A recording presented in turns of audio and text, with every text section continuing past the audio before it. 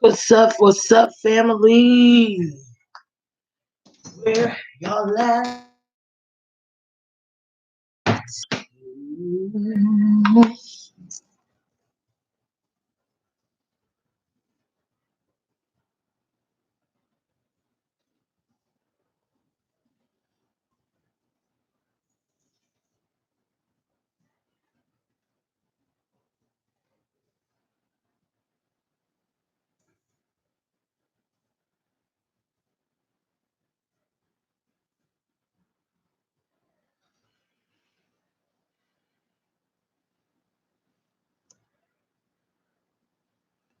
All right, y'all. So if y'all in here, I'm gonna need you to show me some love so I know for sure. Let me make sure my phone's on that.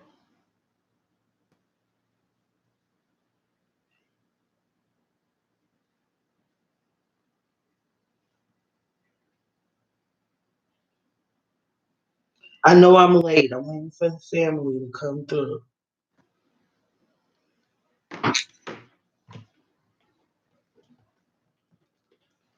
Waiting for the family. Waiting for the family. So right now, I'm about to make me some sauce. I know I'm late. You know what I'm saying? I came in all late and I had to take a shower. I've been meal prepping this whole time. Well, I started meal prepping, took a shower, took a nap, woke up, started watching the movie all late, and I had to wrap up this meal prep. So I'm so sorry about that, y'all. But come on in.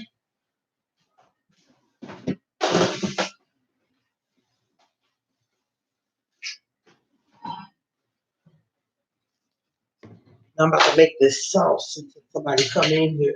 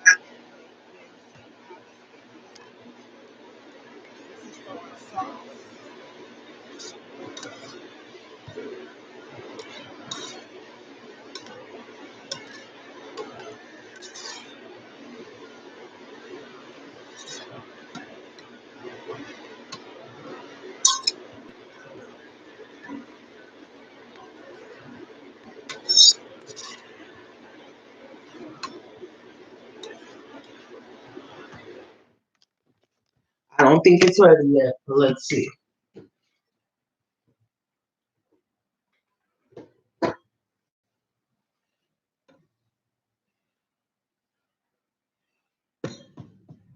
It's ready. Mm. We need some more in this.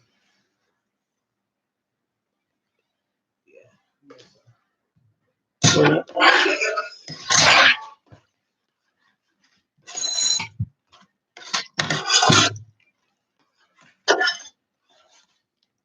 This is what we got. Vegan Alfredo.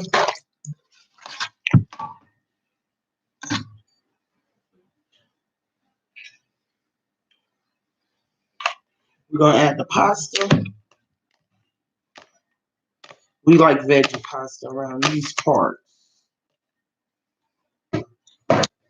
We're waiting for the family to come in so we can reset it off. That's what we're waiting for. Cooking up some vegan Alfredo.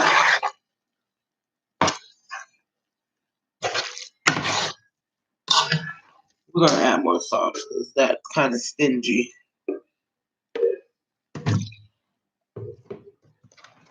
It's looking good. It's looking good.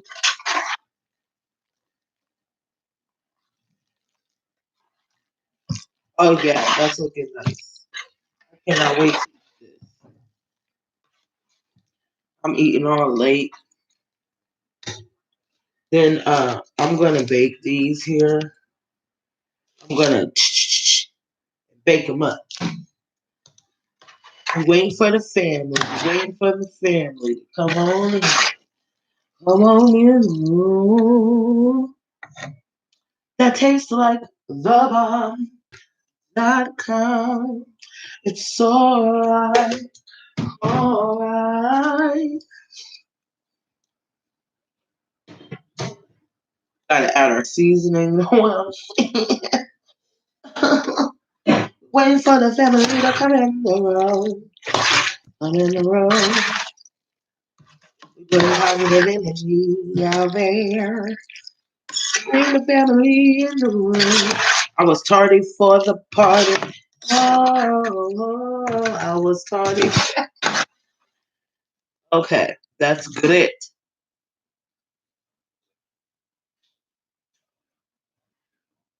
Plus, I gotta hook up having some beans and rice. I should be petty and bake it. Ah, we back. Thank you. Let's see. Whitney Brown's in the house. BU, hey girl. Okay, so the family's coming in. Slowly but for sure. I'm gonna go ahead and put that extra sauce in there too. Don't be looking at my food.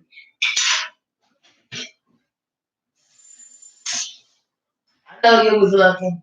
No, I'm just playing. I'm just playing. We're gonna add this extra sauce, wait for more people coming in here, and we're gonna get it to the max, and then we're gonna get in to set it off because this is for the ladies tonight. What if I drop it? It's ladies' night tonight. I found it really interesting. Um, in the movie Set It Off, all the struggle and pain that they were going through, it looked everybody's pain was dismissed or they didn't give a fuck. You know what I'm saying? There was a lot of scenes in there where I saw that the women, there were no men around. I mean, not like, I'm not one of them chicks that like, I don't need no man, I don't need no man. I'm not one of those girls. I've never been like that. I think because I was raised by my dad, I was like that. But um, that was good. I made that sauce with cauliflower and cashew. Hey, I see a unicorn. Can you review Robin Crawford's book on Whitney? Okay, that's a challenge right there. I will. I'll look into that for sure. Right now, I'm reading the Medical Apartheid and Asha Stockton. What's up, girl? Thank you for showing love with the unicorn. Um, I love unicorns. But yeah, I think that may be a good read. Have you read it? What's the tea, sis? Let me know. I'm reading The Medical Apartheid right now, by Harriet Washington. And like in between making these videos and meal prep and just life in general, that's saucy. Life in general. But that's a good challenge. I think I'm gonna accept that challenge. Sorry for the pause. I was thinking like, can I? And I think I shall. I think I shall squeeze that in there. You know what I'm saying? Um, we're gonna put this stuff over here. So yeah, we got the blend tech popping. I need a big what you call it, y'all.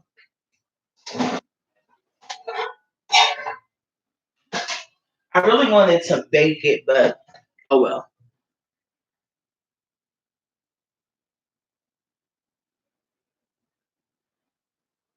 Thank you. Thank you so much, BU. I appreciate all the love for real.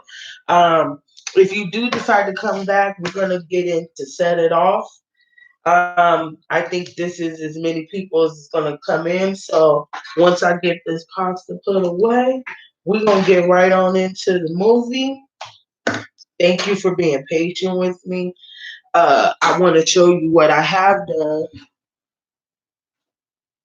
with the tuna. So this is how busted out at work every day.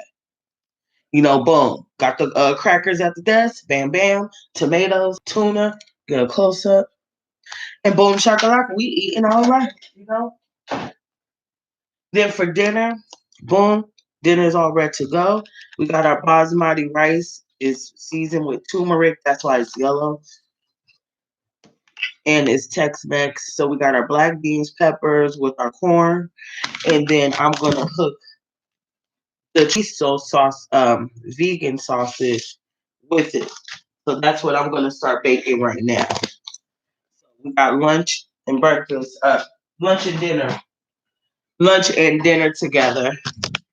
We got lunch and dinner together. Breakfast is going to be like graham crackers, peanut butter, and smoothies. So I got tired of making the smoothies every day. So I went with the Boathouse Farms blueberry this week. I mixed it with the coconut milk or either the carrot one because it's hella sweet, you know, so you don't really got to go too hard.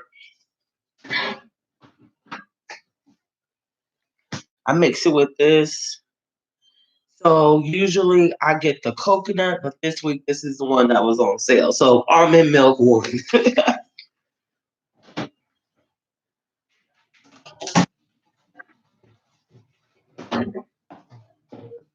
I got these two just in case the frozen fruit action. So in case I gotta mix it up, you know, you gotta have that just in case so you don't get out of pocket with your eating habits, you know what I'm saying? You can't get out of pocket, you know, except on the weekends. And that's when it's party time and you get your pasta in. But see, even though you get your pasta in, it's veggie pasta, you know what I'm saying? So we ain't going too ham. You know, we still getting our vegetables in, you know what I'm saying? And once I ball out and I can afford some better shit, then I'll let you know how to get down. But let's see who's in here. Oh, what you said? The good health. Cheers with the seltzer. All right. So thank you again, and again for being super patient with me. This live action is real. You know, you got to be like ready and on time. And I'm not doing either one of those things, but I got some notes. So while I'm doing this, if you can hear me and everything's good, are y'all cool with getting this going? Because I think as much as the family is here, and we just got to start eating, okay? So let me know if y'all down with that, and I'll get into the movie, okay? Because I got my phone ready to go,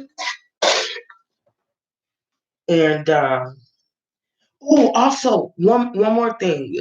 Let me know with a unicorn or a thumbs up or a yes that you're ready to get into set it off. And then also, in the meanwhile, while we're getting into it, thank you for the audiobook suggestion. I'm definitely going to do that. Next week, we're reviewing Deep Cover. We're reviewing Deep Cover, and I got two movies for y'all to pick up from. And Sugar Hill. Ooh, I might just do Sugar Hill on the strength.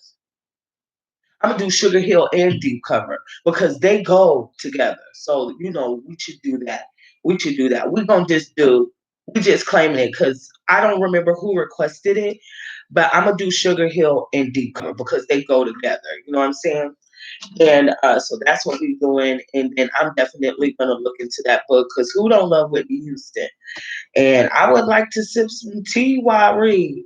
And yeah. So if y'all cool with the moving forward, let me know. Let me know. We could get into the set it off movie. Y'all cool with all of that? Set it off movie. Y'all cool with all of that? Just wait for y'all response.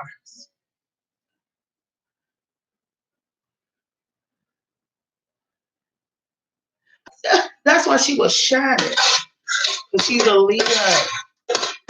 We can't even help her, but we loyal to the mother. Sometimes our loyalty gets the best of us. So y'all ready? Okay, so Whitney, we moving forward, girl. It's just me and you. Got the pasta ready. Let's get into set it off. So let's get into these. So set it off. Set it off. So this is an my connection. We're gonna pause for the calls. Let me do these notes side by side, y'all. I'm gonna do the notes side by side so we can stay on track. I'm seeing people coming in and out of here. Okay. I'm gonna do it side by side so I can be on deck. I don't really need to see myself all like that. I just need to see y'all what y'all gotta say. Oh, thank you. I'm proud of me too, man. To think I was scared to do this, but I think it's mostly because I'm really private. Private. Meanwhile, on YouTube. Um, okay, set it off. It came out in 1996. This is an American crime action heist film directed by F. Gary Gray, which we're going to be hearing that name often in regard to Black movies. Okay. It was written by Kate Lanier and Takashi Buford. Takashi. So anyway, the stars in this is Jada Pinkett Smith with her almost mammy ass, and Queen Latifah, and Vivica A. Fox, and Kimberly Elise. TT. It follows four close friends in Los Angeles, California, West Coast. That's why I got my warrior stuff on. Who decide to plan and execute a bank robbery. They decide to do so for four different reasons, although all four want better for themselves and their families. The film became a critical box office success, grossing over 41 million against the budget of 9 million. Wow. So they was inking off that movie, okay? So I don't know. What about y'all? That movie took over my whole hood, okay?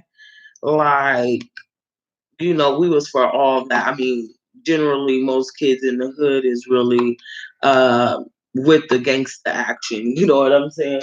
So I'm probably gonna have to do this stuff in the morning. Well, shit, if I get this pen real quick, give me 1 second, y'all. So when I come back to the award-winning movie, you goddamn right it was. Let me get this pen real quick.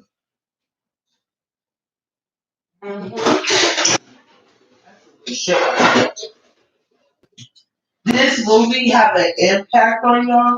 Like, where was y'all at when this movie came out? What was y'all doing? Where was you at? Where you from? What was you doing? I hope you can hear me.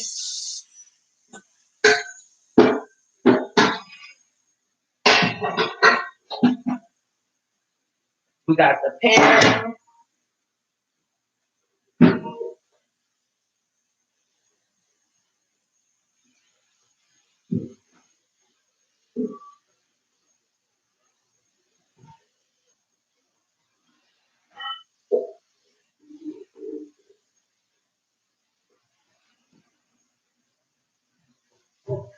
Sorry, y'all. I had to watch this.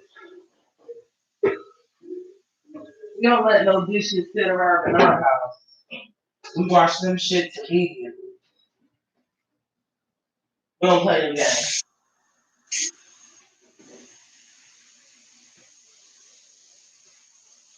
It's only a pill. I hope you're not mad. But we in the kitchen. It's real talk and healthy food. What you think was gonna happen? What did you think was gonna happen on the show called Real Talk and Healthy Food? You can't just cook and not clean. Oh, that bugs me out on the cooking show. But maybe there's somebody in the background cleaning up while they cooking. But I just don't get that. You know what I'm saying? I'm gonna keep this one out. Put this one away. But we clean up. We clean up. We keep our house together around these parts. Okay. We got some nutritional yeast. That's like cheese in vegan world. Oh, I'm making my roommate some rice and beans too.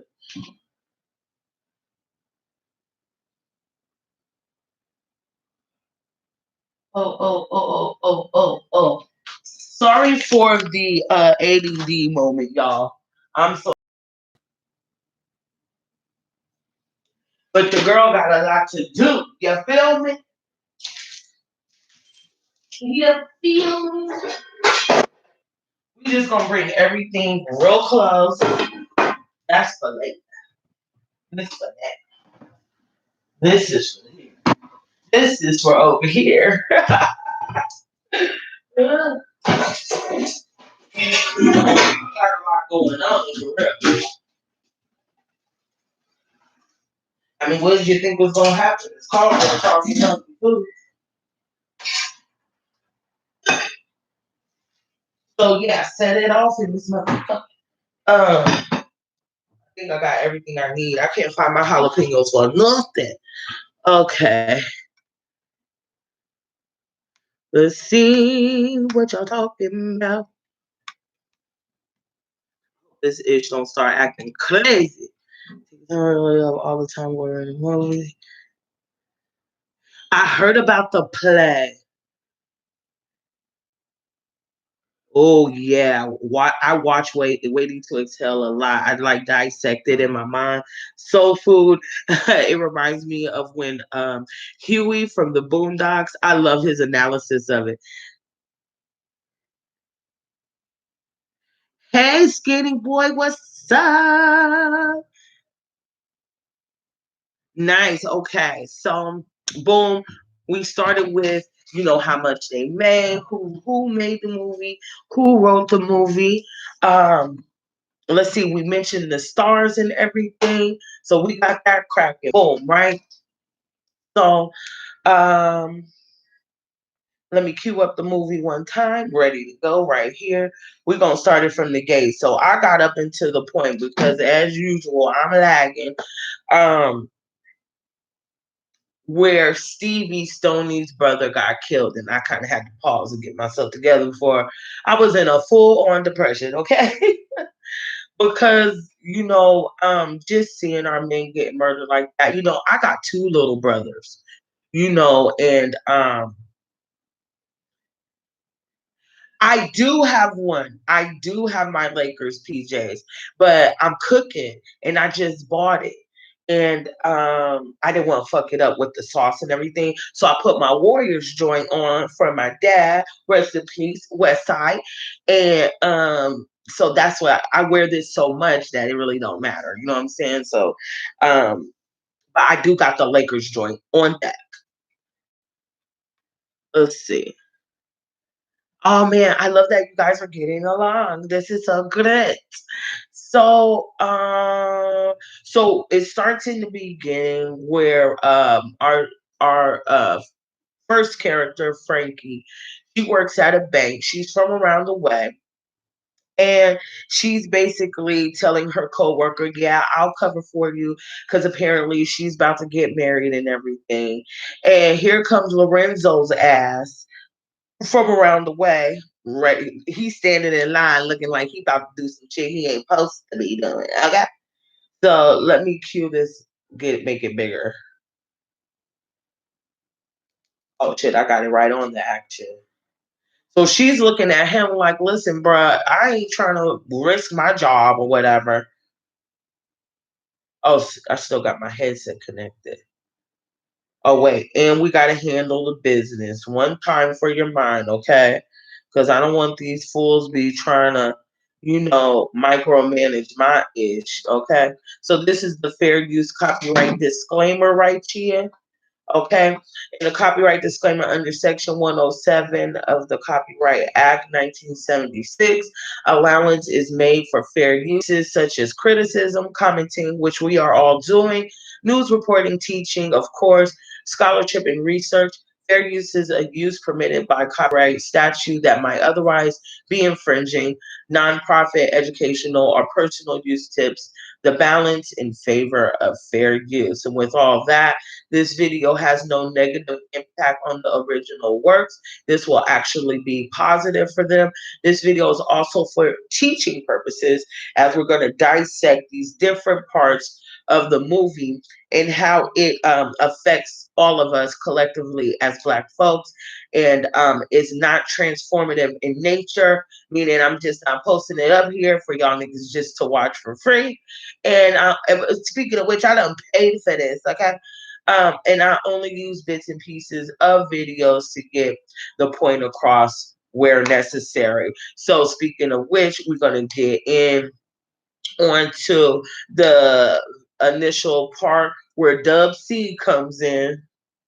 Dub C of West Side Connection with Ice Cube and Mac 10. And she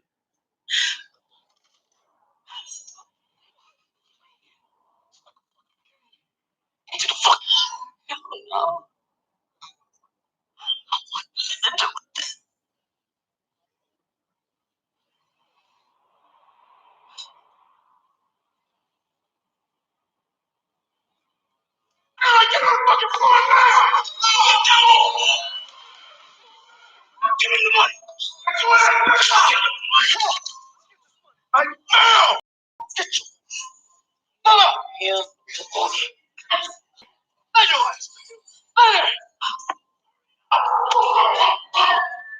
Okay, so we ain't gonna show these fools blowing anybody's brains out, okay, on my watch. So basically they go through with the robbery. Lorenz and them is how they refer to him in this movie. Lorenzo ends up blowing this white lady's head smooth off in front of her. She gets splattered with blood all over her. You know, they pan away and she's hiding under the desk, you know, all scared and, you know, and all that, right? So boom, we move over to the next scene. This scene here is where we're gonna start to dissect, because she went through all this trauma. You know what I'm saying? She gun pointed in her face, and right when she was ready to comply, boom, her brains is on her, right? White lady's brains. Hold on, let me just, if that it goes back to that really quick. Like, look at her. So boom, look at her. Spook. This is her partners from around, well, associates around the way. So we get into the scene. Now check this out, right? We got dude from Scrubs, the what you call it from Scrubs on there. I forgot his name, but he's pretty funny to me. But in this movie, I hate this motherfucker. Okay? I really motherfucking do. Because from the get, his racist antics, his condescending tone is evident. It's like it's clear as day that he don't fuck with Black folks, okay? He bleeds blue. Like, he's for shits with the pigs, okay? So they're investigating this situation, and they're investigating the situation and running, you know, questioning her about the procedures that you take as being a bank teller, and what happens, you know, basically when you got a motherfucking gun in your face. And let me tell you this, if anybody come and put a motherfucking gun in my face, you can have all that shit. Bye-bye. Okay? Have all that. You take all that shit. I won't say a motherfucking word. Now let me tell you this though. If you have any important things, make sure you insure the motherfuckers, okay? So moving forward, they're breaking it down, and they go into this. Well, no. Why don't we take it from the top? How well did you know the perpetrator? I just known Darnell from around the way. It's all. Sure. And that's ill. Like, just from her demeanor to me, it seems like, you know, this is a good sister here. You know what I'm saying? Dedicated, ready to go, ready to get her checked, you know? And so here we go. Look, sir, stop now. What's the procedure? You're being survive, nigga. Pull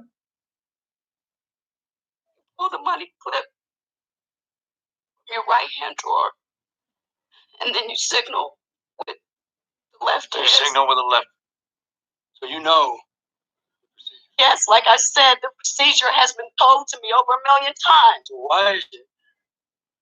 That procedure's been drummed into your head 1,000,000 times. She's looking like, can somebody like step in here? Because he had a gun. And I went for my clip. Y'all shouldn't have moved. Because he had a gun. And I went for my clip and shot her. He shot her right in front of me. Yo. So when I was watching this, I was like, she literally got blood on her face, on her chest, on her nice suit.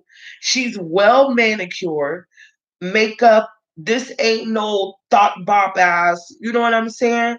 Well manicured, presents herself well. And look at this. Like, he didn't even acknowledge the fact that, well, first of all, this is a woman. Second of all, she's been through something super traumatic. Clearly, they didn't even acknowledge anything. They didn't acknowledge her at all.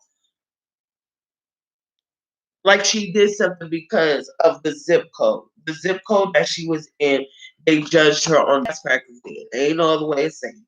It's just titled like what it is, what it is, what it is. Even look at him, you don't even know fuck. Okay, so I'm just gonna check my notes. The police, they were so blinded by the stereotypical racism and was more interested in the fact that the perpetrator knew her rather than her experience. She was literally covered in blood. And then also, I wanted to recap the time frame. So if we're in this world here, right, it's 1996, we're in LA, right, we're on the back of the ass back of riots, the Rodney King riots, the militarization of police. Um, and this is the Clinton administration, right? So I kind of want to lay that background as well. And to say that because this movie specifically is so relatable within the Black community. So I want to lay that background so we can set these realities. And because there's a lot of Frankies and Cleos and Stonies and TTs in the world. So that's how we're breaking it down. You know what I'm saying? Around the way chicks like me, like, you know, where I work, they were shooting at the fucking window where I work at, you know, so like anyway, so boom. So let's stick back to the shit, right? So I wanted to lay that background, the Clinton administration.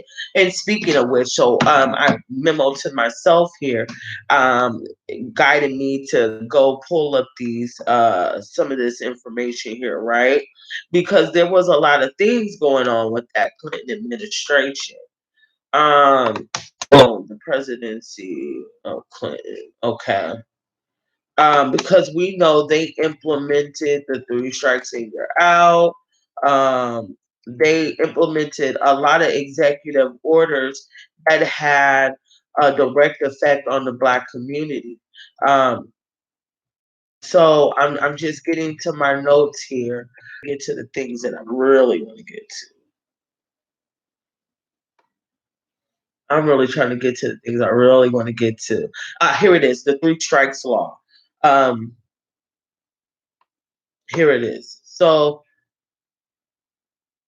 okay. So now that I got my little thoughts together, now keep in mind, right? Like, if we're gonna go in order with New Jack City, right? Keep in mind, yesterday we discussed the crack epidemic, right? And how it had that effect on the community, right? And we're laying these backgrounds because if I'm thinking correctly, you know, that was implemented in the late 80s, off into the early 90s. This is 1996. So that with that epidemic, in order, remember we discussed how all these entities, these moving systems, how they were all getting paid from the prison industrial complex, the healthcare system, um, welfare systems, the incarceration, the three strikes and you're out. So just staying and getting 20, 30, 40 fucking years, you know what I'm saying, just for selling fucking drugs. You know what I'm saying? So then we're moving forward into 96 and where the Clinton administration are implementing these different laws to basically target us. It kind of reminds me of the Jim Crow time frame where they had all these different laws and rules where it made it very difficult for you to just breathe. You feel what I'm saying? You could fucking go to jail just for looking at white folks walking down the street and shit like that. You know what I'm saying? So boom, here we go. We in 96 and they implemented the three strikes and you're out. And I was in California and niggas was getting locked left and right, like getting life sentences for bullshit. And at the same time, I remember the don't ask, don't tell.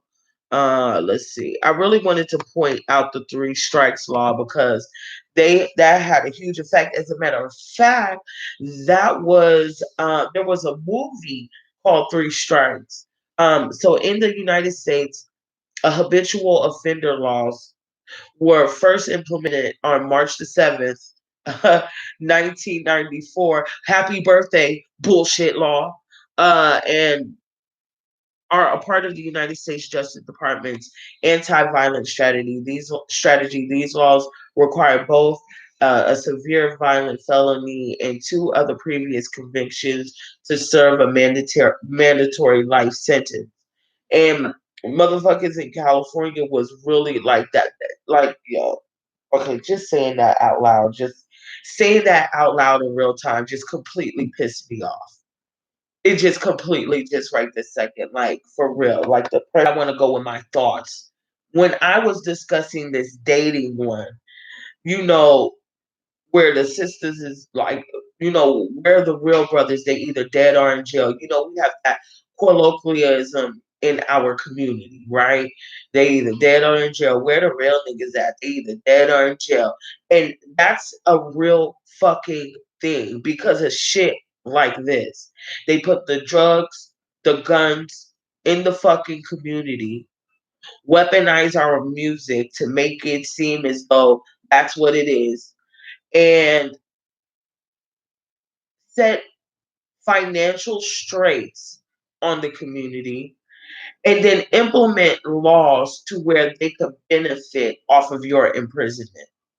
Isn't that crazy as fuck? So now that we got that extra piece of foreground, let me go back to my that background. Let me get back into my note, back into the movie. So we cannot neglect in this scene as well the mammy bitch from Rock. Now, as an actor, I think she's a great woman.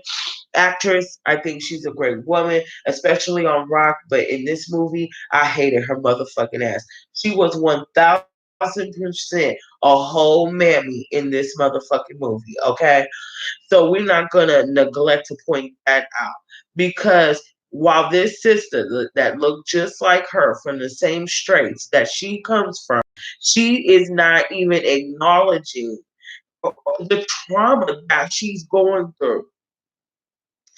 So let's get back in here real quick. They put us against each other. You get back in right. Have to let you go.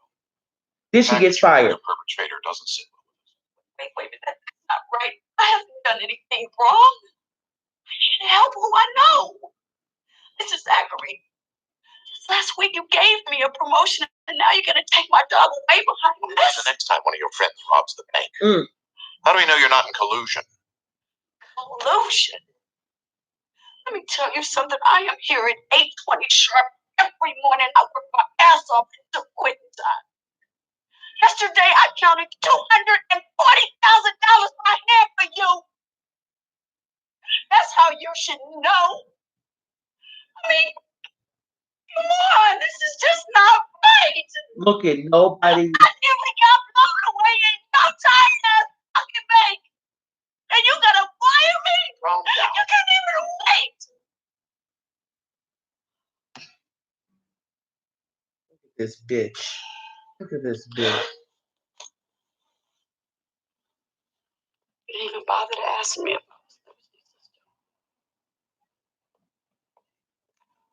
She's involved. I want everything you have on her. Yo, did you see that? Did you fucking see that shit? Ain't that some motherfucking bullshit? Yo, like, oh my god.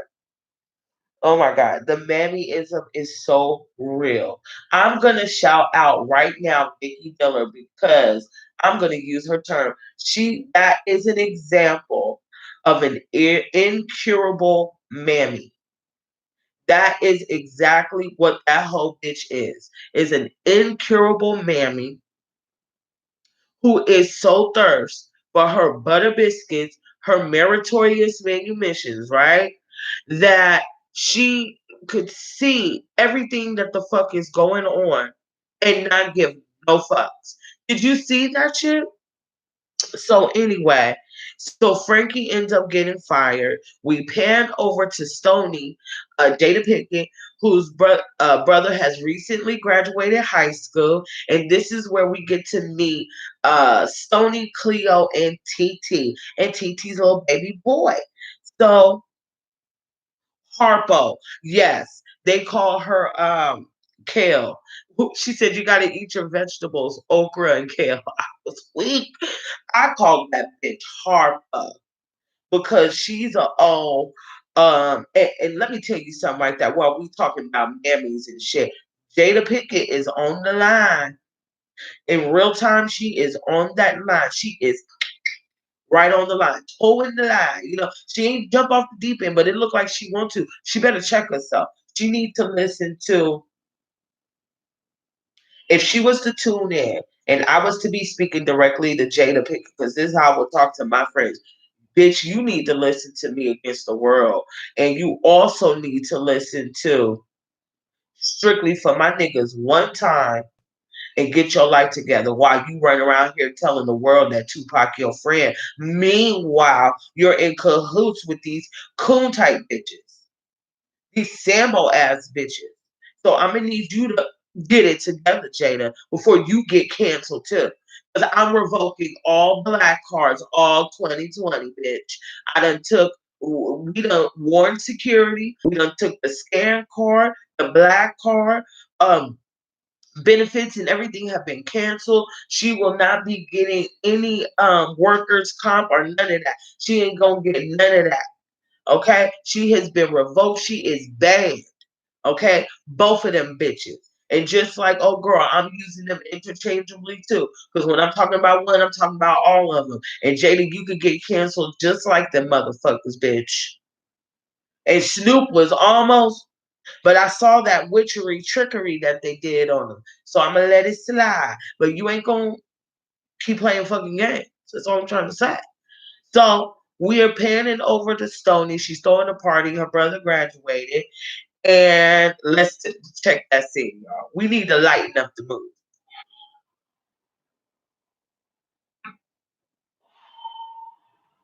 Oh shit.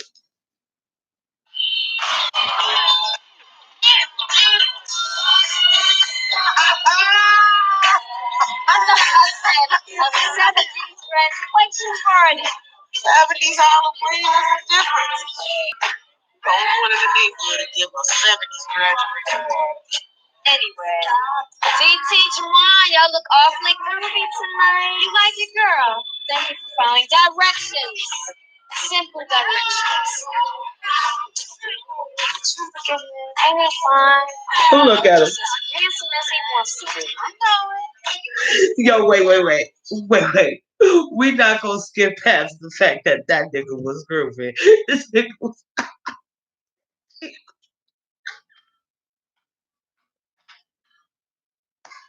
We are not gonna skip past how hard he was grooving. We is not about to do that. We got rid of that. I will fine. Just as handsome as he wants to be. I know it. Can you believe he's going to college? Man, I remember when you was just a little scrub, always trying to follow us around and shit. Y'all always trying to mess up somebody's game. Please. Okay. Whatever. So you gotta take out the bar. We need some more chips, stuff for that. Oh, come on, college boy. One that's gonna be making all of them. Yeah, college boy. I can stop spoiling that boy. Take care of her since your mom and daddy died. Damn. So basically, from this point, I could see it in his face now because I was just listening earlier. I done seen the movie 50 them times. So basically, he's discouraged due to the fact that he didn't really get a scholarship. But in this particular scene, he doesn't admit that to her. I mean, look at what she just did for him. He's got this party. He's such a, good brother. And, with me being the oldest of five, I know as an older sister, I could be hard on them. You know what I'm saying? So sometimes it's hard for them to admit shit to me. You know what I'm saying? So I think that's probably why he did that. And so he told her he didn't get the scholarship. And I think he told her that lie in hopes that she wouldn't still go as hard as she's going for her brother. But she really believes in her brother and sees how awesome he is. And she's like, well, listen, we're gonna go ahead. We're gonna work on this scholarship. We're gonna get you together. Don't you worry, big sis got your back up. You know what I'm saying? So he's like, all right. So we pan over to Luther's janitorial services, where Cleo, Stoney, and TT work. So and he's such a cocksucker. He's mad disrespectful regarding the request of his client. So he basically is reprimands TT for messing up on the job because that particular client wanted them to recycle the garbage and they did. They look like this way. So let me go past my notes because I learned from yesterday you gotta stay on track. But I took a lot of notes. But when she first got on, Luther told her, "You're the oldest of five too, Whitney." Yes, it is. There is a lot of subliminals in this movie. Real motherfucking talk. Hold up, Ota and Gail, Oprah and Gail. Okay. Uh, yeah, she's totally lying. Totally lying. He was getting down, girl. So we at Luther's janitorial, and so yeah, so he was mad at her for wanting to not recycle it. And let's just get into the motherfucking clip right quick, okay? And just all right, listen up. Now these good white folks out here trying to recycle all of their glasses, plastics, and aluminum. And you bitches putting all this shit in the dumpster. You got to recycle. You got to.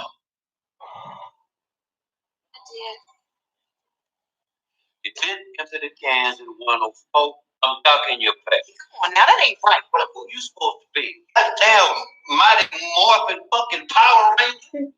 What you gonna do? I'm talking her back. Son of a bitch. Pay?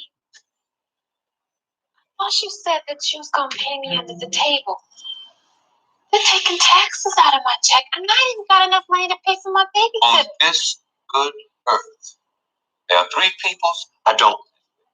The I, the aura, and the S. Not the I got aura. my babysitter. If you don't like working for Luther's janitorial, why don't you just take your broke ass home? Oh, nigga, you would never. Fuck up and get back to work.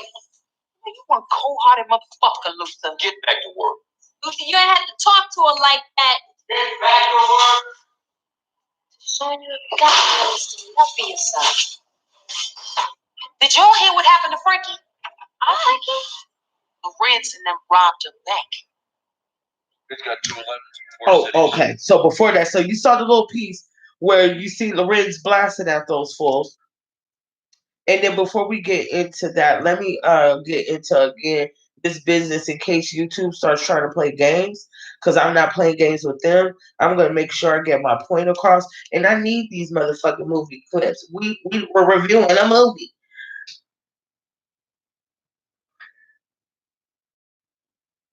is made for fair use for purposes such as criticism, commenting, which we're doing, news reporting, teaching, scholarship, and research. Fair use is permitted by the copyright statute that might otherwise be infringing, which we're totally not doing here. Let's get back to this movie. Sorry, y'all. Nonprofit, educational, or personal use tips and personal use. I need to put a comma there. Tips the balance in favor of fair use. This video here, my live, this video has no negative impact on the original works. We're just showing it love. This video is also for teaching purposes, and it is not transformative in nature. I only use bits and pieces of the videos to get my point across, all right? Thank you so much, Miss Whitney. He's a great actor. Yes, yes, indeed. Um, so as we saw, Cleo's like, yo, did you hear what Lorenz and them did? Them fools done robbed the bank. So next we're going to pan into the scene where the LAPD is investigating the robbery. But what I wanted to point out in this scene here is the vitriol in his voice when the condescending, the smirk, the remarks that he made he tapped into this character. He was 1000% a whole ginormous fuckhead. Let's take a look. Oh, and don't forget, Mammy was over there holding the butter biscuits. Did you hear what happened to Frankie? Frankie? Lorenz and them robbed him back. He's got 2 11s in 4 cities. One in Nevada, Arizona. I mean, shit, he's damn near a professional. What's he, 21? Any younger? Yeah. Well, I want everything he got on his young ass. Hangs out, who he knows, where his mother lives, everything. I want it all. Look at that. Check it out. His hair. What is that? A-P? What's his nickname? S.O. Perhaps? Perhaps. S.O. Perhaps. Oh, fuck off. Look at her, can't, bitch, shut up. Pointing it out and everything. What the fuck? Bitch, acting like she don't know why niggas like, yo, check it out. Check it out. Here's the thing. Guys could fuck up one motherfucking time and be told that they can't get a job. And I've seen this a lot coming up. I've seen this a whole lot. You know what I'm saying? Like, they fuck up one time and nobody wants to fuck with them. Nobody wants to give them a job. And they're forced to make these fucked up ass decisions. You know what I'm saying? Now, we're going to keep it trail, too. There's niggas that just want to do bad shit, okay? Like, some niggas just find out, okay. But although they just want to do bad shit, what we not gonna do is ignore the racism associated with it. We're not gonna do that. You know what I'm saying? So you can hear it, you can see it. He wasn't investigating this professionally. He had a lot of his own assumptions about, because this stuff is deeper than that. And I think when we dig deeper, um, we're able to address what the actual issue is and maybe come up with better solutions instead of just judging people. You know what I'm saying? So with all of that, let's see. Pan over to investigate the robbery. So we pan over to the hood, and now we around the way, okay? So this is where they live at. Kind of looks like how we're. So perhaps. Perhaps. So he always plays a good fuckhead. That shit make one be late.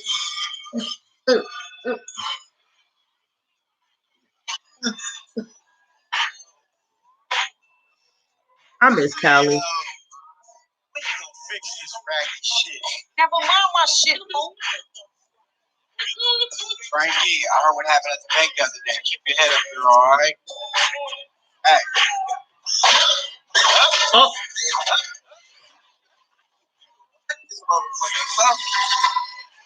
He ain't shit. He ain't shit. Then they come to okay. I'm sorry, your shit is original. Damn right. Worry, one day my shit is gonna be tight.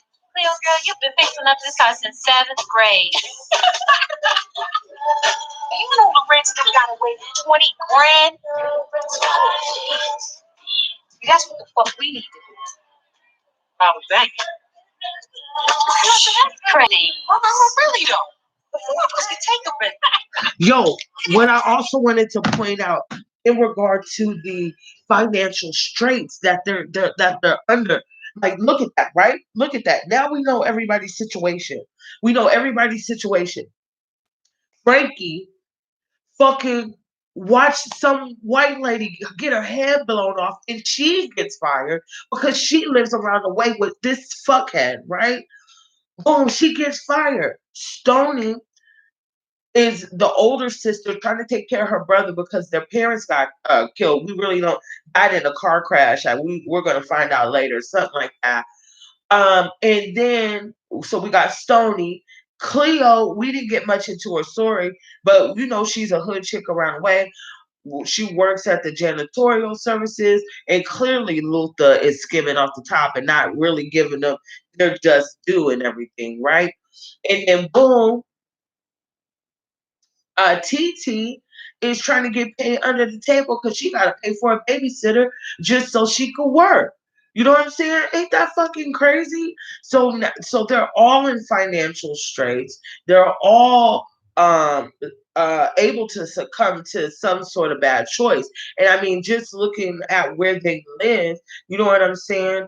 It looks like a poverty-stricken type place. Everybody's just looking out of the window, ass niggas. You know what I'm saying? So they, you know, when you're in that, you know what I'm saying? Like even myself, me and my brother was talking about that too. We work for the city. Like if niggas get canned, like what the fuck, nigga? We done did everything we could to get out these streets, right? And then like, you know, I don't know. So that's why, you know, it's always a good idea to, you know, try to educate yourself, extend your education, and invest in your fucking dreams so you don't have to depend on nobody. You know what I'm saying? So shout out to Dr. Boyce Watkins, Dr. Clyde Anderson on that. So boom. So let's get back into the movie, okay? Darnell can rob a bank. We can take the bank. Save my life right now. See these tuition. Well, too bad we ain't some hard up crackhead motherfuckers like Lorenz and them. And sure we could do some suicidal shit like rob a bank. But we ain't crazy. So we can't. So now you making the rules? Frankie, please. Please. Ain't nobody over here gonna be robbing no bank. Right. We ain't gonna rob no bank. Let's just go in there and blow it the fuck up. See, can you believe I've worked for that damn bank for 2 years? I can't get a recommendation for another job. That's all right. But yo. She's like, she can't get a recommendation for a job. She needs to get a recommendation for a motherfucking counselor for watching somebody get their head blown off and their body, their blood landing on her face. Don't you remember how she was balled up in the corner under the desk? See, and that's something else that I wanted to address, but I forgot to note it in my notes. They think that Black women are just these tough monsters because we take a lot of shit that we don't have any pain. We don't break down. We don't get sad. We're just supposed to just take everything on the chin and keep it fucking pushing. No. I don't always feel strong. I don't always feel like a warrior. I don't always feel like that. And that's part of being strong, is knowing when you're weak. You know what I'm saying? So I wanted to point that out too. Because a lot of these women out here, like you and I, you know, we make a lot of sacrifices for our families that don't get acknowledged. So if don't nobody care, I care. So I just wanted to point that out because I what I noticed is a lot of the things that they went through kind of got dismissed. and put to the side and not realize how that could have a lasting impression on someone's life experience. So I just wanted to point that out. Oh, you ain't happy, but you need a job. How you doing, Ursula? So, also, I wanted to point out this was the first time we ever saw like gay action, like Bam Bam in the Black community like that. So, although it's been a running thing that Queen Latifah is totally gay, even though we know now. So, yeah, I'm gonna keep my opinion from that on that, you know. What is up with that? She don't talk. Then let it go. Well, next time I page you, you better be calling me back.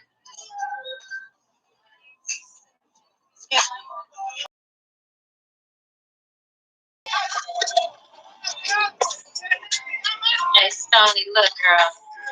Nate Andrews. Hey. The neighborhood trick and thirst box. It's calling for him. Yes, and that's not all you want. Hey, Tony.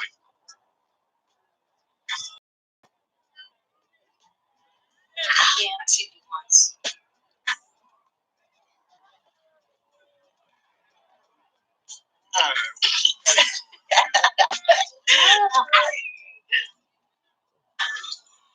So how much money can I make selling cars for you? Oh, well, it depends. I mean, you can make 2 G's a month off commission. I can make how much? Yeah. I told you needed to get with somebody who could help you. Maybe before I come work for you. Yeah. I need an advance. Pause. Does it look I forgot what I was gonna say, y'all. I forgot what I was gonna say, but I'm gonna wait to this. I think I'm gonna remember it by then. that I need to fix? I can do that. Oh, yeah, I can do that. But I mean, Tony Newsom got to give me a reason to do that. You know what I mean? And what would that be? He wants you to throw that ass in the circle.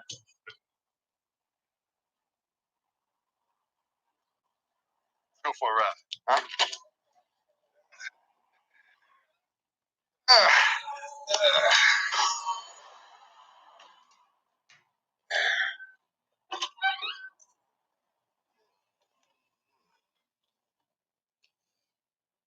So when do I get my advance?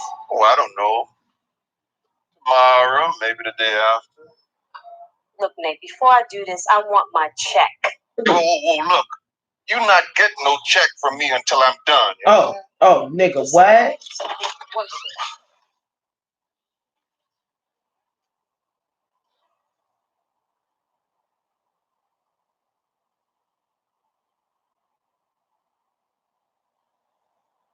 I'm in a bind, Nate. Some other time.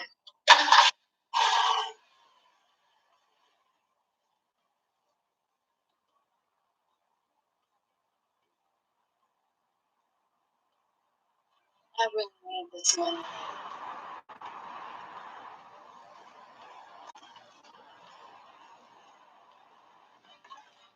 Oh yeah, we ain't gonna show that. We ain't gonna show that. Ain't trying to get flagged on the bullshit.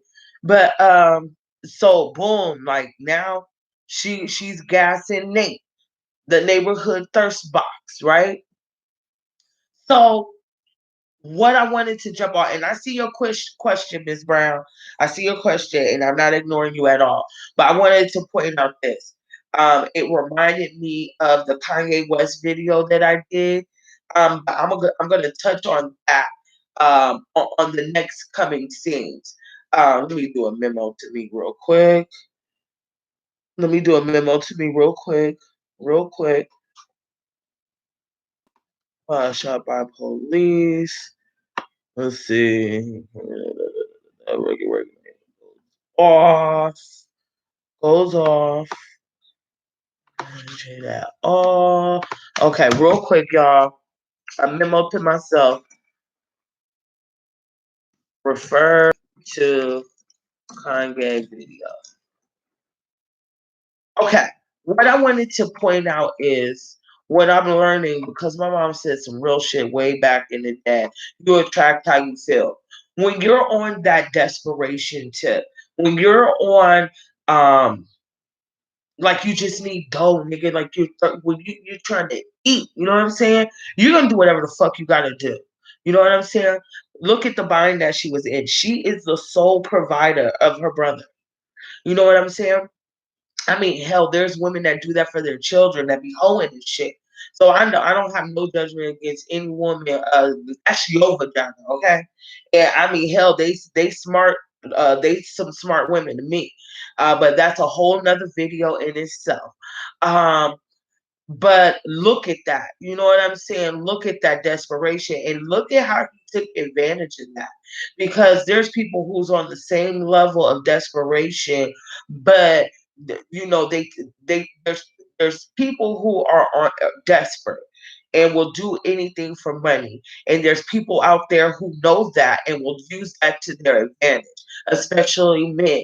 You know, and I feel like the sacrifices are different. And when I talk about people, remember I'm in the mind state that I'm black first, always, right? But men use their bodies as in brute strength. Women have emotional connection. You see what I'm saying? And she really didn't want to fuck that nigga. And I said that to say, you know, this is one of those situations where the sharks are taking advantage of that desperation. So it's really a sad place to be. You know what I'm saying? So they're all on that level, and just looking at how he just didn't give no fucks, didn't give a. He was so interested in what he wanted. He wanted them draws so bad that he didn't give a fuck about her situation. You peep that he didn't even ask what was going on. He and the way that it pans out in my mind is that even though this is just a movie and some characters, but we see Stonys and Nates in our area every day, right? In our lives. And he looked as though like this ain't the first time that he asked her. This ain't the first time he been trying to get at her. This ain't the first time he been trying to get them draws. So this is the first time where she was desperate enough to fucking do it. And that's fucked up. You see what I'm saying? Let's get into the comments and questions. Let's see. Can I share my views on homosexuality? Okay, I'm two parts of this. Uh, well, I got a bunch of videos too, by the way. Um, what do I think about homosexuality? As far as homosexuality in a personal experience, I don't see anything. That's your life. That's your life. If there's some things in your mind that you feel like you need to do, you know, to have your full on human experience, I feel like do that. I done smashed mad girls. You know what I'm saying? Mad girls, because that's what I was about at that time. You see what I'm saying? That's what I was for. You know what I'm saying? And was I doing it because it was a cool thing? No. I've been smashing girls since I was a little girl. But when I did any investigation on my own self, I learned things about myself that kind of got me where I am today.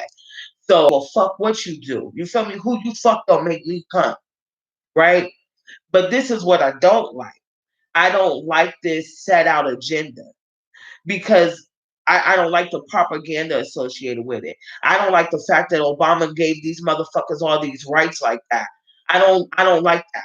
I don't like the because I don't think who you fuck is so important that it has become a part of my politics. I don't like the fact that who you fucking determines the terminology I use. I don't like the fact that who you fucking and how you live your life, I have to switch up how I talk. I don't like that. And I also don't like the fact that it's convenient. It's a convenient scapegoat to not be accountable for certain things. That's what I think. And also, I don't like the fact that pedophilia is attempting to be included as a sexual preference. And no one with a real platform is speaking about that. I don't like that either. You know, who you fuck is not that important to nobody, to no one. You could be doing whatever right now, and I have no idea. But the minute that the fuck you decide to impose your shit on me, I got a fucking problem with you. You know, the fact that drag queens are in libraries teaching 5, 6, and 7 and 8-year olds how to catwalk and death drop, I got a problem with that. The fact that they're making Barbie dolls that are gender neutral and their target market is children, I got a problem with that. That's my opinion on homosexuality. It's a fucking joke. I grew up where I defended a lot of people coming up because I'm not going to let somebody just take advantage of somebody. You know, I grew up in California, okay, when before Atlanta was the gay capital. San Francisco was the gay capital first.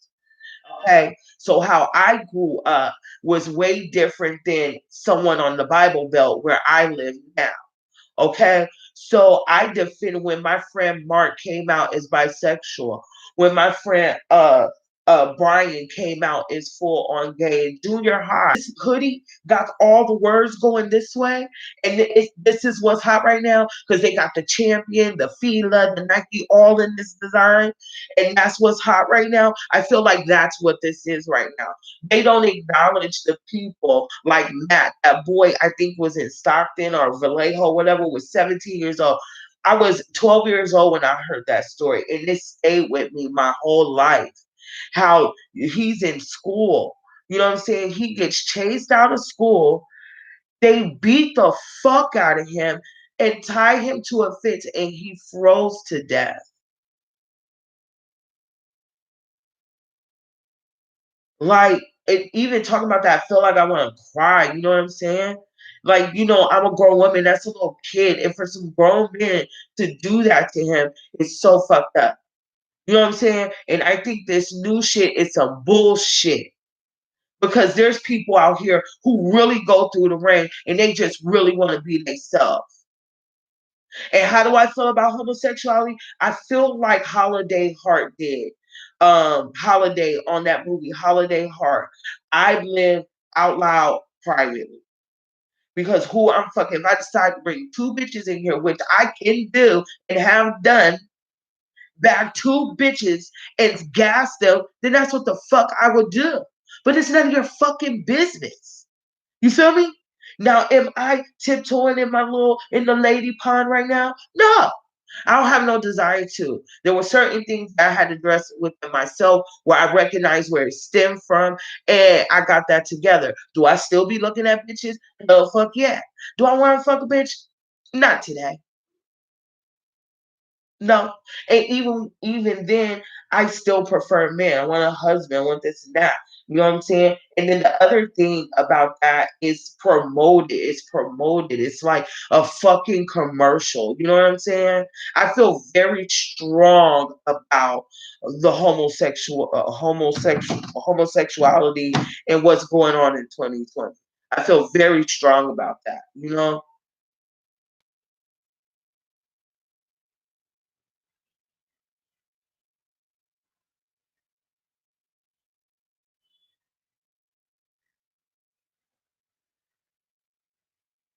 You can make decisions. People been getting along just fine. But this is the thing. Meanwhile, you know, where he was governor or mayor in Chicago, and that's the thing too. Let's get into that real quick because we're not gonna play games, right? Let's get into that. David Geffen funded Obama. David Geffen is a known fucking pedophile. Let's get into the origins of things. The LGBT community was started by a known fucking pedophile. David Geffen is one of those quiet voices that you hear in the back that has a lot of power. And that is why Obama had his win. So he funded that administration. And so with that type of funding comes some certain decisions you got to make. How much do you really want this money? So that's what time it is, and is in regard to marriage, it's not that, I could dig that, and yeah, but I don't feel it's like that big a deal. I feel like the issues going on in real time when they passed the law for gays to get married. I think the issues that was going on in Chicago were a little bit more important at that time. I think the fact that Black folks' issues not being addressed in real time was more important than that. And I hate that they use civil rights as their thing. We're always lumped up with something. Everybody always come before us. You know what I'm saying? So, it's not about who you fucking. Yeah, I understand. I got partners who are I'm not gonna say their names, but they my girls. They my girls. They've been together 11 years. My best friend went to their wedding. You know what I'm saying? And we got cool after my best friend died. You know what I'm saying? So we got even closer after that, right? So I could dig that in the whole nine. But I don't think it's something that need to be, oh my God, all this shit. It's not that important. I mean, I just don't see it that way. I just don't. Motherfuckers get married every day, B. Niggas get divorced every day. So how is that more important than addressing the systematic racism issues against Black folks? Because let me tell you something. You didn't know I was smashing any girls until I told you. But police see that I'm Black. And when they was whooping my ass fucking in Boston, well, I just came from a 5-star restaurant. They didn't have no motherfucking problems macing my Black ass. But they didn't know I had a whole girlfriend at home either. Just like you didn't know that I had a girlfriend at the time when I got my ass whooped by those police. So we're not going to play games. You know what I'm saying? We're not going to ignore agendas to make people feel comfortable. You know what I'm saying? We're not going to sprinkle glitter on shit. David Geffen funded Obama, and that's why that went into effect. You know what I'm saying?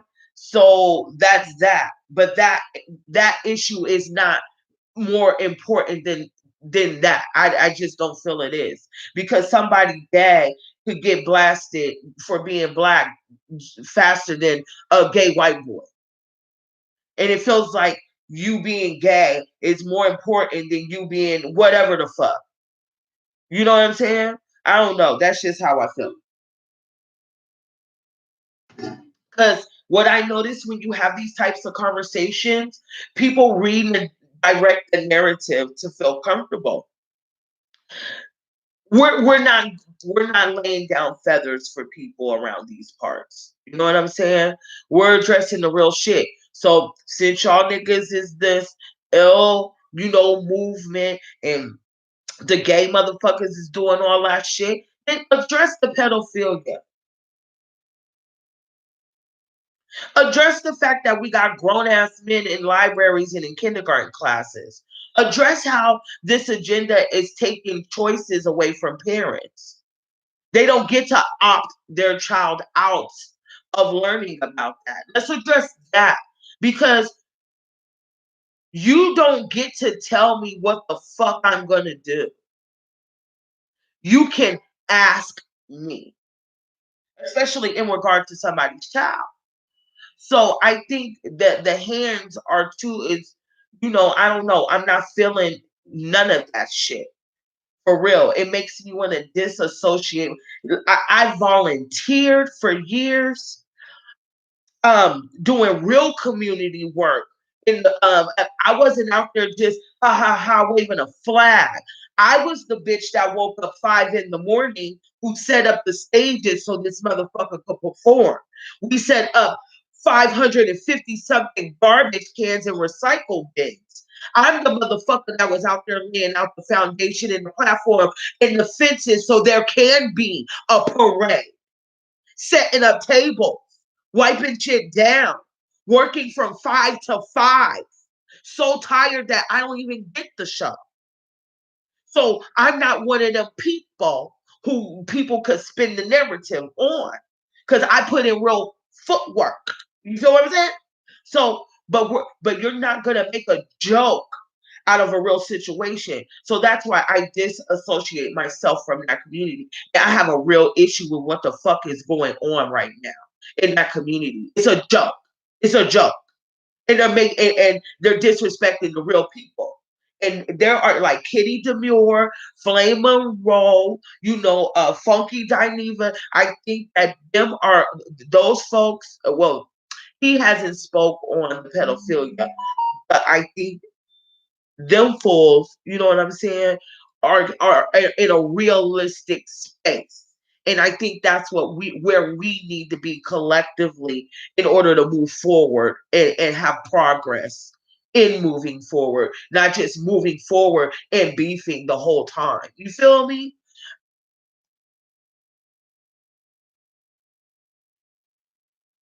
Across the board. We got to be fair across the board. You know what I'm saying? Should nobody be telling them that they don't got no right to get married? You got the right to do whatever the fuck you want to do. You know what I'm saying? But I don't got the right to impose my opinions on you or make you're this now because I don't like the fact that you're like cisgendered. I'm a cisgender woman. No, bitch. My period indicates to me that I'm a natural born woman, and you're going to have to find a way to deal. I'm not catering to that delusional bullshit. I'm a regular woman. That's what you could call me, regular woman, natural woman. There's just things that I deal with that no matter how many hormones the motherfuckers take, no matter how many ass shots, no matter how big the titties are, no matter how beat to the gods the makeup is, there's just things as a natural born woman that I deal with that they're never gonna fucking understand, no matter how I break it down. But you will because you feel that. And I stand in my divine femininity. And no one is gonna make me feel like I need to I can't think of what I'm trying to say. But you're not going to take that away from me. You're not going to take that away. You're not going to take my femininity away. You're not going to make me question my femininity. Transgender, I feel like do whatever the fuck you want to do. I mean, I lightweight feel like it's a mental disorder, but then at the same time, nah, nigga, if that's how you fucking feel, then do your thing. If that's how you feel, then do your thing. But we not gonna be just the kids aside, transgender, I'm like, do you. That don't bother me at all.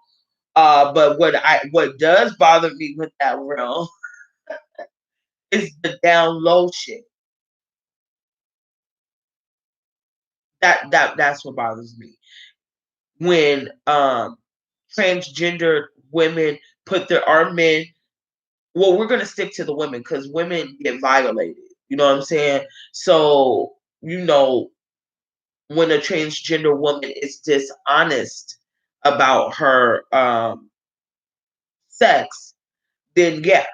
Because if you're fucking with niggas and you're not telling them you're a dude, then you're fucked up. And then if you get beat the fuck up, I mean, not that a nigga should be putting hands on you, but when you take somebody's choice away, you can't be surprised at what reaction you're gonna get.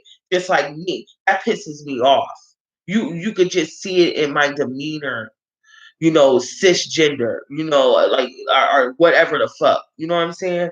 But transgender. But how they're switching up? Oh, tranny is a bad word. Who wants to be like cisgender? With this go? Oh, tranny, bitch. You're a tranny, and that you did not used to be a bad thing. It did not used to be a bad thing. Now niggas can't say faggot. You know what I'm saying? I lived in Boston for a long time, and niggas be like faggot, maggot, whatever, whatever. All these different terms switching up and shit every other fucking day. Motherfuckers adding new shit. That's what I don't like. Not the individual person living what they feel is good for their life. Not against that. I'm not ever against that because I don't know what it's like to walk a day in your shoes, right? I don't know what that's like. But what I don't like is taking people's choices away, taking children's choices away. If you're grown, don't be going to the fucking library showing kids how to do all that inappropriate shit. And why do you got to be around kids anyway? See, that's the thing. That's the thing. Where it's not the individual person. It's this agenda I have an issue with. You know what I'm saying? It's we're not gonna disregard the fact that there is an agenda. And now I'm gonna step, because I'm black first every day, I'm gonna step into universal thought, considering all races. It's not about all that. It's about stripping masculinity away. It's about blurring lines. It's about depop you motherfucking like shit. New world fucking order type shit. You see what I'm saying? So while we're sitting up here making 5-year plans, these type motherfuckers make 50 and 100-year plans. You see what I'm saying? So we have to question things. You know what I'm saying? Like when Obama was getting elected, before he was elected, I was with him all the way up to the point, right? I was with him, like, man, this motherfucker is making some good point. But I didn't hear nothing about black folks, right? And I'm in my early 20s at this time, right? When he got elected, I immediately lost. I didn't think he was going to win, to keep it real. I really didn't think he was going to win. I mean, as sad as that sounds, I just did not think he was going to win. He could be a well-spoken ass nigga all day. He is not. They could not let his black ass in there, and that's just how I felt. They let his black ass in there, and I said, "Why they letting his black ass in there? Why? What's really going on?" You know, and I just so happen to have crazy friends on YouTube who did a lot of footwork, and that's when YouTube was kind of wild back in the day. Let me see.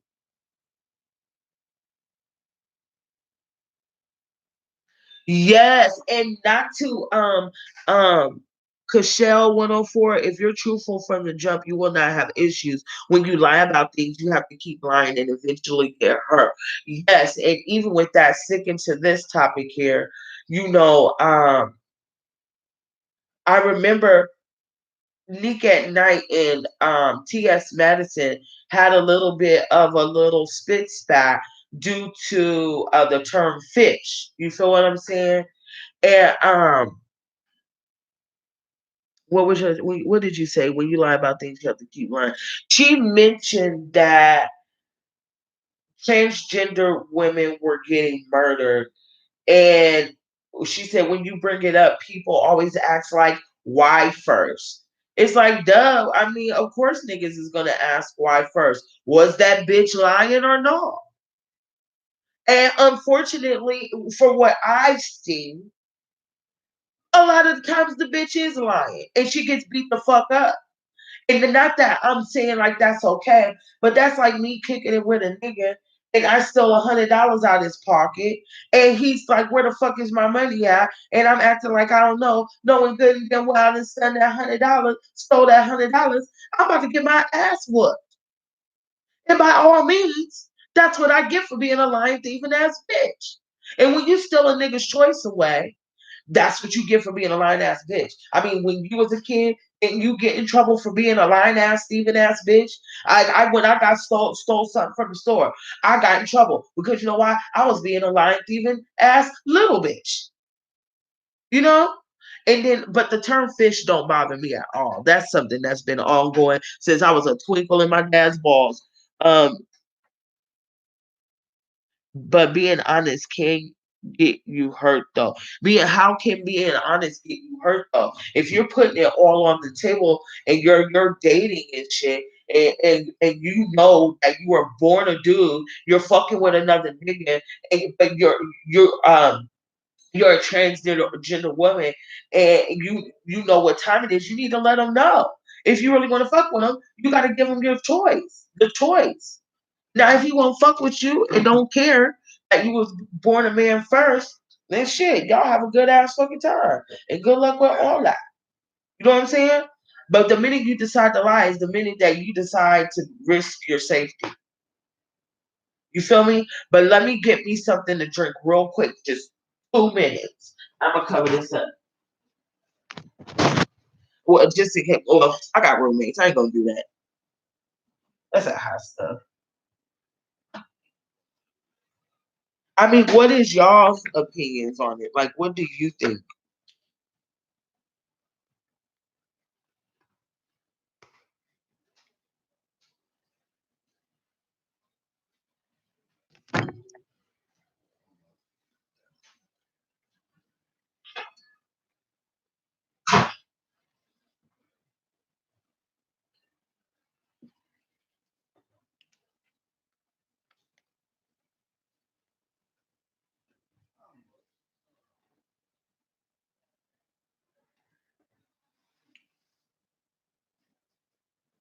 All right, got some juice.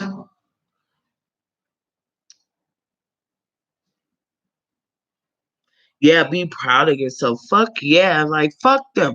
Check this out. If them motherfuckers don't like you because of who you fuck them motherfuckers and keep it pushing. There's other motherfuckers that's gonna like you. Fuck them.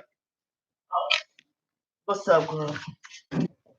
Yeah, fuck them motherfuckers because if you fucking lie, then you're liable to get fucked up. I mean, that's just what time it is.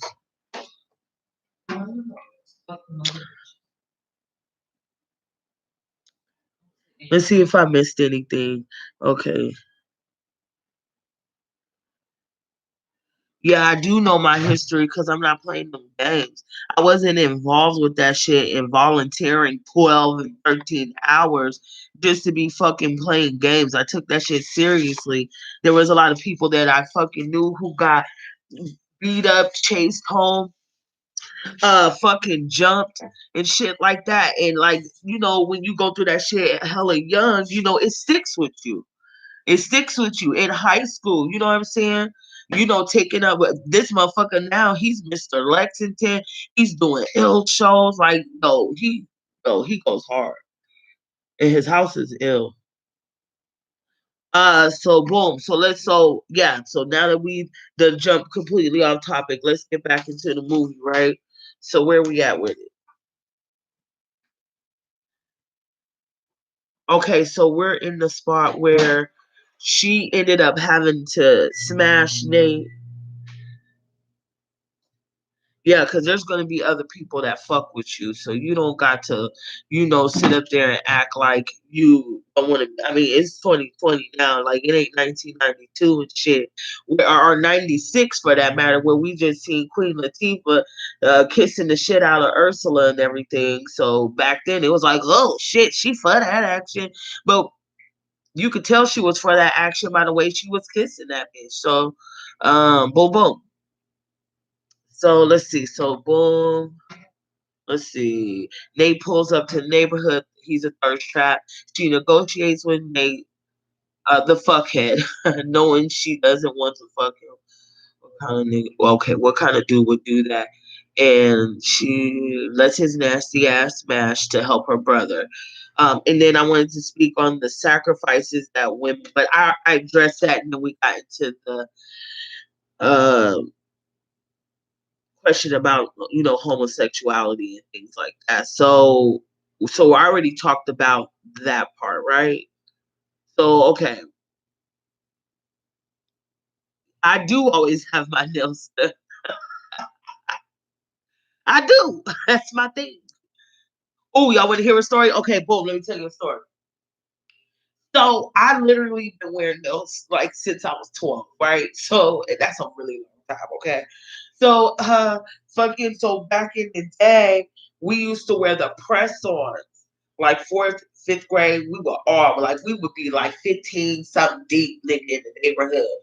And we be passing glue in class, making sure, oh, my nail popped off. You got some glue and shit like that. So eventually I saved my lunch money, girl. I didn't eat the whole week because I was like, I'm getting the real shits. You know what I'm saying? These press on nails is for the birds. And let me tell you, me and my dad used to have battle of the nails, bitch. Yo, I used to be at the table like this trying to eat dinner and shit. You had let me see your hands. I'd be like, bling, shining and shit. Girl, he used to cut them motherfuckers off with pliers and shit. I'd be like, my nails. So I get it from my mom because my mom is like that. She's been getting her nails done for fucking decades, yo. Like I ain't never seen my mom's nails not be on deck. And so boom. So this one time I saved all my dough. I didn't eat lunch that whole week. And because I was gonna get me a full set. I was 12. And so I went right after school, got my nails done. Hey, she said she liked your hair. So so I got caught in the nail shop.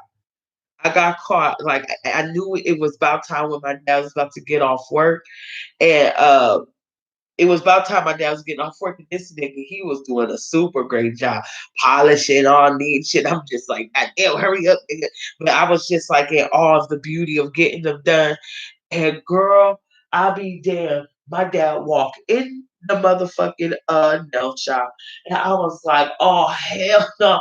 And he finally like threw in the flag, like this girl ain't gonna stop. I got home and he was like, let me see your nails. And I was just like, oh my God, he's about to bust out them pliers. And he let me go. He let it go. And I was like, yes. Finally, I can wear nails, but he wasn't for all that super long hoochie mama nails. I didn't get my hoochie mama nails till I was in high school. When I was in high school, I used to get them extra long with a design on every single one of them motherfuckers. But yeah, that's my shit. So there's a little bit about me. I'm faithful every 2 weeks, girl. Uh, so do y'all want to get into this movie or some other stuff? Because it looks like we talk about other things.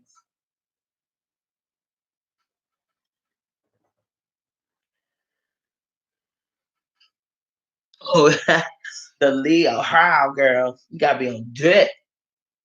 I know I was about to go in there tomorrow because this but I gotta these are my real nails now, so I gotta take I don't know if I wanna get a whole new set or just soak this off and keep them at this length. Because sometimes I want them real, real long, and then sometimes I want real short. So I don't know. I'm getting sleepy-ish. It's 1:30. Your girl been going hard. Okay, continue the movie. Whitney, girl, you running things in here. Are you a Leo too? Yesterday was Sun Kids. Today it's you running things.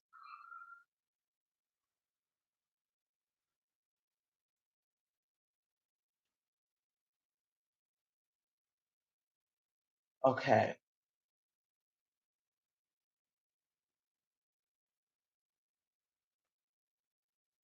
So boom.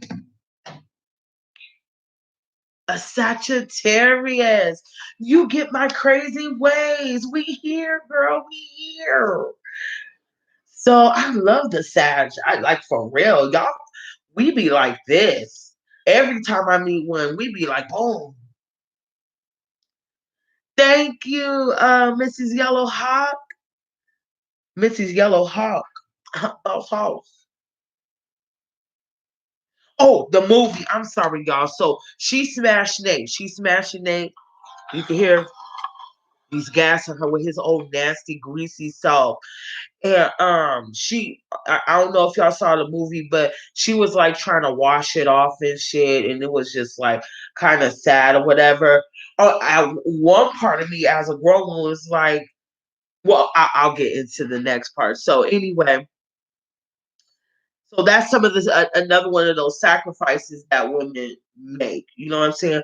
Like when I was saying initially, we sacrifice our bodies in a lot of cases in order to provide or get what it is that we need.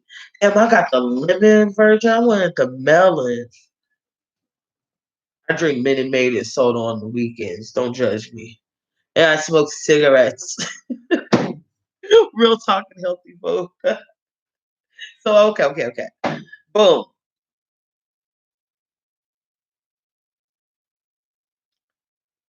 So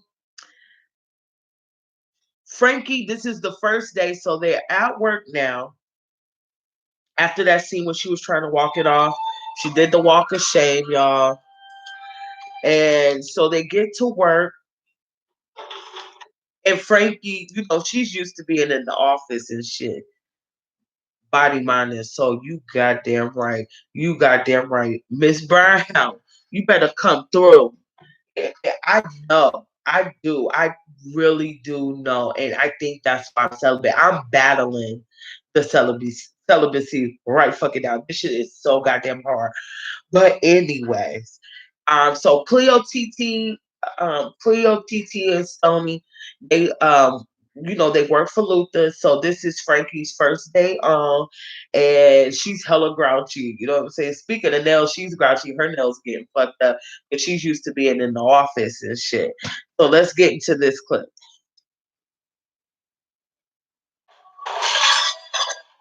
What is that? Frankie's first night. What's wrong with you? Nothing. Get this motherfucker. Hey, crying ass ugly baby. Stony, you can't remove these things without dropping out. Relax. You stand and smell with this garbage. Girl, shit ain't that bad. Ain't that bad? Yo, that's because you live in a garage. Girl, it'll be okay. And you stay out of it.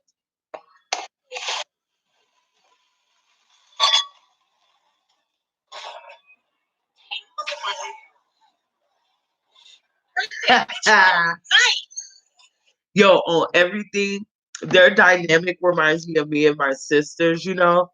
Like, oh my God. So I'm definitely Cleo, okay? I'm a mix between basically, you know, they got off work, they about to kick it, and you about to hear that boom, boom, boom, boom. Oh, you detected copyrighted audio? You know why you did? This is why you did, YouTube.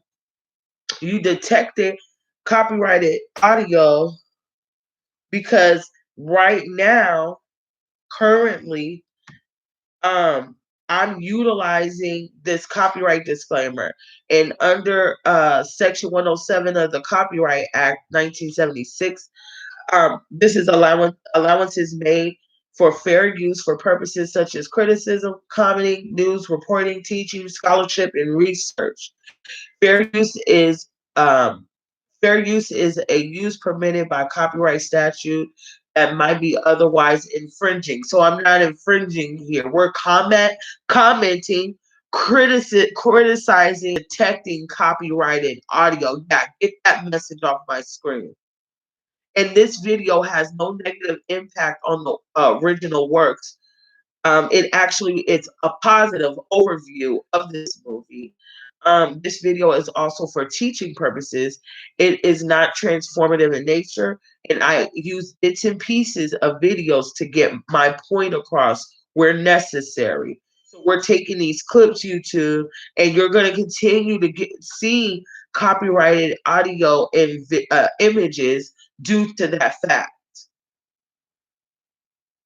Now, back into the movie, because you're messing up my show.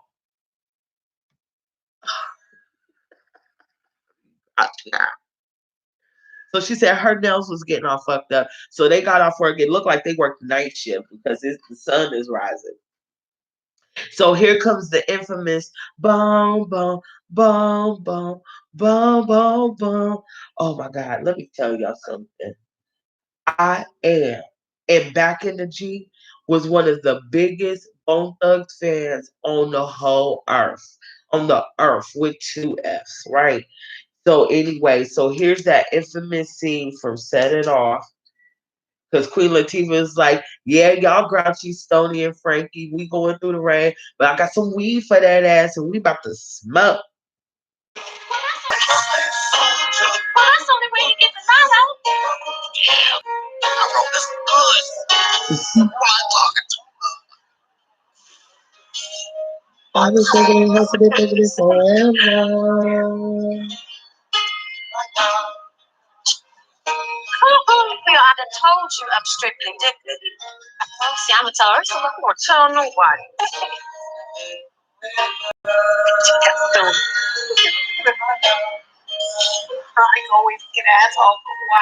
So we're gonna break it up here a little bit.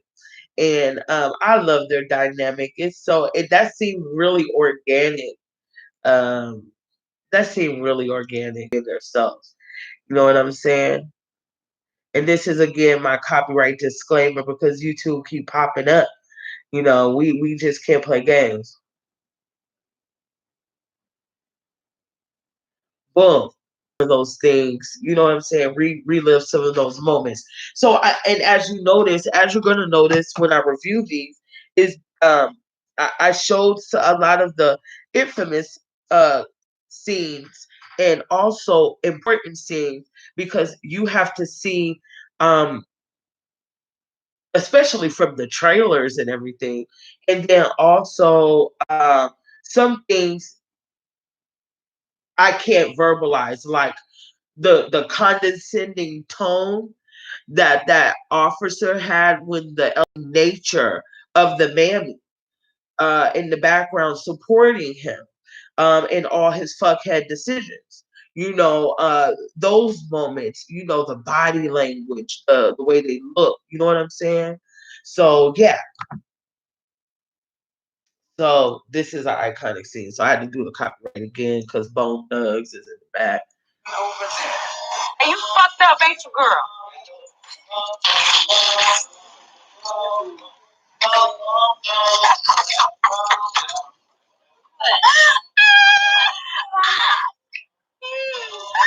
Sugar bear.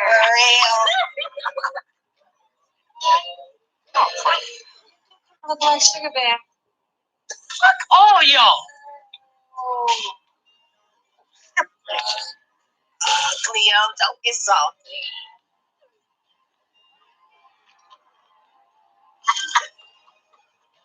Damn. 47 million people off? They was paying folks $15 an hour in that place. That's good money. $15 an hour, I'll be on my radio. What I gotta do, sir ass? Yo, boom. Good point right there. So that was interesting to me in 2020. $15 an hour really ain't much.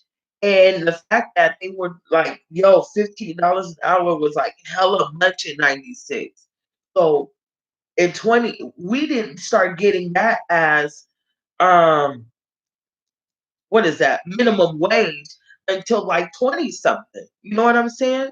Until like 20 something, we was looking at $7, $8, $9 an hour, depending on what it was that you were doing.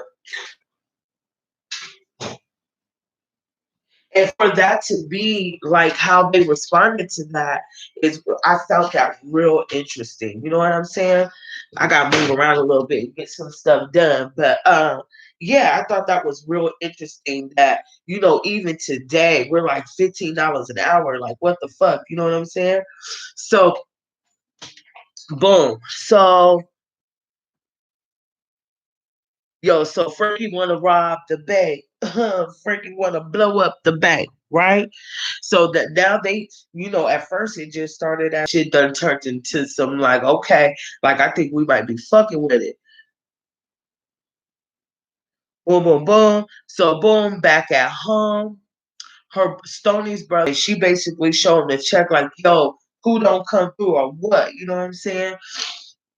And this is when he had finally admits to Stoney that he doesn't think that college is for him. And he feels like at all different times, yep. And so yeah, so she was like, so they get into it a little bit. Brother goes over to the homie's house because remember he had just graduated high school and everything. And who is this? Lorenzo. Let me fast forward so I can get this ready. So he ends up going to the homie's house, and the homie's acting all spook like, yo, what the fuck is wrong with you? He's like, oh shit. So he's like, yo, I heard you robbed the bank, fool, and this and that. And he was like talking shit. So, and he gives him a bottle of champagne as a gift. You know what I'm saying? And I'm trying to get to this clip, y'all. Just give me 1 second. Because this is the Not for me.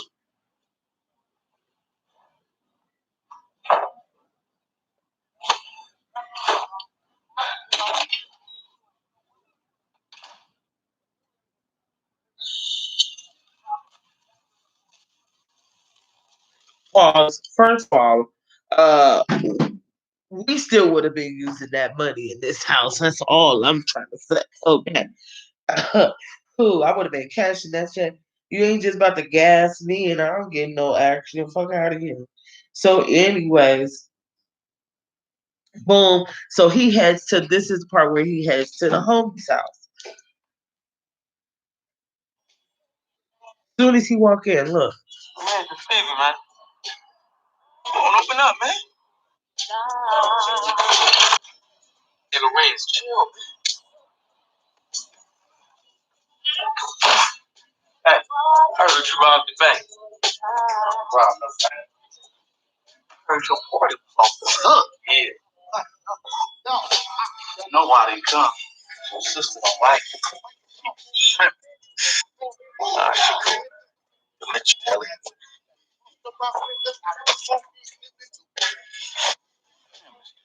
UCLA. Acorn Projects. Fuck you now. Hold on. You want this? Huh? Oh, man, I'm straight. You know your sister whoop your ass. My sister ain't gonna do nothing. Tamika, look him up. He ain't even from Acorn. Fuck all that. Get the clippers, hook his ass up, take your ass in the kitchen, your raggedy ass. Talk too much. Come on. Ain't nothing funny, man. Oh, you ain't gonna never make me. Ooh, y'all, I'm getting a little sleepy. So, so he ends up getting the Acorn Projects cut into his hair. Mind you, you remember in the beginning of the movie where he was like asshole, perhaps the AP that he got. So now we're getting into the sad scenes, and then I'm probably gonna be depressed.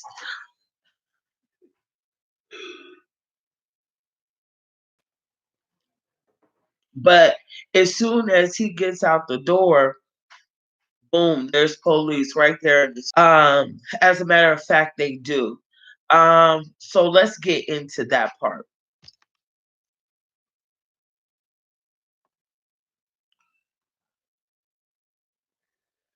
So boom, he comes out the house. He comes out the house and he's guns right there, all on him. They didn't even do any type of, generally that's what happened. That's what happens a lot in our community. You know what I'm saying? They don't really do any real investigations or police work when fucking with us. You know what I'm saying? And they murder Stoney's brother. Yo, I just got hella graphic. I just got hella graphic. Because that scene just always just, me and my brother are best friends. And you know what I'm saying? I don't even want to show that clip just on the strength. We see it all the time. We see that type of imagery too much. And right before I started recording, like that shit made me cry. You know what I'm saying? Because, it runs so rampant in our community. And man, that scene is just so sad to walk up on the scene to see your brother dead. Like, what the fuck, man? You know what I'm saying? Frankie ends up noticing that he's the same cop from the robbery. And she already knew what time it was with this fuckhead. But I wanted to point out in that scene the mammyism in it. Hold on. They see the acorn, and as soon as he hit the corner, boom. They didn't ask questions or nothing.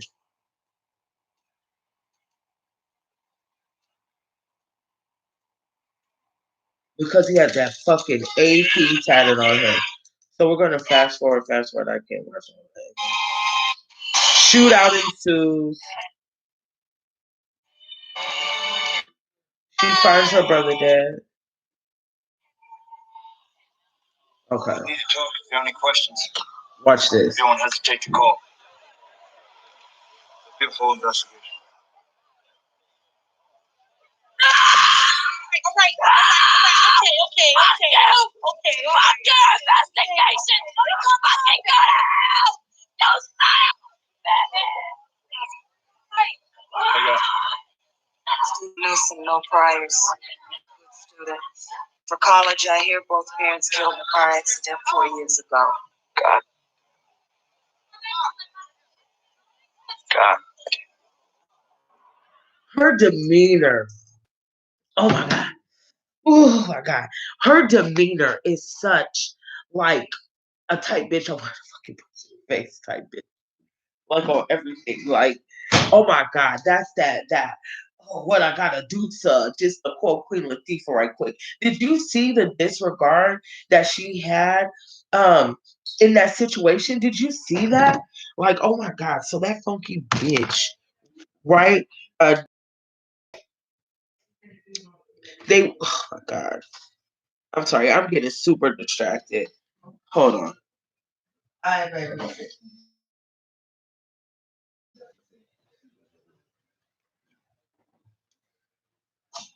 Yeah, so I just had to wait till my roommates went by. You feel me?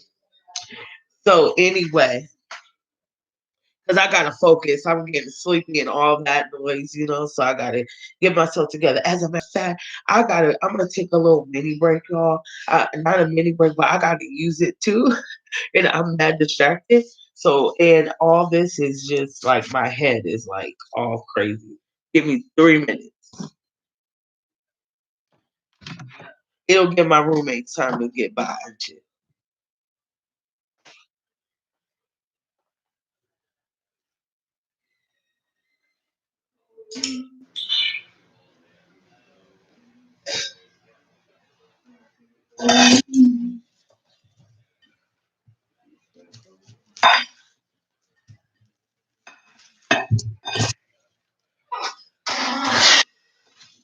Oh God.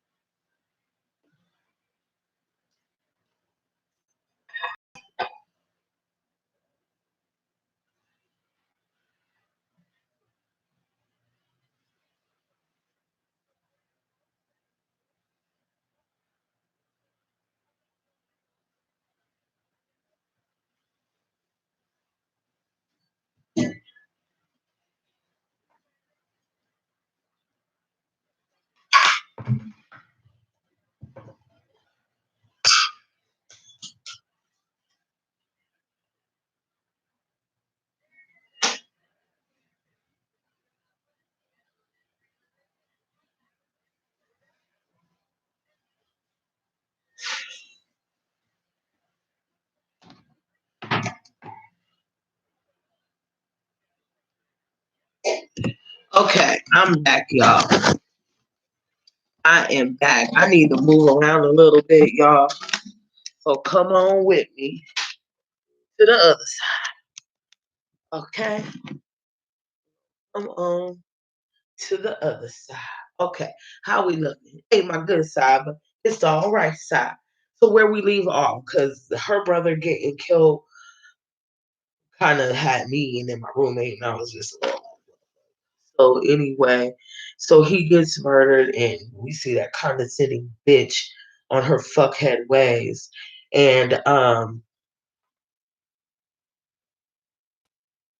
what I wanted to mention, excuse me, is this is that Kanye part that I wanted to talk about that mentioned, excuse me, in my video.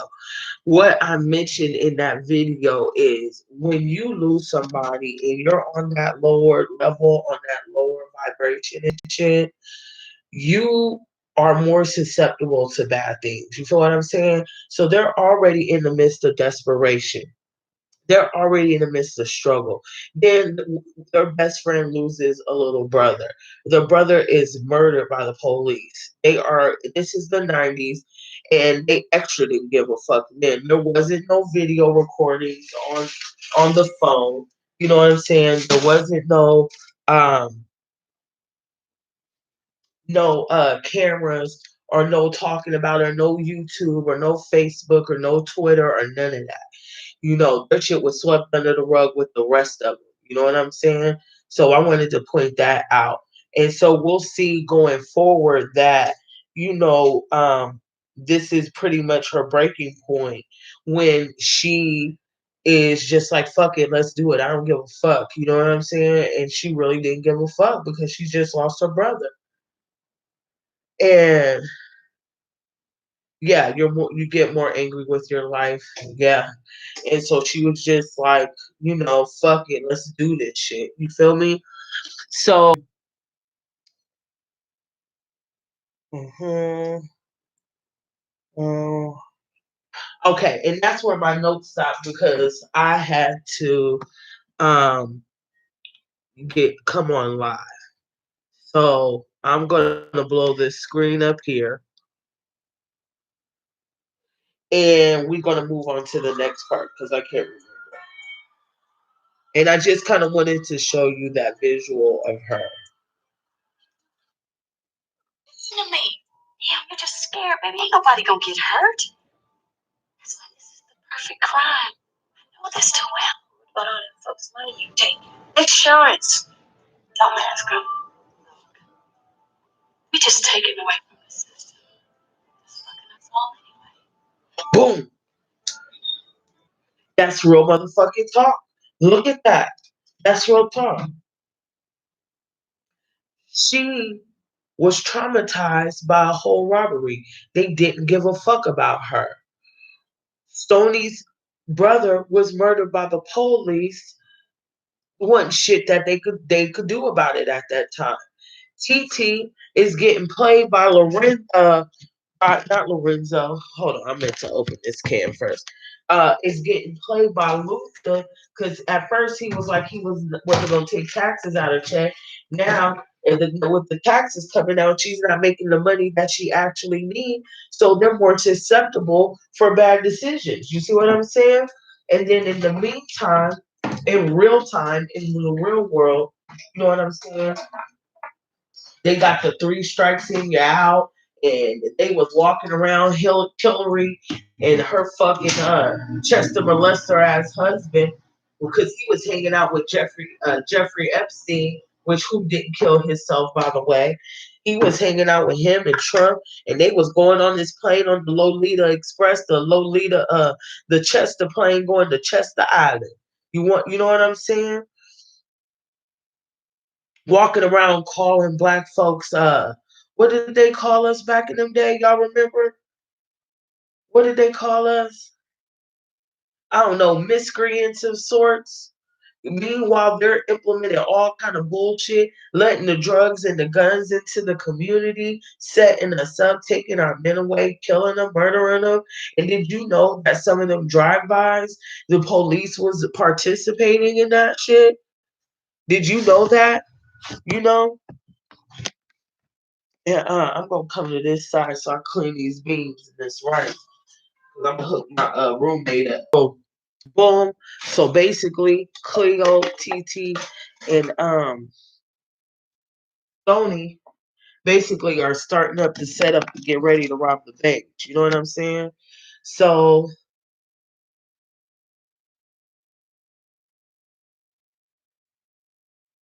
it's gonna be like 4 hours long. I don't want it to be this long.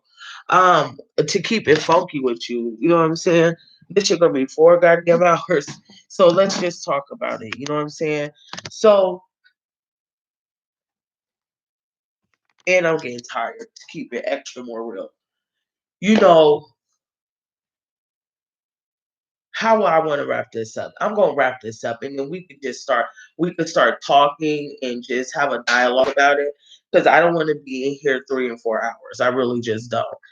So, basically look at all, and I think that's a good ending point because we already know what's happening. We all already know what's going to happen. They go and they rob these banks. They were successful with two. They hit a major bank. Fucking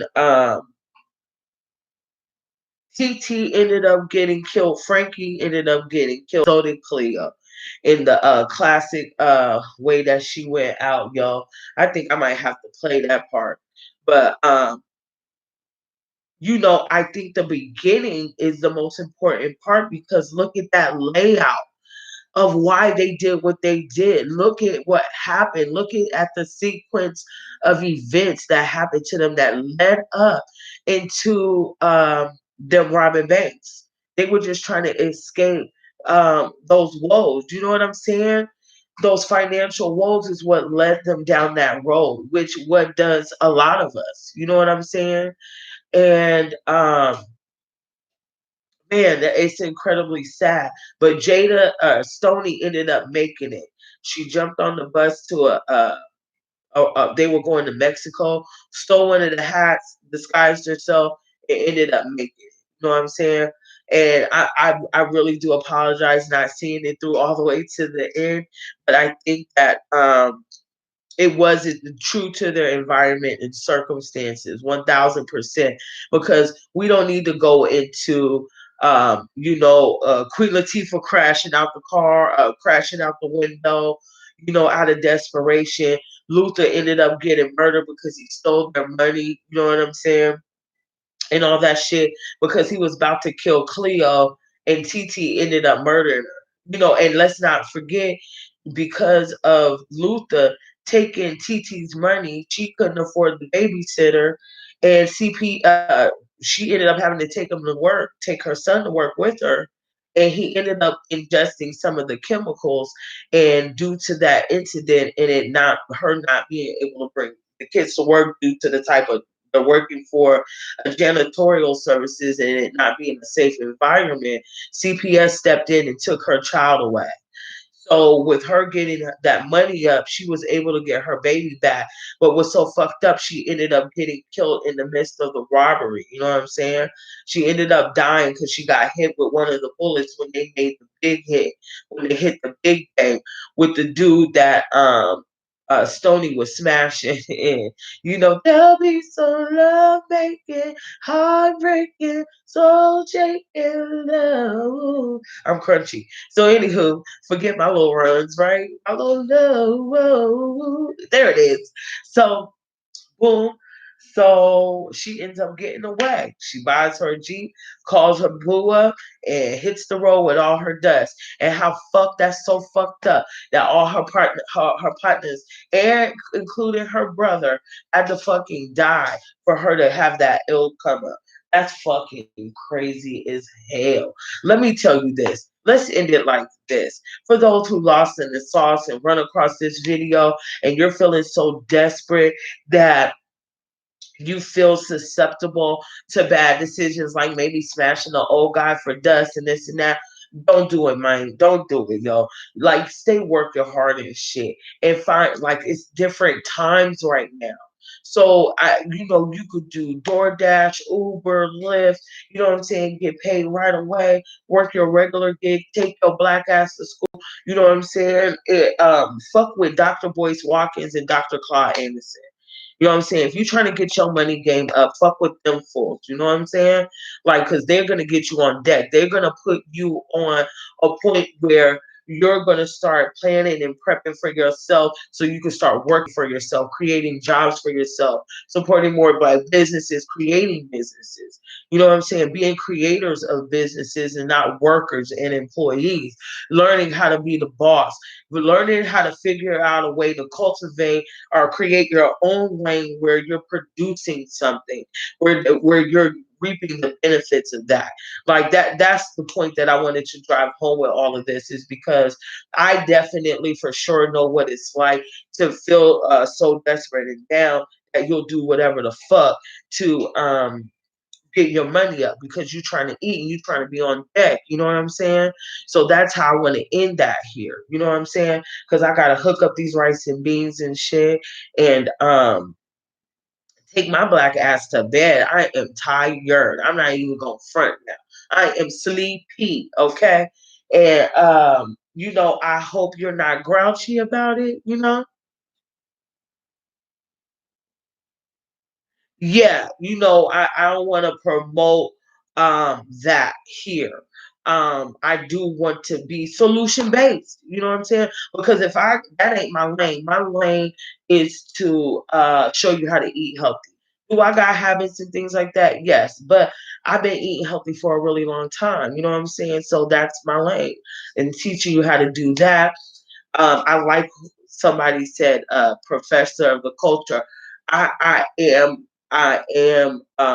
very much vested in Black culture, like in regard to music, hip hop, and movies, books, staples within our community, and I think that I'm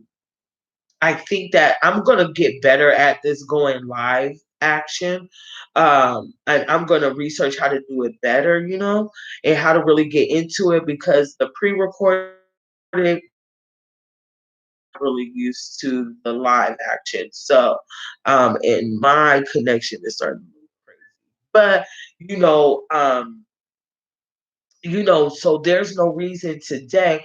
We have people like Dr. Clyde Anderson who are writing books and has dedicated 50 years of his life, you know what I'm saying, to help us. You know what I'm saying? So when I get my tax return, I'm getting a whole bunch of books. And those books that I get, I will be sharing with you. Um, for sure. You know what I'm saying? Because it's time for us to get our money up and step our game up. You feel what I'm saying? So we gotta take the lead. Like, and I feel like just kind of ending the movie shit here and talking about money and stuff like that. It's about rich and poor. You know what I'm saying? But what we have to do is learn how to be self-sufficient. And I hopefully those of y'all who's riding with me, we could grow together and learn together. You know what I'm saying? And really learn how to build. You know what I'm saying? So that's definitely what I'm gonna do here myself. Yeah. So in regard to next week, we're gonna do um we're gonna do Sugar Hill per request, and we're gonna also do um Sugar Hill in deep cover. Deep cover, that's for my dad. I'll wear the Lakers joint for that one. Uh, but we're going to cover those movies. And also, per request, I'm going to do a vegan meatloaf. I am nervous about that one, but my cheese came out perfect the first time. So I don't doubt that my skills will be let me execute a motherfucking meatloaf, okay?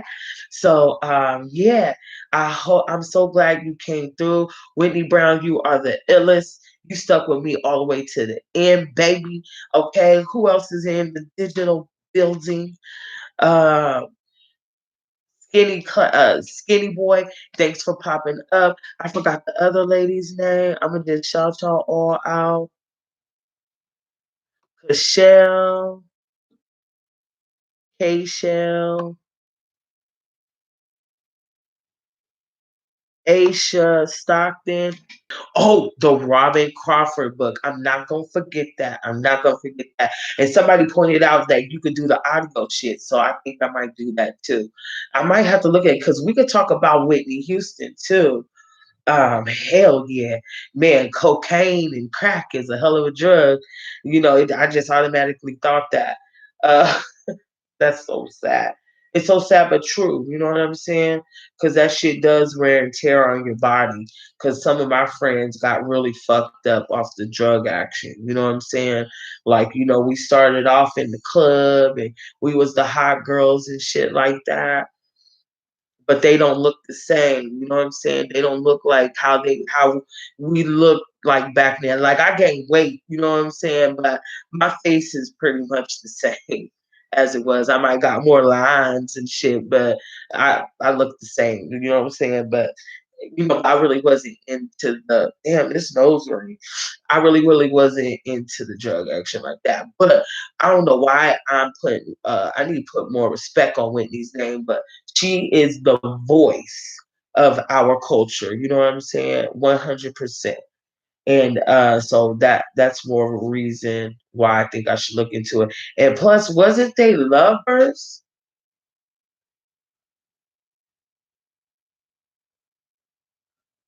It is the reason. You're absolutely. You got to figure out what is it that you're covering up.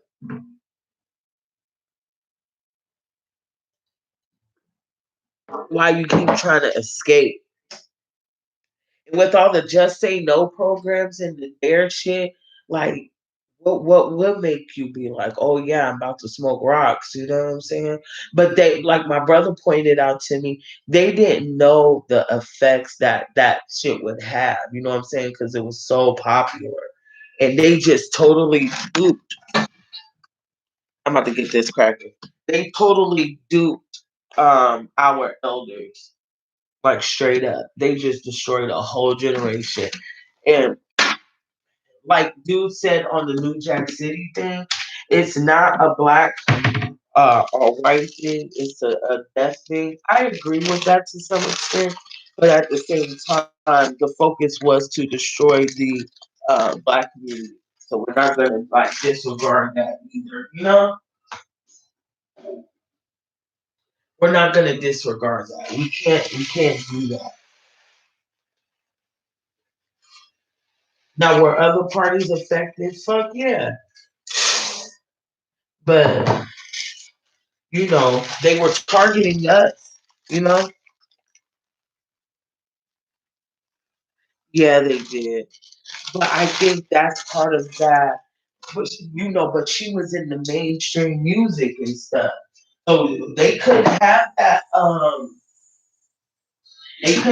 you being gay. She was America's sweetheart.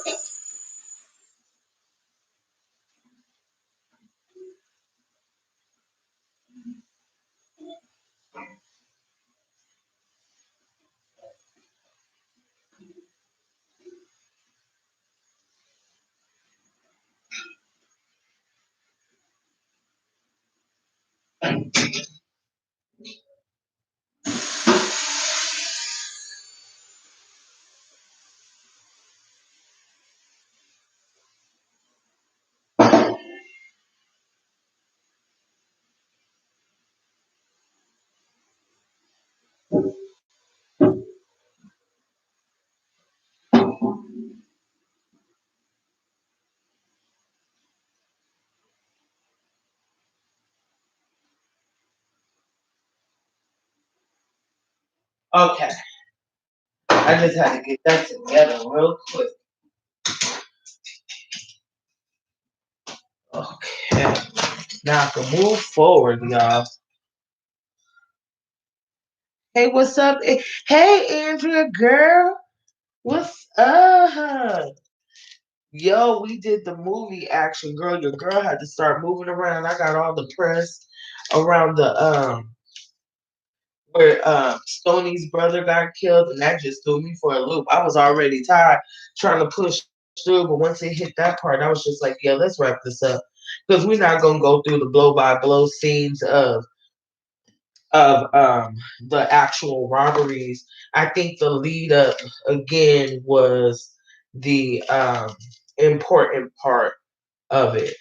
You know what I'm saying? What got them there to the point where they felt like they needed to rob the bank is the important part of the movie. And the desperation due to their financial straits is the reason behind it. So that's the most interesting part of it that I really wanted to discuss there too, and especially during the Clinton administration, where this is off the back of the Iran and Contra deal, which led into was the segue into the crack epidemic. So because Reagan basically gained back the country's faith, and Clinton drove it all the way home with the incarceration and uh, the privatized prison systems that we have here in America. And one day, I don't know if I have already, I do want to go a little bit more in depth on the effects that it has on us dating now, especially if you are in your 30s or late 20s. We are the kids of that time, and it makes it easy to feminize our men because a lot of them are in prison anyway. You know what I'm saying? And women are put in positions where they can't be in their divine femininity as much as we actually need to be, which again kind of caters to the breakdown of our families. You know what I'm saying? It feels like a whole um, it's not. It feels like it is a whole plot. It is a whole scheme. You know what I'm saying? Word. Oh, bro, I'm getting the rice and the beans cracking. You know what I'm saying? And I don't got no more pepper.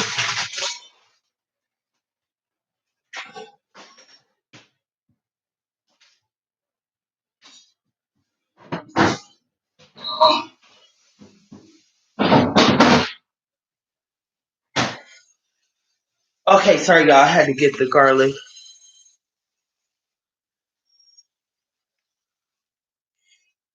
Yeah, we did hit on a lot of different topics. We really didn't just go straight through the movie. I think what's important is this has an effect on our lives now. You know what I'm saying? It really does. It has an effect on our lives now. Like we're over here, like where the niggas at? Where the real men? Where's the real this and that? There you go. They're dead or they're crackheads. Or now, not crackheads. They on Xannies now. They're on Xanaxes and prescription drugs. Now it's okay to be a junkie. Just like with the cocaine and the crack. You know what I'm saying? That's ill. But that was used to implement the privatized prison. So yeah. Mm. They fucking what did Pop say?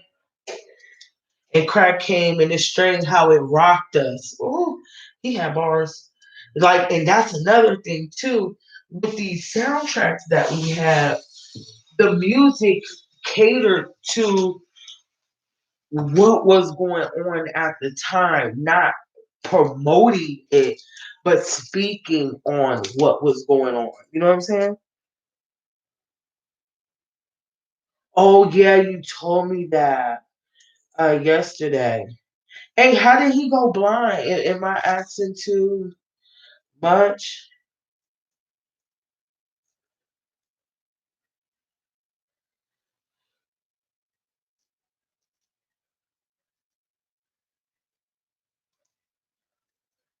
Well,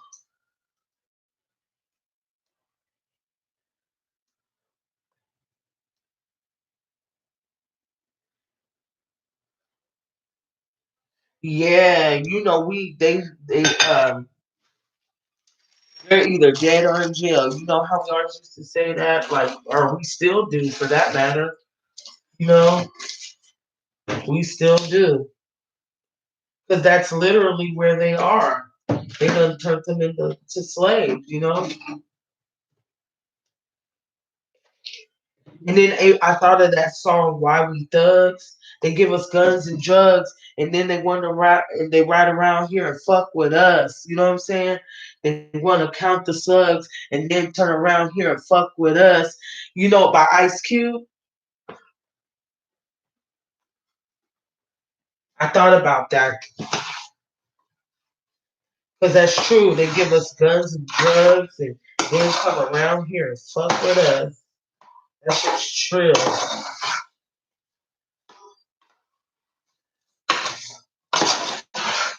So I'm mixing this up like rice and roni style.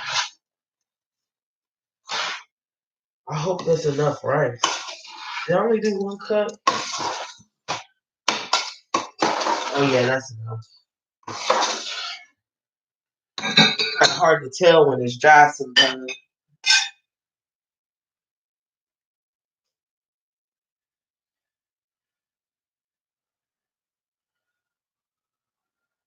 Man, what did you say? I did say back in the day we were in prison. Has things really changed at all? I don't think so. What do you think? You know, I think it's just a different form of shit now. It's a different form.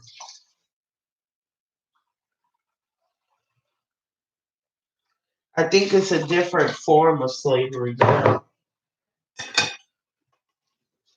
I think sorry I'm so slow right now. I'm a little tired, but I think we became a little bit complacent in a lot of ways. But I think a lot of us are starting to wake up to the bullshit.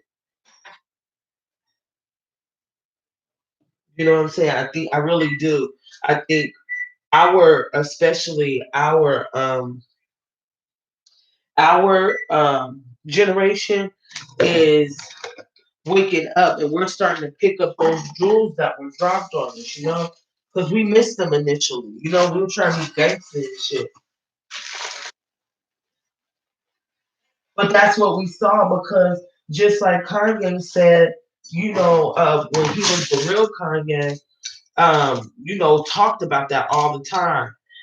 I don't know if I mentioned it already, but and I heard him say, "Nothing's ever promised tomorrow today." That song, he said, because in the hood, the drug dealers is the rock stars, but they can't cop cars without seeing cop cars. I guess they want us all behind bars. I know it. And I heard him say, "Nothing's ever promised tomorrow today." You remember that? Y'all remember that off that late registration? Man, that was the album, man. Man, when my dad died, that album got me through it. That got me through the brain. For real. I'm serious. It was that album and the Gorillas. The Gorillas and late registration. And that I was born by the river song.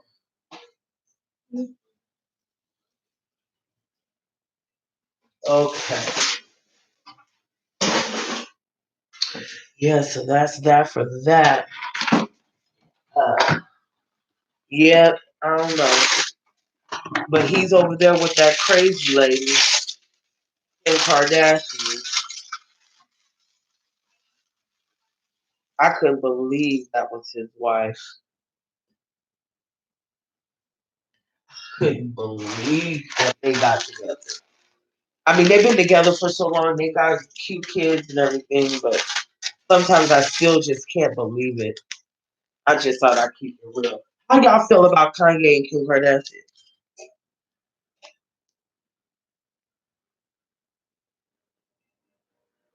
I think so too. Now that it's like legal, I'm kind of like,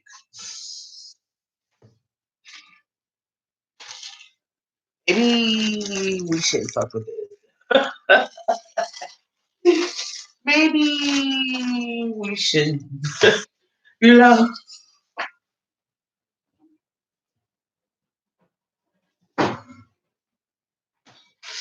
kind of like when Obama got elected. Like, why they letting him in here like out the clear blue sky like that? That's like how I feel. And then what's so fucked up? All the people who got locked up behind that 3 strikes and you're out law, who went to jail behind that bullshit, and now it's legal. What a fucking slap in the face.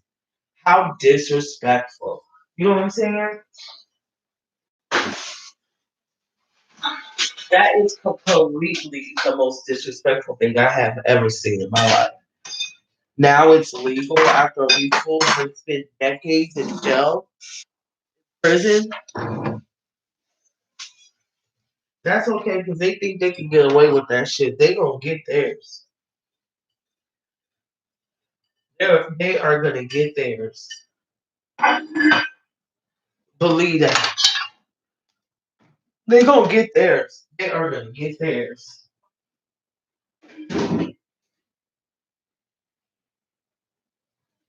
Okay. And they gonna get their acting.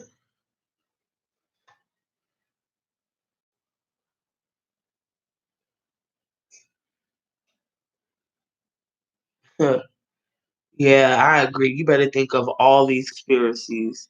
And they messed him up like Kris Jenner turned himself into a woman. Yo, and what's so ill is like, why you wait till you like 60 something to turn yourself into a woman? Like, what the fuck is that about? Like, what the fuck is that about, yo? Like, if this is Bruce Jenner, nigga, Bruce Jenner, nigga, like, get the fucking crazy.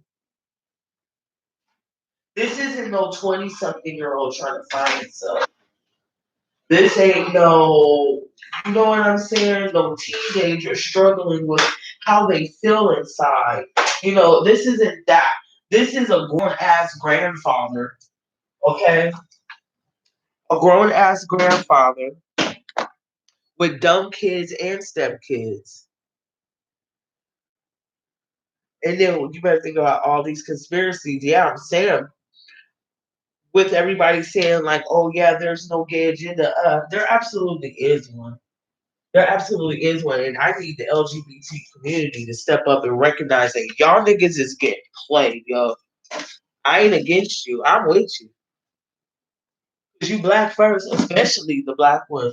Not only are you getting judged on the strength that you black, but you getting extra judged on the strength that you black. And you gay and black. And don't be gay black and a woman.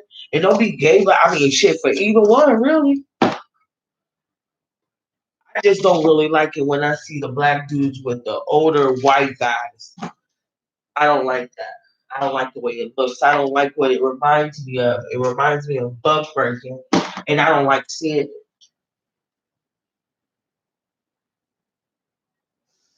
A little bit too much like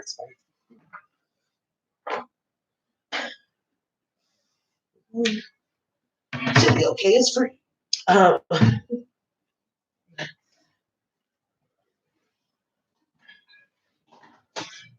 What do y'all think about that? Because I want to come back to some questions while I get this together. I gotta figure out how to come up with a better formulation on the points and still incorporate the movie in a fun way. Because I would be hurt. You know?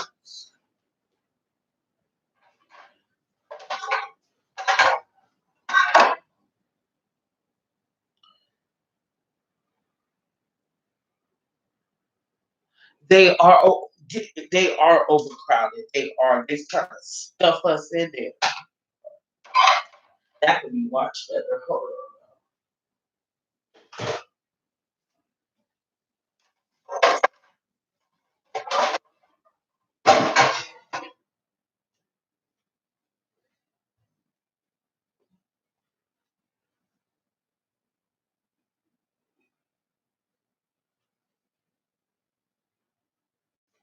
Shoot, what else y'all want to talk about? Miss Whitney been hitting me with some questions today.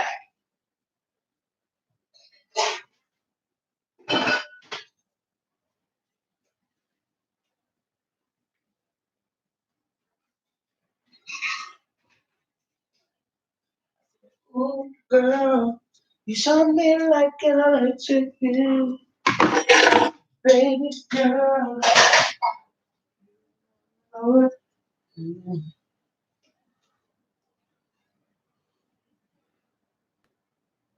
took his manhood over the years. Who's?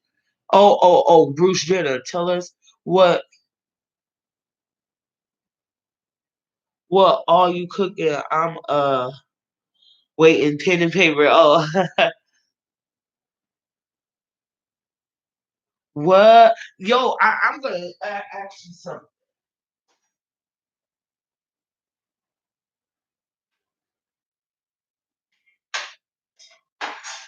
So I got rice and beans, and I added some veggies to it right here. You know what I'm saying? But that's for my roommate. I'm gonna show you what we got for the week.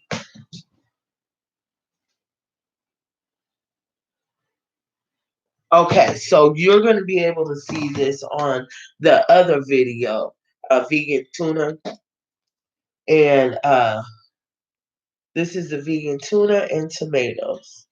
So I'll take this. This will be lunch. Throw my crackers on the side. Boom, got a nice, good, healthy lunch. I got rosemary crackers, by the way. Rosemary crackers are just way better.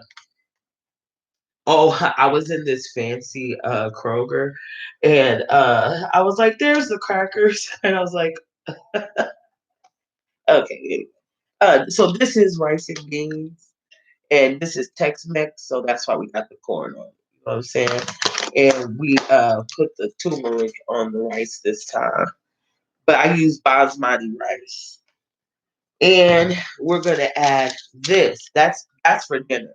And we're gonna add the vegan sausage. The Minister of Wellness would not promote that, but I do.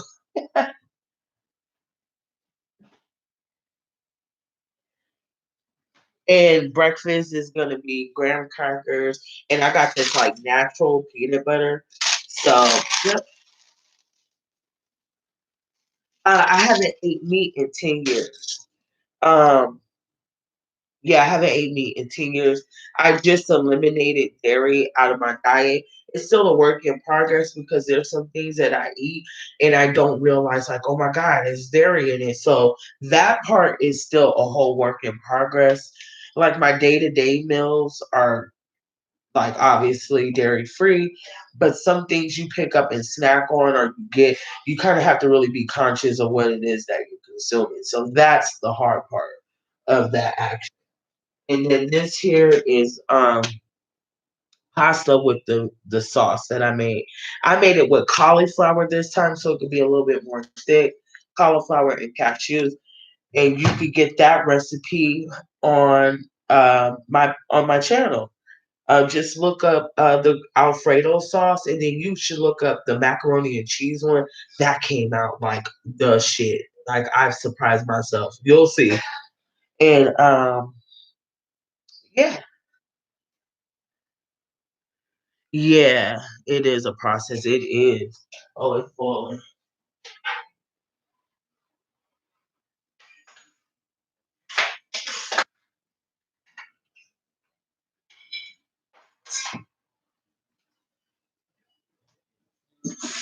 Are you guys vegan or vegetarian, or do you guys eat meat?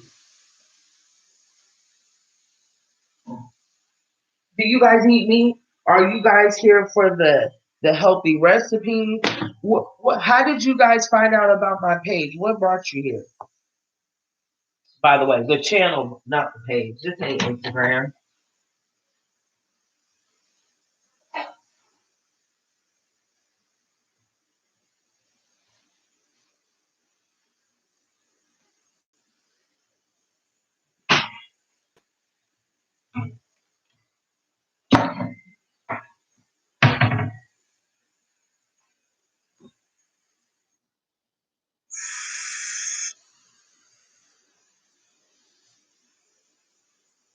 It's like kicking it with your partner, right? 1, 2, 3, 4. It's a big house.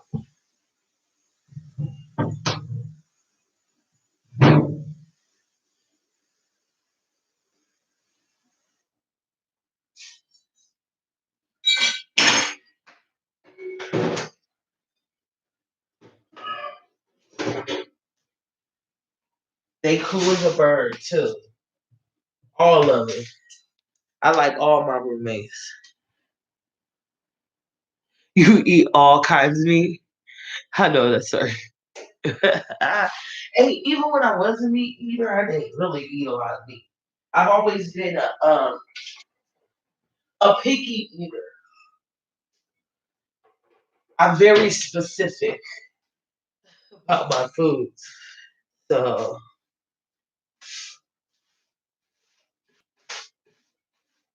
dang, I'm just in here cleaning up and shit. But you gotta keep it, you know what I'm saying? On deck.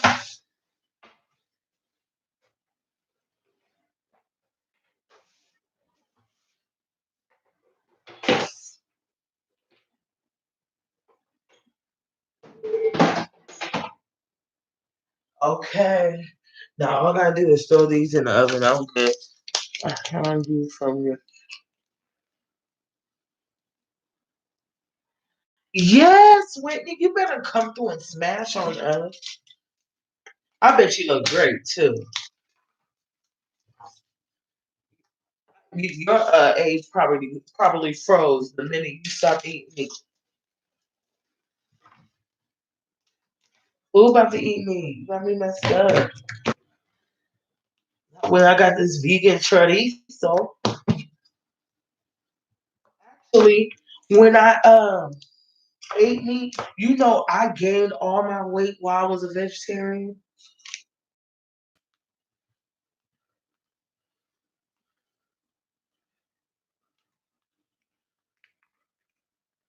Yeah, yo. So what y'all think about that situation? The situation with about Jane.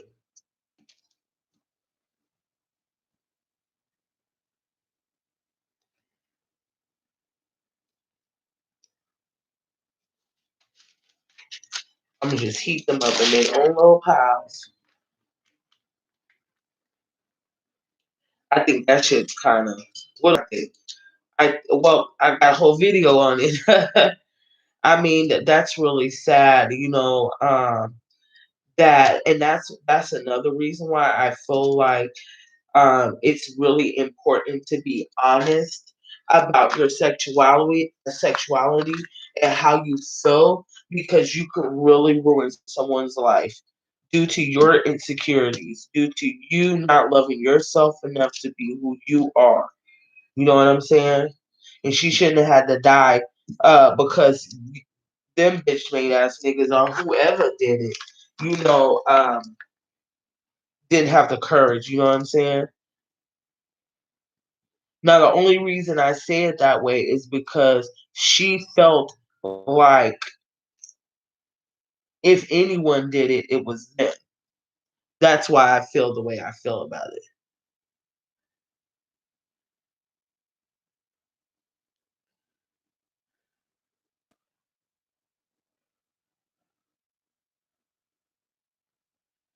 Yeah, man. And also, she did have incidents with other men. So she had some things going on.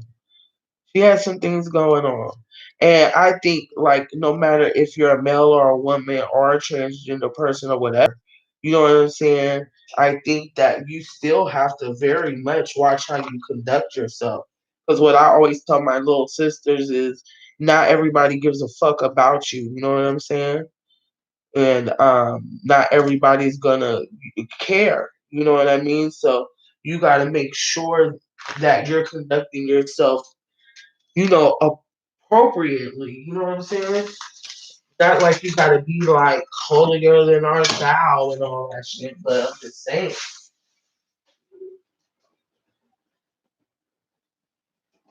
And some men, especially out here on the Bible Belt, out here in the Midwest, these fools, bitch, let me tell you, these fools, they wanted them, you wanna act like a man? I'll treat you like a man, ass nigga. You know what I'm saying?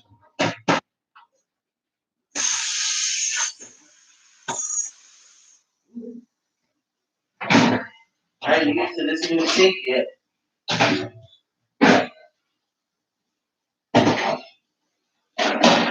why I didn't wear the Lakers.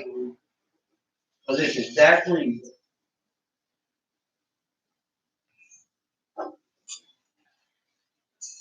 Okay, I swear I'm almost done.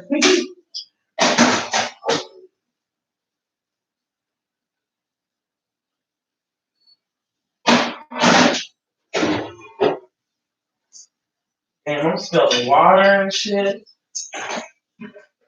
Ain't gonna be it.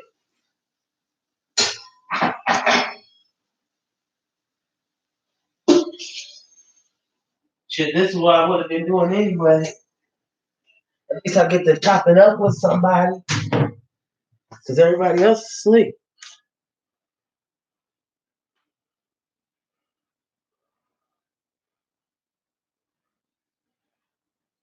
Mm.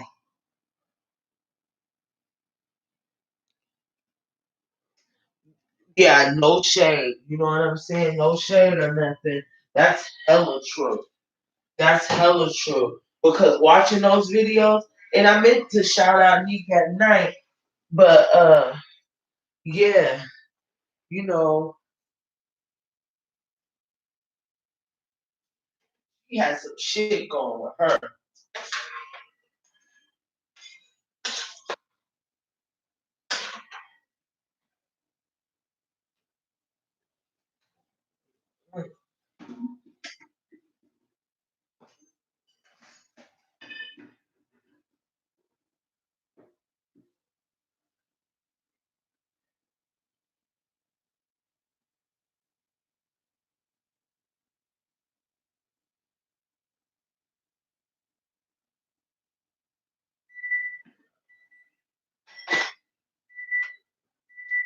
Yeah, she has some shit going on with her. She did. She really did. She had some shit going on with her where she would pull you. I don't know if y'all saw, but she would pull up on these fools and be talking shit. You know what I'm saying? This is stuff that she said out her own mouth. Pulling up to their gigs or their businesses, cussing them out and all that shit. Like, yo, like, what the fuck is that about? Like, you gotta get that together, sugar pop. You can't be running around like that with kids too. Girl, bye. And really, with all the shit that she kept going, ain't no telling who did it. That's why they can't just lock somebody up. Because they like, yo, she kept shit going on. We don't know who did it. It could be this nigga, that nigga. And it was like 3 different situations that went on that recently. Mm-mm. And certain men just don't fuck with us, okay? She taunted them. She showed it. Talking about the Louis got a hole in it. Bitch, the Louis, your body almost had a hole in it, girl. What's wrong with you? Fuck that goddamn bag. The Louis, is that what you was? Girl, I need to be drinking water. But your girl be trying to get her soda and juice intake on the weekend. I need to go back to making juice again. But that just, well, I don't like leaving certain appliances down here and shit. Because of the roommates. If you have roommates, you know. You know what time it is. Certain shit you just gotta take on with you.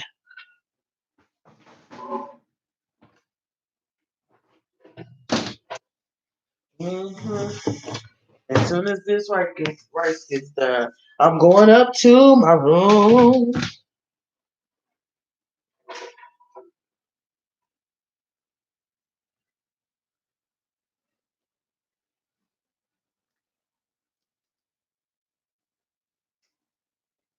Okay, that's good. I like it.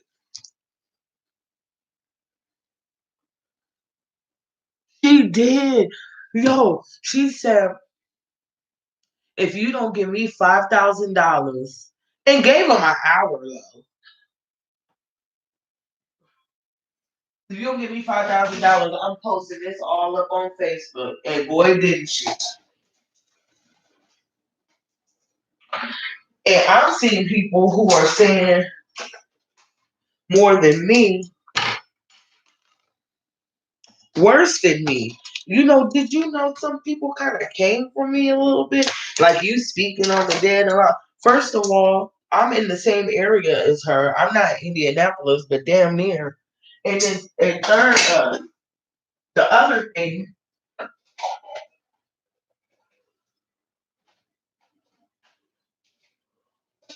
that caught my eye was the conversation of this down low action. Like because we cannot deny that that's something that we have to deal with.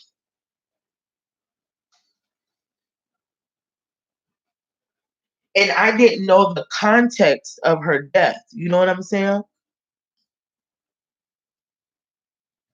And as a black woman in our community, of course I want to know. I'm not trying to disrespect this woman at all, and I don't think I have, not even once.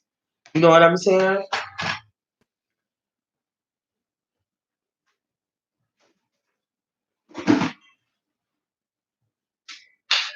She gonna have to give me my phone back.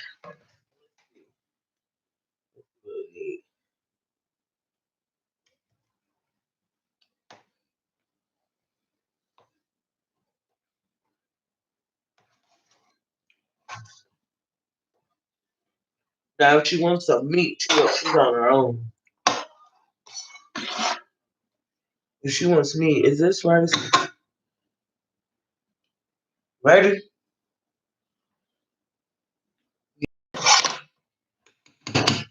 It could steam a little longer.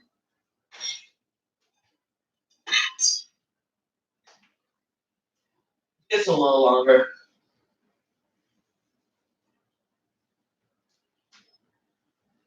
Okay, this for me, that's for her.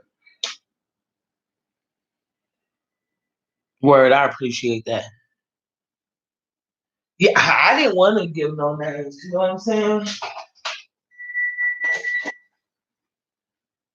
Because I don't want no problems with Javi or whatever name of that town is. I don't want no problem. I don't want no country ass nigga coming pulling up on me mad because he can't keep it real with his own self. If that is the case,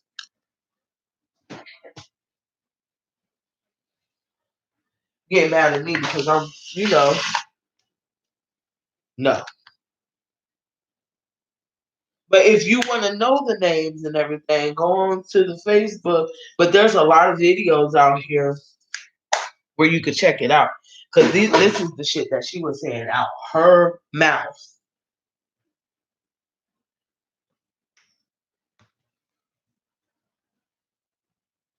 Dude, this wasn't stuff that I was making up. This was all her.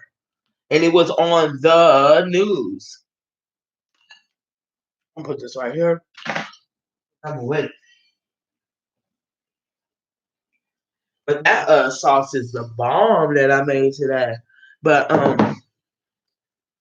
yeah. So well anyway, y'all.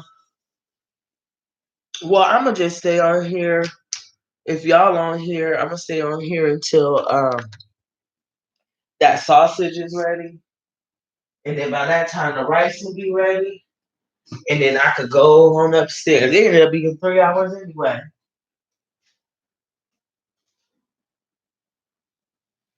But I'm adding the sausage to the little Tex-Mex section. And then once I add it on top, then I'm gonna be good for the week. Monday through Thursday. Because Friday and Saturday is my cheat days. That's what I heard too. I really did hear that.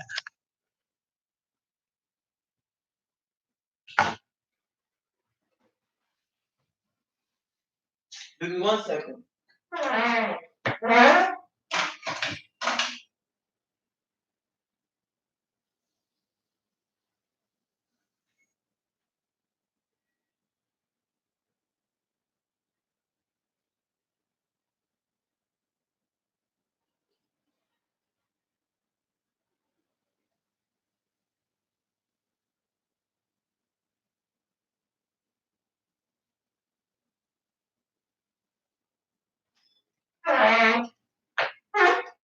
Thank you for your patience with me on these live videos.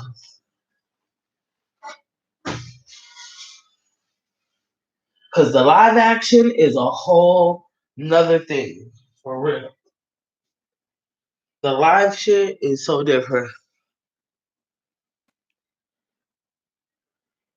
Waiting for the rice and the sausage. Let me show you what it looked like.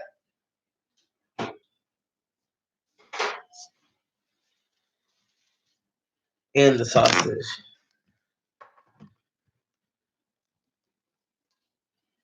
That's the vegan sausage. There we go. Vegan sausage. It's almost done though.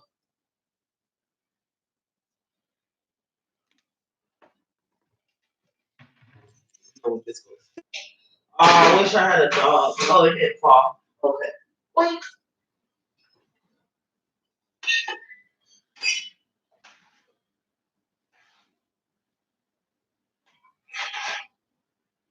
Oh, that's looking right.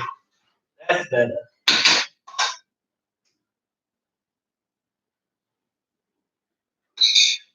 Okay, that's looking better. We're gonna turn that off and let it steam on its own. Now we're waiting for the sausage. The rice is done. I could pack it away. At Kroger. Down to the Kroger, girl. I hope my smoking doesn't offend you, but I can't wait. Straight up. I fuck that I smoke. I think that's the only thing that's keeping me on deck is the fact that I eat healthy as fuck and take vitamins. Now, once I kick these cigs and start exercising, I'll be like optimum health. But I'm completely addicted. Completely. This is the hardest thing I have ever tried to stop in my life. Was that Bennett rice? No, it was basmati. Well, I only got a little left. Basmati rice.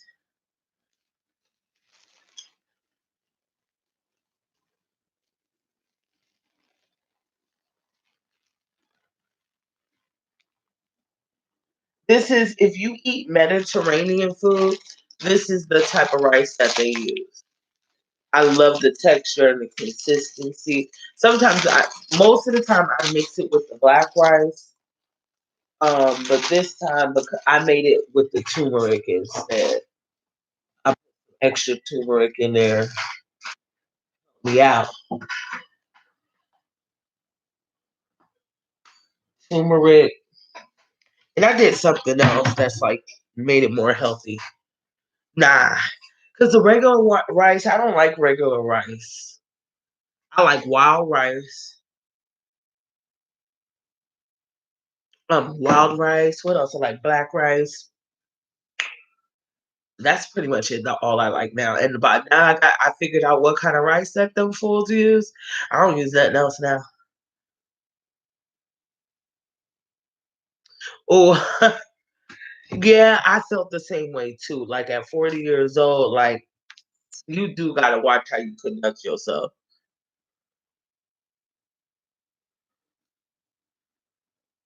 For now, okay. You're still in the building. Good times. Okay, I don't want you to break up with me, so I'm not gonna smoke. Don't break up with me, baby. I need you. Uh, yeah. But I am like fidgety too. Like you see that? I'd be like, I need to. Hey, for the I don't know if you watch Sex in the City Skinny, but if you did, what do I smoke? I smoke waves. The Cadillac of cigarettes is too harsh for me.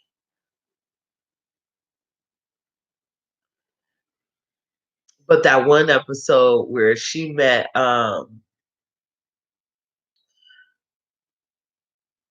fuck your punk ass. Sometimes I do feel a certain kind of way smoking on camera. But I smoked on some of my videos though. It was mostly to drive home a point like, girl, I need a cig after that joint. He said, fuck my punk ass. Yeah, Newport's, the Cadillac. Oh, that's probably my brother. It is. Okay, sorry, this is so ghetto. Hello? What up, cuz? Oh, so you about to get off? You headed to the crib?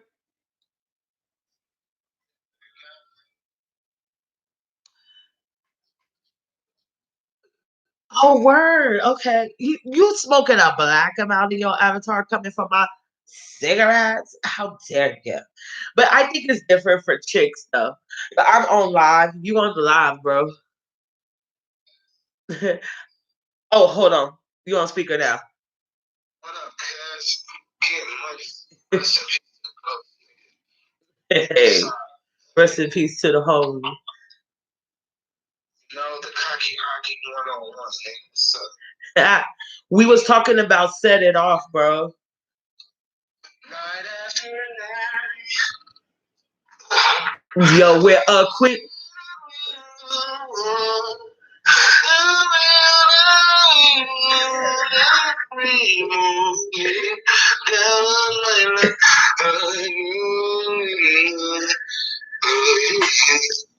He's talking about this scene, y'all. This is the most horrific thing I've ever seen. The goddamn things ain't gonna fucking ruin after seeing. Yo, bro, about to play that shit. Oh, this when she hit the switches, y'all. Hold on, bro, about to play it. Hold on.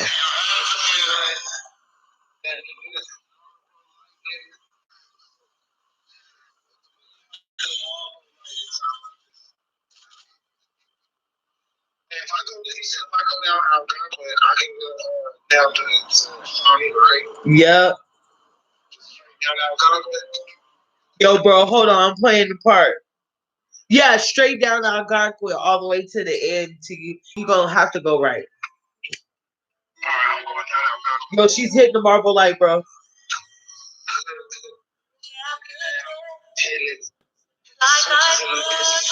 Hit the switch.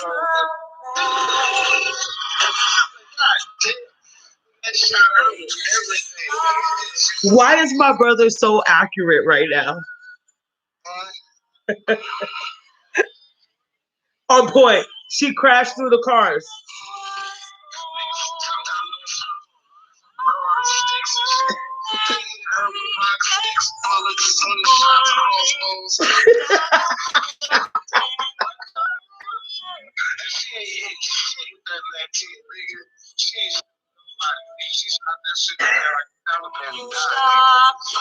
Yo, this one she getting out, bro. She getting out. Okay, she knocked out. No, she ain't nothing. Oh, here she goes.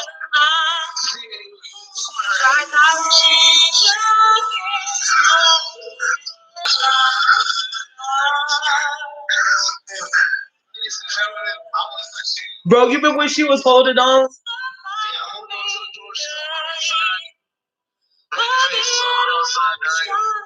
He ain't shit. That's our town. We play for all those bullets as Americans. Like it said.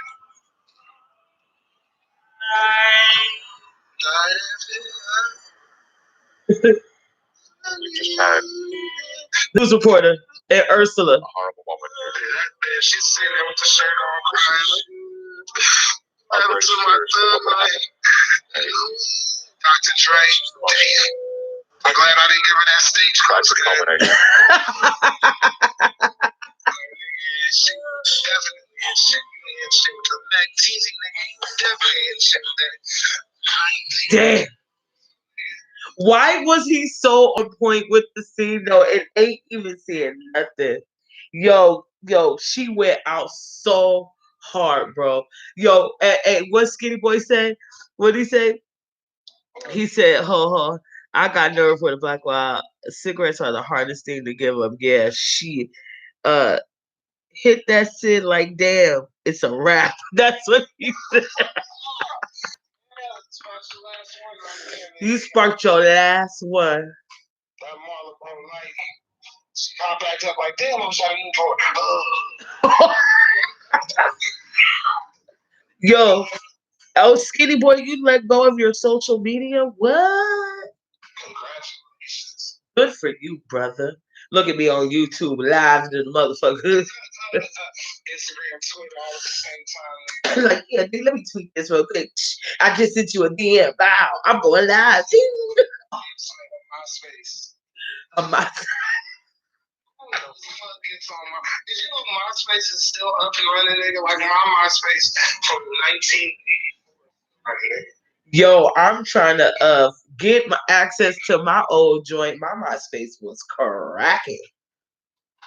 Yeah, that was the first thing. Everybody was on MySpace. You remember I was meeting up with those DJs and shit? Hell yeah, nigga. I was on there and it was just motherfucking on MySpace. My cigarette straight. Hold on, it's great. Little Queen Latifah hit that motherfucker back.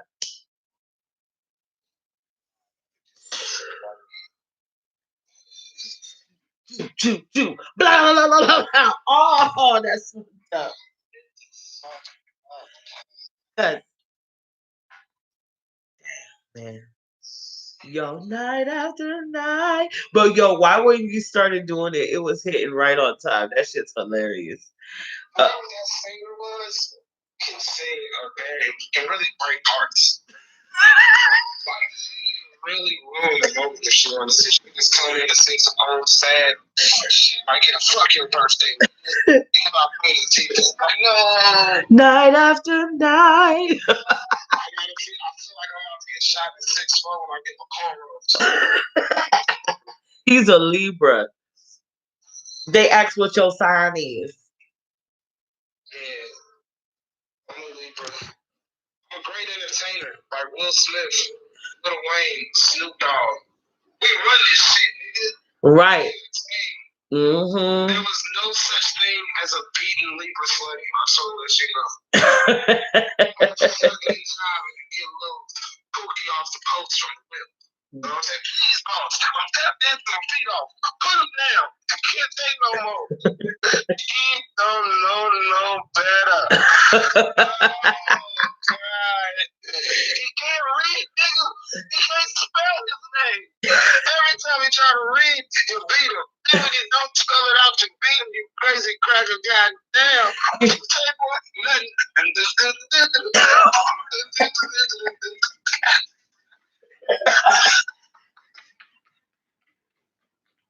Nothing, boss. Just crazy grits. This nigga said,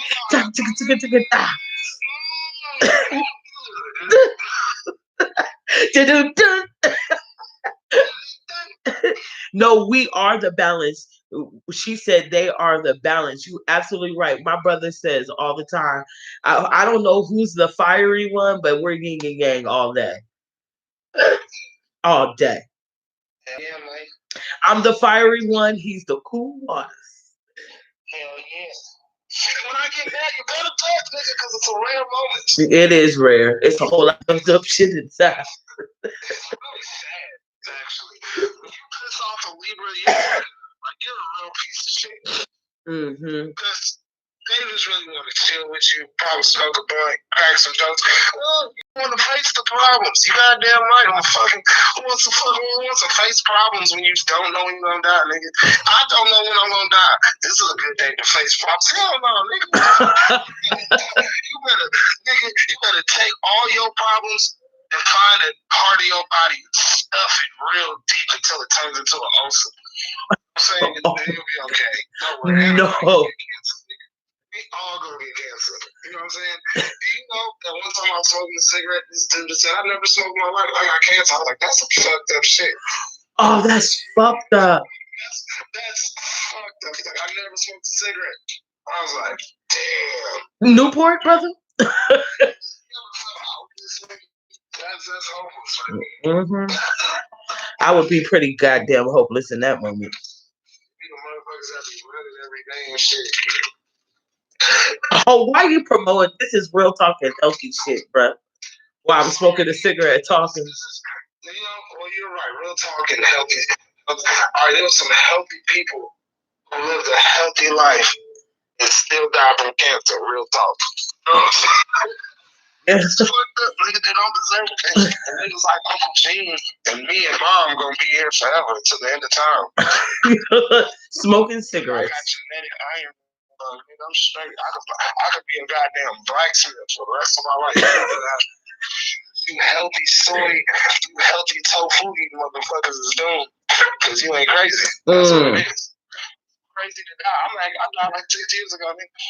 Shut the fuck up. You a whole zombie. My brain is too crazy to cooperate. It's really too Yo, bro, how far away are you? I'm right outside. I'll be right back, y'all. Let me hang up this motherfucker. Oh, let me hang up.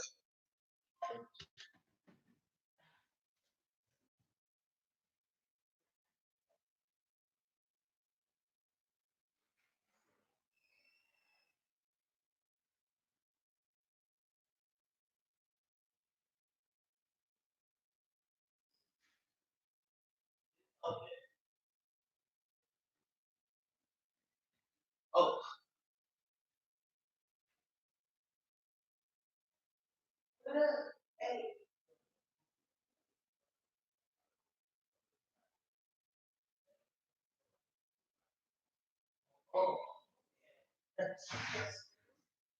Oh, yeah.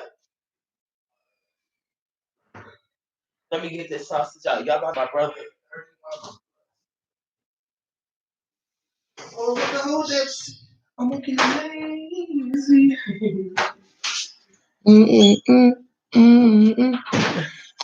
No. Sorry, it was easier on the phone. I'm very insecure now.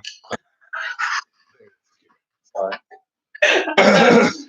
They were talking about How many people on here? Oh, yeah, that's too many niggas. it's 5.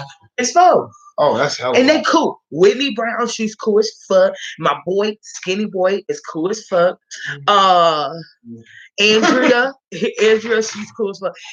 We're talking about how the yin and yang, and because I'm a Leo, you're a Libra, I'm hella fiery, he's cool as a bird. You know what I'm saying? That's thanks to my Leos and my mom.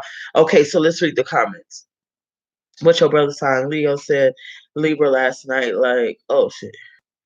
You're both like Whitney and her mom, Sissy. Whitney's a Leo and Sissy's a Libra. My man is the fire one. This is Andrea. Has the heart attitude from Detroit. From Detroit. I'm the girly girl and submissive one. That's a cute dynamic. He says yeah, I've been cooking. Oh, that's my lunch, bro. There's some see what I'm saying? I'm your little brother. Yo, get the bowl, bro. And attracted to the Leos. Oh, he's cute as fuck. Light skin, very white. Because you better get that bag. You better that bag. If you really got money and you got a whip, you better door dashing. Or you lose respect from me. You better door dash and get that cake. If you run out of gas and don't door dash, I can't feel bad for you. I'm sorry, sir. You can do this. I figured, you can do this shit on a bike. Damn. It's a nigga. No. Let me hook up a ball real quick. I'll be back. Go ahead, bro. Well, my sister doesn't smoke marijuana, but I do. Any of you guys smoke marijuana? This is fun. Thank you. I'm having a ball, Whitney. I wonder how many people said that to Whitney Houston. No offense. Whitney Brown? Oh, damn. Like, man, I had a ball with Bobby and Whitney. That could be fun and cocaine. We had a ball.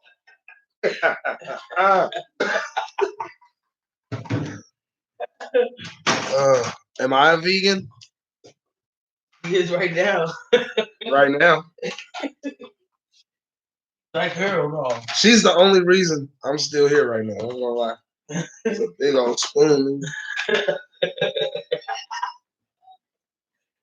I like the big spoons. I take big bites. Man, Like Auntie Nina, you remember Who when you she saw? ate that burger and it was like a little. Andre, I smoke. Hey, man. hey, hey, man, I'm telling you. Oh, this is. Oh, yeah. Oh, wow. No, I'm not a vegan. I actually killed my last meal a couple weeks ago and then ate him. Very spiritual experience. Yeah. I mean, for real, though, you ever eat it? Hard headed. I don't want no food. Thank you. I thank my mother and my father. Mom. They made sweet love and made me and her. He was a makeup baby. They did. I'm a makeup baby, but they got divorced after they had me. Kind of shit is that? That was like a 15-minute makeup process. All I know is they weren't together, and Dad came back and had a brother on the way. Dad was over for the weekend, gone by Tuesday. 1 month later, Mandy is no longer alone. Uh-oh. Time to go. I'm already up. That was your alarm. Oh, yeah, by the way, I've been up for 48 hours.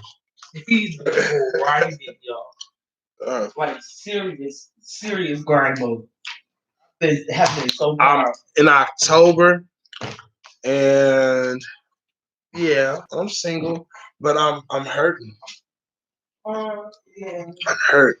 So I gotta heal with this delicious vegan food. So do you like the sausage? Yeah. Is the rice dry? Yeah, it's not dry. Okay. Man. Well, got some. If she need more salt than that, then that's her. But I went to I'll put all that salt in my food. I was at McDonald's. Why? Before I got a biscuit. Nigga said, why? Thought I got bit into a fucking piece of tan bark, nigga. I mean, goddamn. I said, it's like, excuse me. I ordered a biscuit, not a potato chip. Like, what the fuck is this, bro? Biscuits don't crimp. That even for me more, baby. From what are you healing from? All the angles of love. Being there, not being there, and then hearing me not being there, then I'm there. Then it's like you're here. Now I don't really want you here. You know what I'm saying? You gotta love, man. Love is, did you know marriage consists of two components? Elaborate, brother. I want to see what you guys think. What do you think are the two components of a consistent marriage? There's no such thing as a happy marriage. I don't believe it. I ain't never been married. But I've seen the ones, love is like the strength, and then the longevity of the relationship, stamina. So, what do you think is the two components for a happy, long relationship? The two necessities. Did you say a rock? Oh, you was talking about something else. Okay, I was like, that didn't work. Did you see Jungle Fever? It didn't work for Halle Berry and Samuel L. Jackson. A rock did not help their relationship, but it brought longevity. You know what I'm saying? Yo, bro, this is for you. Yeah. Then you go if you need me, y'all your own. But I got veggie patties in the freezer. Oh, shit. I think. All right. Well, here it is because y'all do. It's love and mercy. Mercy. Love and mercy. Yeah. Why you say that? Love and mercy because it's like if you're with somebody for 30 years and y'all haven't done shit, trust and communication. Thank you. What it is definitely those two, but like the key dynamic is love and mercy. Because, you said trust and communication. You have to love this person until you can develop to trust again, depending on your past relationship. If you can love somebody and not trust a goddamn thing. I love you, I don't trust shit. I don't trust them. And then like communication, you're not always gonna like what your partner say. You have to have mercy. You have to forgive him. Cause that motherfucker, you gonna be in a relationship, you gonna hear some shit like you gonna be talking, bragging at work all day, and walk in the door, nigga, you didn't take out the trash. Wow, and I was just bragging about you all day. You know what I'm saying? They think we motherfucking, they think we Will and Jada, nigga. I come home, we Kevin and Drinker. What the fuck is going on, nigga? God damn. Oh, dog. She was like, I'll blowing up your phone. I'm gonna put yours in the front.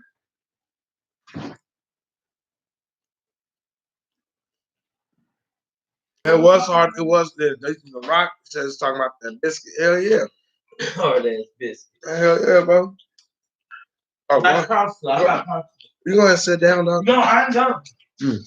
Yeah, okay. Do that. Help me. But yeah. Thank You woke me up, though. Thank you for calling me beautiful, Whitney. You're beautiful too. You know? Yeah.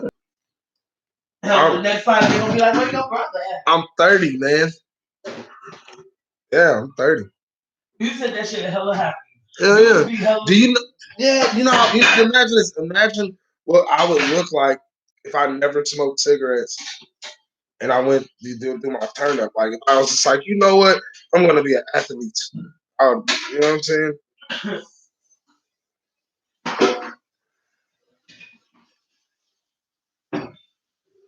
Did you know? I'm just going to hit y'all with a whole bunch of did you knows. Did you know that the Atlantic and Pacific Ocean, they meet each other, but they don't intercede? Yeah. I got a cool brother. Did you know if you don't give a fuck, your blood pressure goes down? I need to get some of that. Practice it this week, then go see a doctor.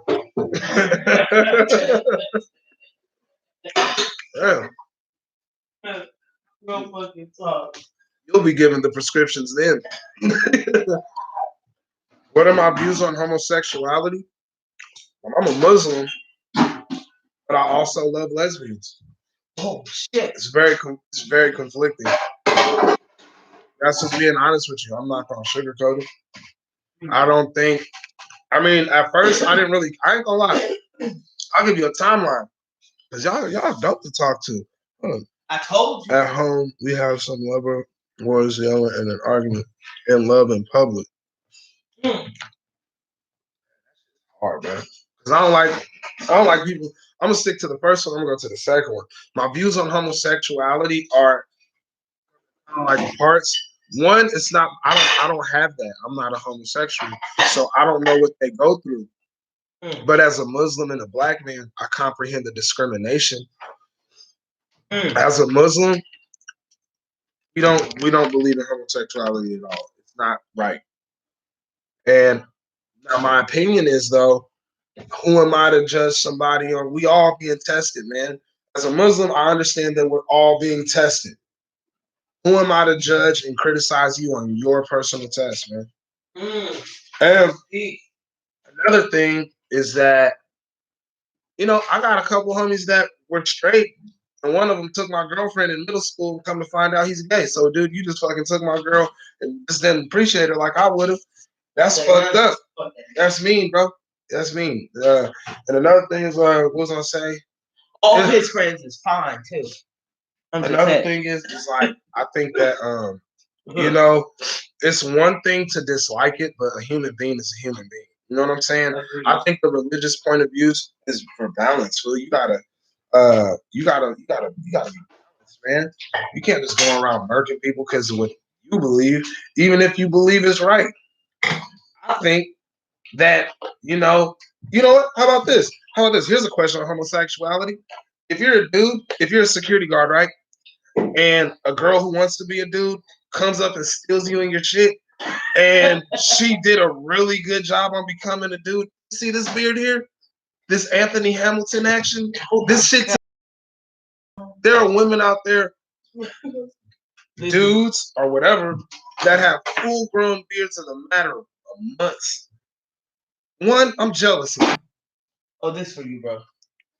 I have a cool sister. Okay. But it's like, no, bro, like for real. But I honestly, I don't know, man. I put it like this. This is my simple thing. When it comes to homosexuality, and I took a long time to think about this because it conflicted with my beliefs that changed my life for the better. Islam is looked at in a very horrible way. But she's seen me before Islam, and then she's seen me after. I don't even want to talk about that. But the fact is that in Islam, we're told that we will be judged on how we treat the creation. And it is, I have a beautiful baby boy. But his my Instagram is Cannaken, CANNAK. That's CANNAKEN. AKE, this is the just let it all begin. Hey, that's his freestyle. Yeah, man. But on some real shit though, like, but think about that. For real, man. Upstairs. Damn, that shit smack.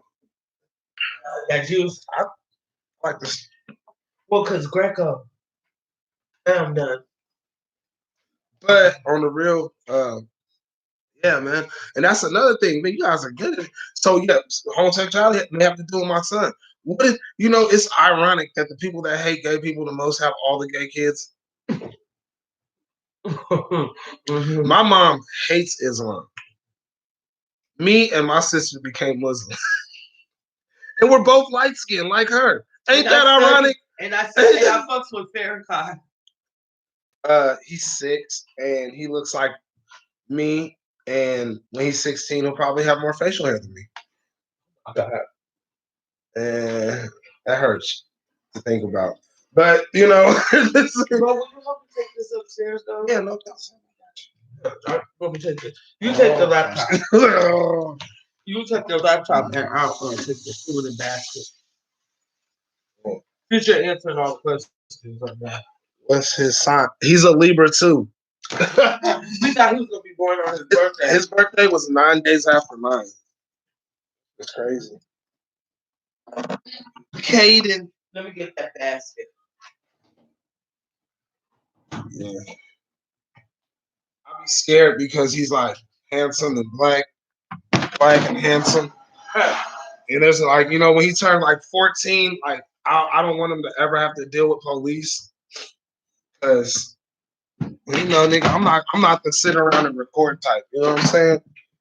I'm really nice, so I'm really fucked up. You fuck with my baby boy. Nigga, have you seen Goodfellas? Remember when we hopped out the Cadillac and pistol whip old boy with the pistol?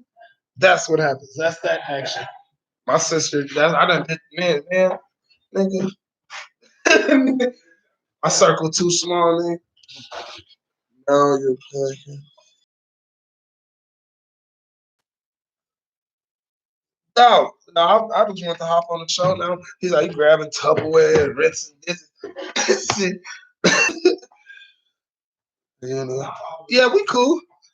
We don't agree on everything, but we agree on him having a happy life. So we're good. We're good. That's about it. You know what I mean? Plus, I always wanted my son to make sure he had his mom in his life because I didn't necessarily have mine. I had Mandy. You know what I'm saying? You don't know my real name.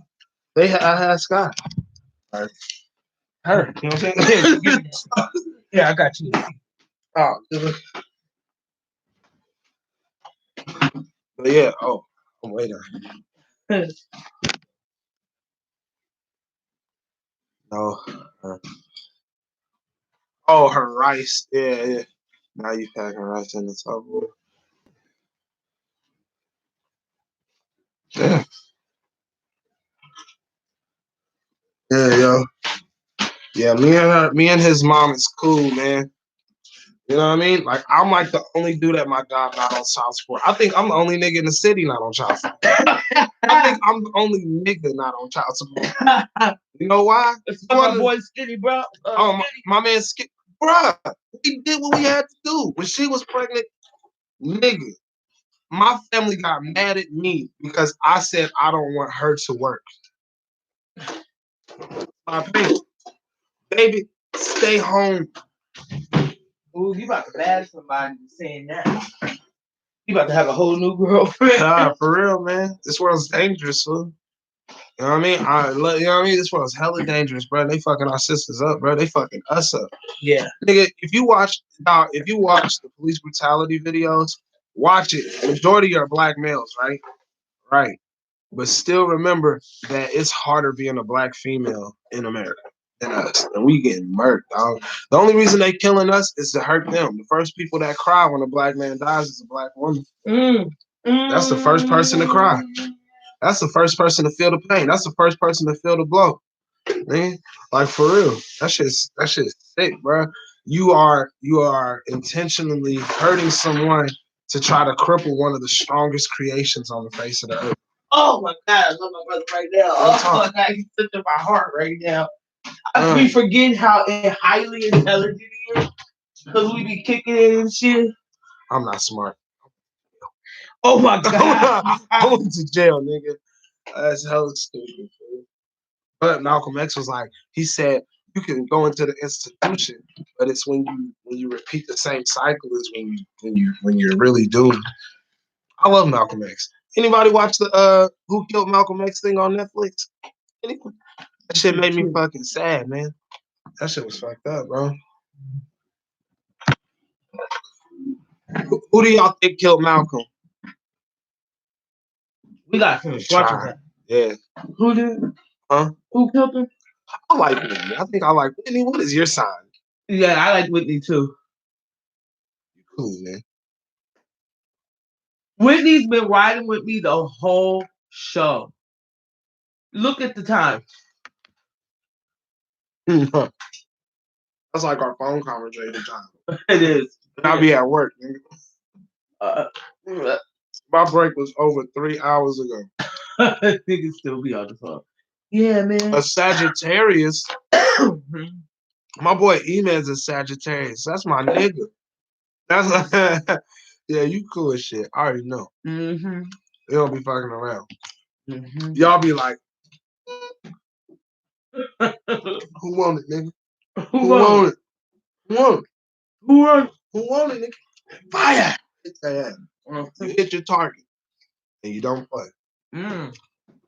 What you want, you get. I like that. I like that. I like that.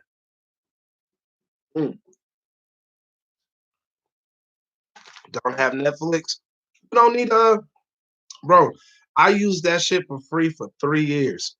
I just kept on getting vanilla cards. Oh my God. Oh, that's smart. That's what I'm about to do. We bought our business and loyal as fuck. Yeah, man. Loyalty's hard to come by.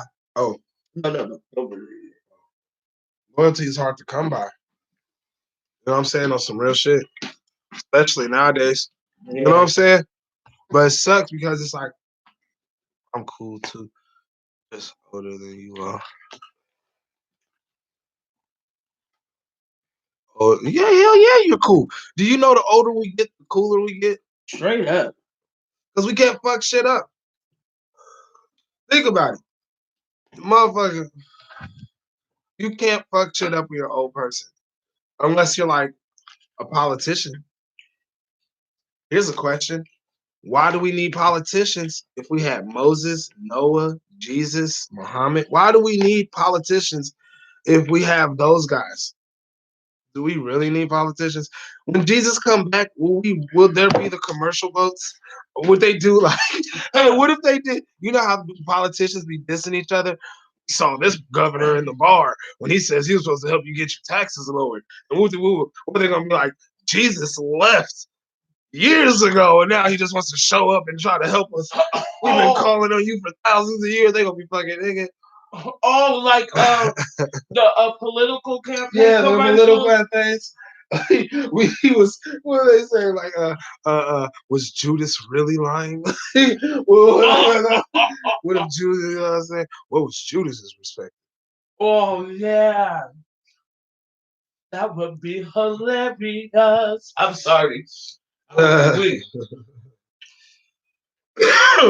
They're gonna envy me because I'm rap's MVP. Hated the love that the underdog's gonna top, and I'm gonna shine, baby, until my heart stops. Go ahead and envy me. Oh my God, I look like a younger game. Oh, yeah.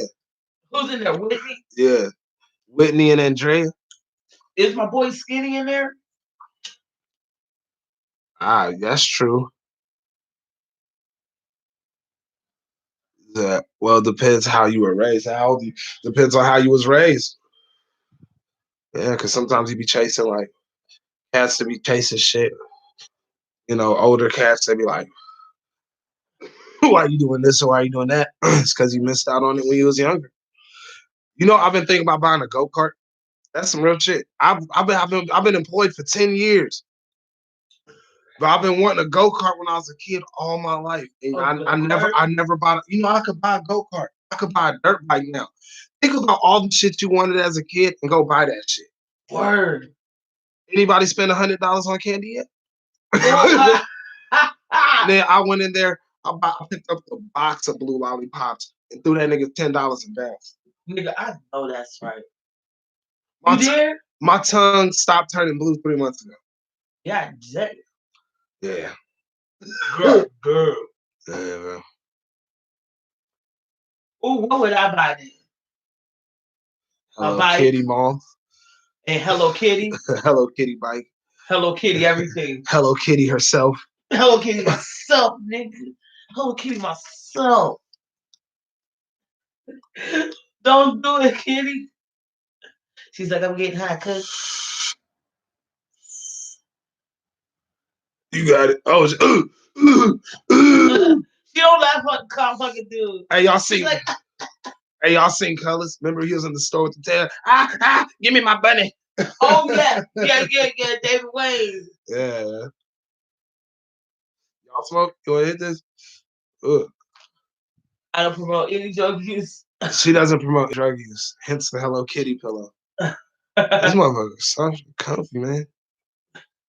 Yo, when I came back from the hospital, that was on my desk at work. You got cool coworkers, man. Yeah. Because I would never call in. They was like, where's she at? Is she all right? I just want to put this between me and you. So just something they can understand. Anything ever happen, God forbid.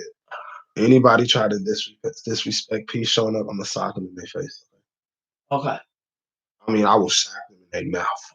Wow. Split that shit. Man, they're serious, man. Okay.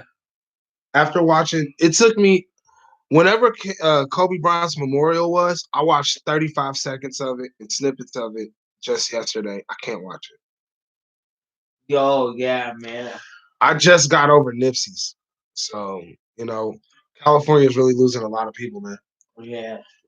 Yeah, and I'm not saying that just like, oh, you're from Cali? Like, nah, nigga, like, no. That shit really hurts. And I didn't know it would. So what y'all doing? Like, yeah. But yeah, man. I guess I tapped out, huh, y'all? That's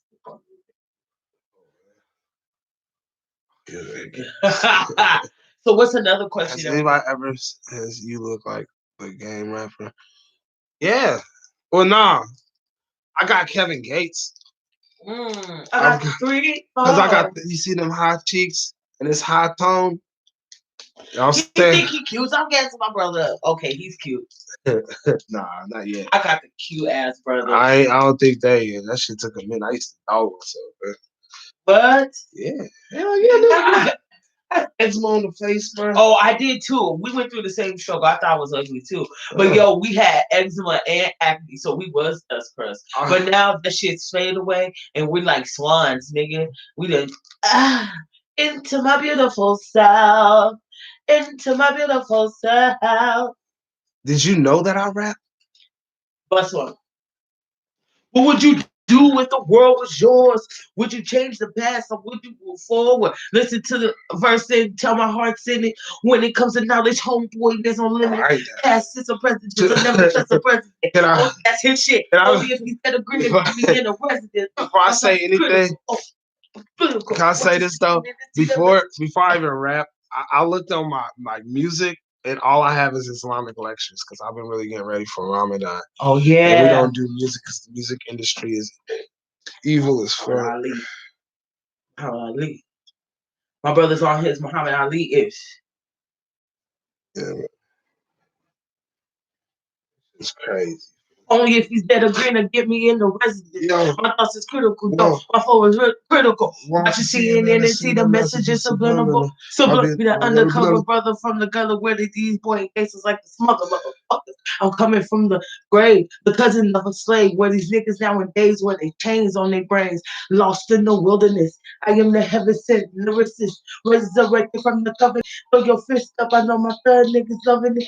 Throw your fingers up, I know my third niggas loving it. Oh, he about to come from some YouTube. Y'all want to hear some raps? I'm gonna rap for you. Hold on, let me find my shit. I want to freestyle. But I gotta warm up. My brain's been doing a lot of drugs. Drug wars.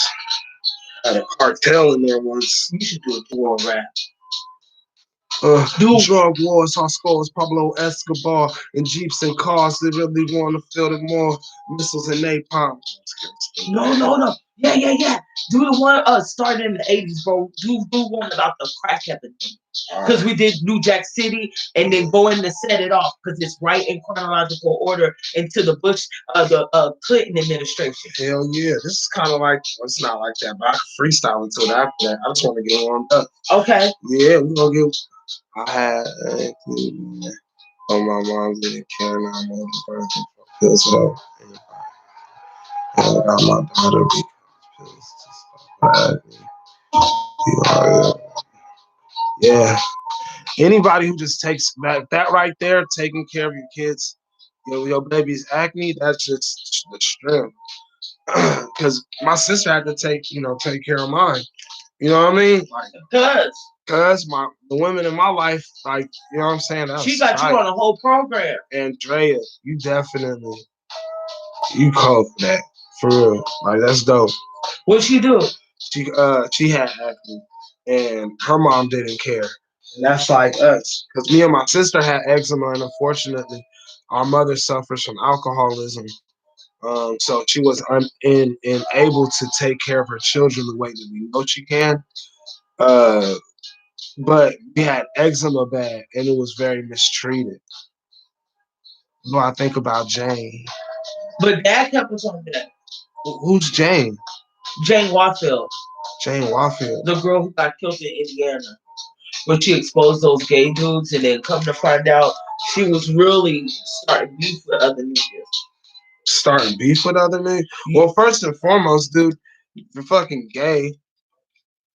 See, that's like, right, maybe that's like, okay, first and foremost, fuck the guys who fucking killed her off the strip. You know what I mean? Fuck killing and fuck pain and shit. How about that one? Like, I've been really on some soul searching. Because that shit, like, you just killing motherfuckers for telling somebody exactly who you are. And that's what happens when people don't keep it real with themselves every day. That's what I said. And I think that's why sometimes when I used to think, like, talking bad about myself, I'm not talking bad about myself. I'm telling the truth. Yeah. Oh, that's a real ass. But you can't go too deep though. Yeah. You think you just be bodying yourself. Right. Like, why? You do gotta check and regulate yourself. But what I think, I guess, if you breakdown is so. Well, let me just. I want to make sure because I don't want to jump into something. See, you didn't watch my video. So I've been off the gram. Oh yeah. I've been off of social media. I've been studying. He's like, I've been out here grinding. I've been detaching myself from the worldly stuff, and just really focusing on, like, him and me. That's it. Real talk. Like, him and me and little. Yeah, he's the main reason. You know what I'm saying? Kate is the main reason, but she wanted 5,000. Oh yeah. So let me tell you the story right quick. So what happened was, there was this girl, Jane Warfield. Where's my phone at? Jane. Basically, she owns a tire shop. She out in Indianapolis, so it's right there. Yeah. And she she used to rock with this dude back in the day. So they did used to smash, okay? Mm-hmm. Then they was making a business deal or whatnot, right? Because apparently they own their own businesses and everything, right? Those are my shit. But I got to step my game up. But never mind. I say it. They were like, yeah. So anyway, Uh, so anyway, she used to rock with those fools, and they was gonna do a business deal. She was over there. She left. She hit the stove. Realized she left her phone. Went back. She said she was knocking. Oh, so I was reading. What she said? She said she knew something was going to happen because she said if something happens to me, know who did it. And that's normally like some last words kind of shit. Yeah, so yeah, she went back and got her phone and she caught them niggas doing it, caught them niggas fucking, you know what I'm saying? And come to find out they are really cousins. I'm hearing from everybody that they real cousins. So they cousins that fuck each other. Yeah, and they they're do. gay. And they're so gay. It's gay incest. Gay incest, actually. Oh my God. Sorry, I'm sorry. I was born in the 80s, so gay stuff is still funny. That's like not like not black. They used to make like fun of some us. Riley shit. For being black. Like they used to make fun of me for being yellow and black. She did. Oh yeah. And the neighborhood. And white kids. Oh damn. World was against. So basically, dude got caught fucking his cousin. She was like, at the "Oh tire shop shit!" that she owned. She was like, "Yo, them niggas turned into devils, bro." She was like, she said, "Them niggas was gonna kill me. Them niggas was gonna kill me." And so she ran out the house, and she said she was talking her shit because she's a shit talker too. And she got on the ground. She got to her shop. I'm gonna play my video. Fuck that. Wow, but she taunted She him. talked. She went to the shop. Got on the Facebook. So I don't fuck with social media right now. It's very evil. Yeah, it used to be a good thing, but now it seems like it's turning very. It depends on the people, man. Us right now, this is cool, but then when you that whole exposing thing, man, you got to be careful about that. You know what I'm saying? Because I expose. I'm a rapper. Feel me? I'm a real artist. Look, I didn't even get to rap yet, bro. Because if not, it's just a story to be told. Y'all don't want to pay? Bitch, I'll let you give me some head and you got fucking niggas in their ass? Oh, no. She has very much right to be mad about that. That's she. No, it's not. And I feel disgusted. I've been sick all day. I've been sick all day. Yeah, that penis was in a man's ass. That's fucking very gross. And you're over there hitting the fudge after backing niggas. I can't. Hitting the fudge? She is hilarious. Yeah, she is. Fuck those guys, dude. You're gonna cheat on your girl with a dude, but it's your cousin. But it's not her girl. They wasn't like together. You know what I'm saying? But they smashed at one point, right? And so boom, she caught him, right? She was like, if y'all niggas don't give me 5 racks in an hour, I'm exposing y'all niggas. Yep. And then she's like, do they work at her shop? No, they got their own business. They got their own. These niggas. So let me finish telling you what happened. So then, so she exposed the niggas because they didn't come off the dust, right? Right. They didn't come off the dust. She was like, "Fuck that." So she exposed them. That's what we watching now, right? Said their names and all that, right? So the next thing you know, there was a drive-by in the street. She drives a yellow Camaro. Somebody hit her up in the streets. She crashed into another car. It actually caused a 4-car collision. Then, so the update was, what happened after that, bro? Come to find out, she's really been beefing with other dudes. You know what I'm saying? Like there was 3 other incidences that I heard of on YouTube, and she's like one, they were shooting at her, bro. She got shot like 3 times. This is the one time that it was fatal. You know what I'm saying? See, and she would pull up to these niggas' biz and be like taunting them niggas. And like if you go on there and you watch the videos, if you go on there and watch the videos and see how she was talking shit and all that shit, you know what I'm saying? And were they gay too? Who? The other dudes that she was beefing with. No, I think they would like fuckboy type shit. You know what I'm saying? Because like she was rocking with one dude and he went out of town with his baby mama and they was all flossing and shit, having a good ass time. And so she got up with another nigga and he spent like 50 bands on her. And so I guess that was, I don't know if I'm mixing up the stories, don't judge me, but she ended up getting blasted for fucking around with hella niggas, you know what I'm saying? And she would talk cash shit. I'm listening to you, and it's all coming up. It's all, I'm getting it all right now. Okay, well, I can't do that, so I'll be like, wait, hold on. But the ones like, you remember, sorry, Nikki, but I'm pulling your card. You remember how Nikki would talk like hella shit, like hella tough to niggas? And I started pulling her card about that in these last years, you know what I'm saying? Like, listen, you can't be talking to niggas like that.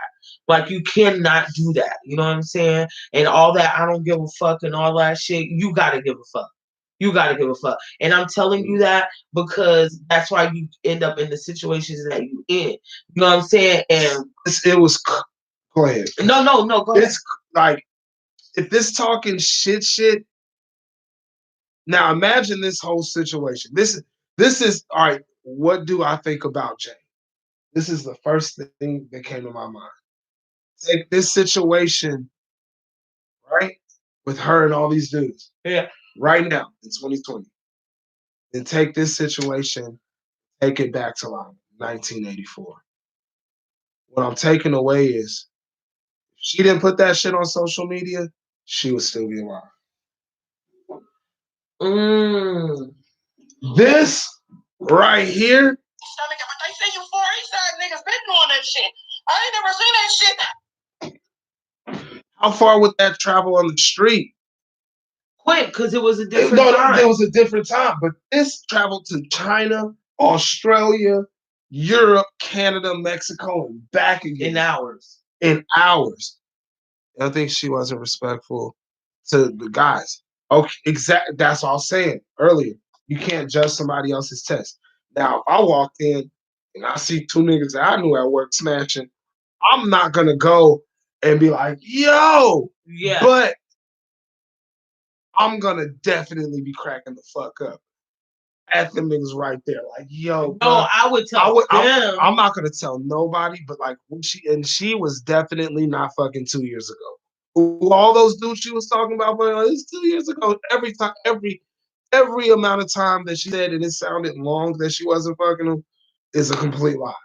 They was fucking yesterday.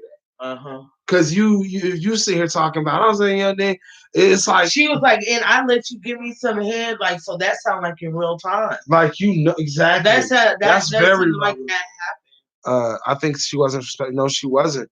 And I don't think that it doesn't mean she wasn't respectful. But it's like this. Anybody about to go punch a tiger in the face? I'm not about to go punch a tiger in the face. You don't know what the fuck people are feeling nowadays. It's 2020, nigga. 90% of the people think the world is over, yo. Yeah. You know what I'm saying? She shouldn't have said his name and being gay. Her mouth got in her trouble. Now, I'm not no street code, but she was wrong.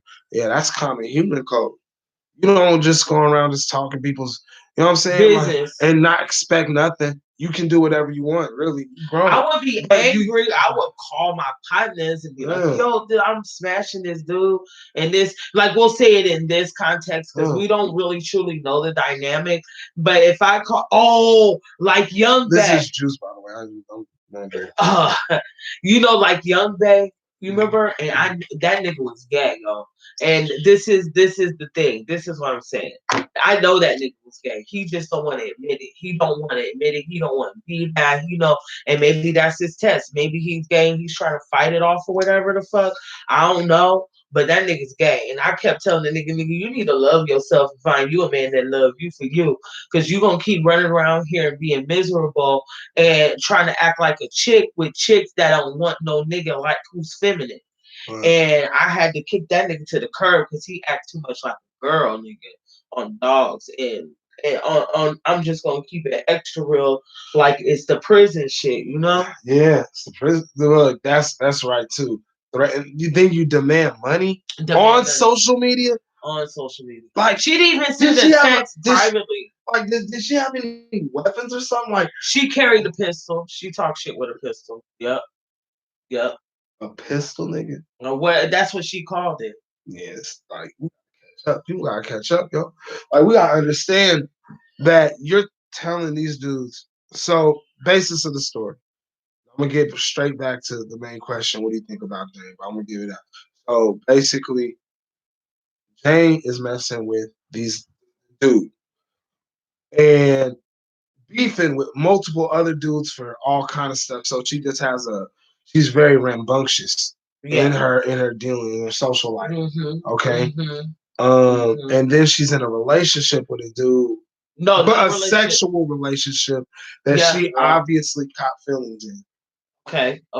You know, you're rich and balling, and you're just having a sexual relationship. One eventually. Okay.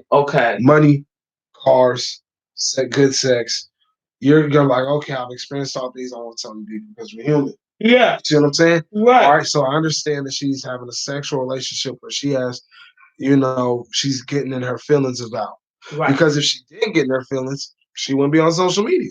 Right. She wouldn't be like, I sucked your dick. I sucked your dick and you fucked his ass.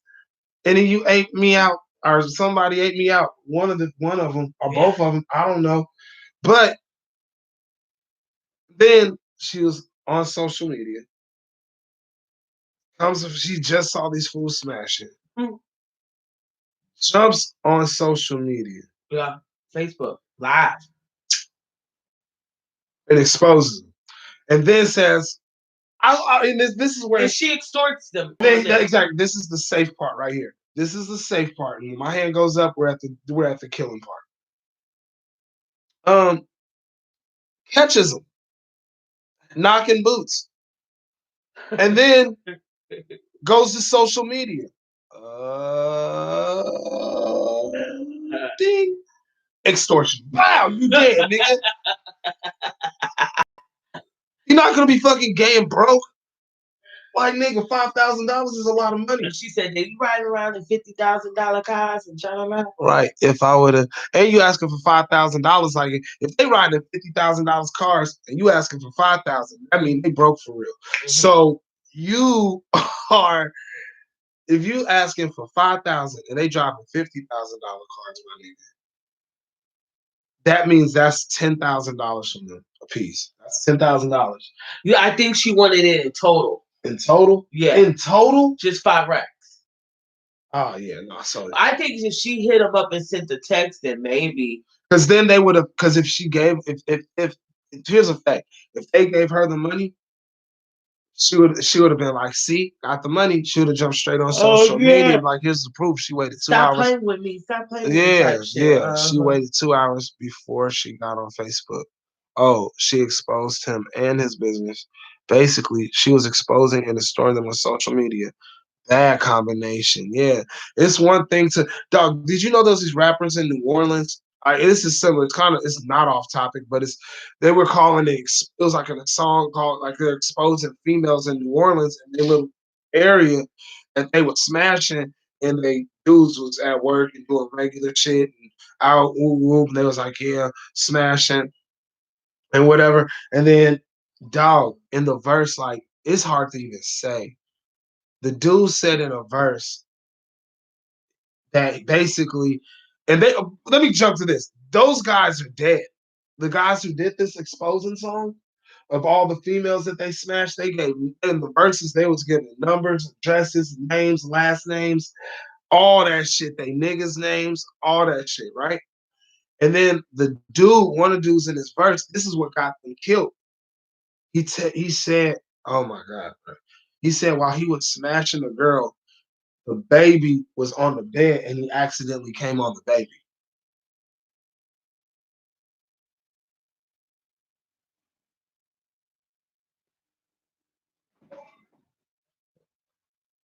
Did y'all hear me what I said? Oh, my eyes are itching.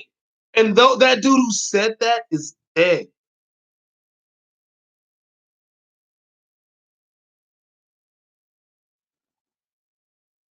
It is. It is. Sexuality is a big thing in the Black community. Because, you know, that was taken away from us in slavery. We were forced to have sex. You know what I mean? I think that some of That's why sexuality. Sorry, I was just gonna say I think that's why the outward, the promiscuous, the promiscuity, the things like that. I think that's why. I think that's why. Oh, I gotta put all those clothes away. I forgot. I think that's why that is because that pathology, it lives. It's in you. You know what I'm saying? Yeah. And with you saying, what did you just say? Our sexuality was taken, and we were basically raped for 100 years. Look. The slave master, he would have sex with everybody. Yeah. They would be fucking everybody, yo. Yeah. They would have sex with the boys, the men, the girls, the women, their wives, whatever they wanted. Yeah, they would the bug breaking. And then they would be like, you and him are gonna have sex because she's big and he's big, and then that means if they the have breeding a boy, plantation. yeah, I'm like if you know what I mean, they breeded us like dogs. Like dogs. Yeah. You feel me? So that's why straight up he why our sexuality is being exploited and expressed at the same say time. He should go live more often all the time. But I'm sorry, bro. Go ahead. I'm sorry. This is rare. You're not. Sorry. I had to say that because I'm dodging social media. The things I don't talk about definitely bring FBI attention. Yeah. Like straight up. So yeah. But basically what I'm saying is that we are expressing ourselves. But the system of slavery was built so far in advance to our knowledge. We got we got de-educated. Mm-hmm. From our natural order. Yeah, from our natural by generational. It was generational education decrease. And now we are recovering from what they did. The post-traumatic slave syndrome. It's like the late 1800s. And we started healing in like 2008, nigga. We started like really like, and that's when Obama came in and that gay propaganda started just going amok. Right, because it's like we should be able to like majority of our music shows us being sexual, ass, titties, all that. Over sexualizing. Yeah, but like, I don't know, man. I just feel like just knowing how our sexual mentality was attacked. It kind of, you get what you make, man. You know what I'm saying? And when you take that from somebody, generational depression, and then finding out this happened to our grandparents, it fucks me up, man. It fucks us up. You know what I'm saying? We both have so much knowledge to share with us. Right, slavery is in our blood. We can't let it go. We can't, because the fact is it is in our blood. Nigga, I don't like that shit, bro. I don't give a fuck. I feel like that shit happened yesterday, bro. Yeah. I feel like it happened yesterday. Think about 400 years ago. Nigga, that was yesterday to me. Because that was my grandma. Yeah. And my dad died 15 years ago. 15. It don't matter the time. It's who the fuck it was. Yeah. I don't want to hear 400 years no more. It's 465. Yeah, 465. No, nigga, you have my grandma in the hot sun picking cotton. I don't give a fuck what day it was. I don't give a fuck what years it was. Nigga, you have my grandma working for free, bitch ass nigga, and I don't like that shit. And I don't like that shit. And you made us lazy. Yes, I could say that. You made us lazy. You wanna know why? Because we're fucking tired. No, like seriously, like, and they gave us alcohol, they gave us drugs. You know why? Right, why the fuck? Why are we only promoting? What's up with that? Yeah. You know what I'm saying? Yeah. Oh, give me 1 second. I'll answer this. Okay. Made me mad, bro. When I really think about that shit pisses me off, bro.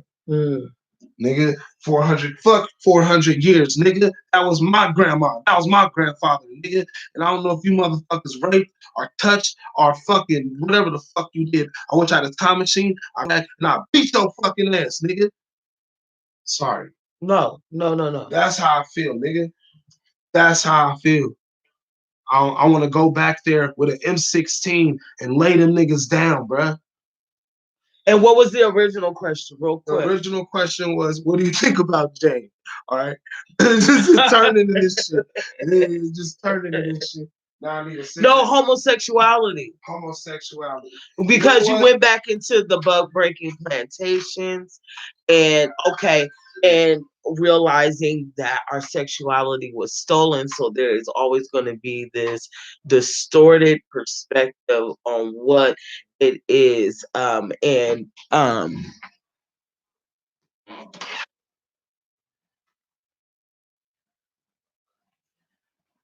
And exposing exactly what it is. You know what I'm saying? Um, when people talk about that shit, you know what I'm saying? Because people don't talk about that shit. Hold on, I need to. Dang. But yeah, but anyway, damn, that's ill how you could ask one question and it goes all the way into the history of us. And I think that's what I mention all the time too is I'm black first, you know what I'm saying? Because we can't let go of the history. It affects every aspect of our lives, you know what I'm saying? What's some more questions, y'all?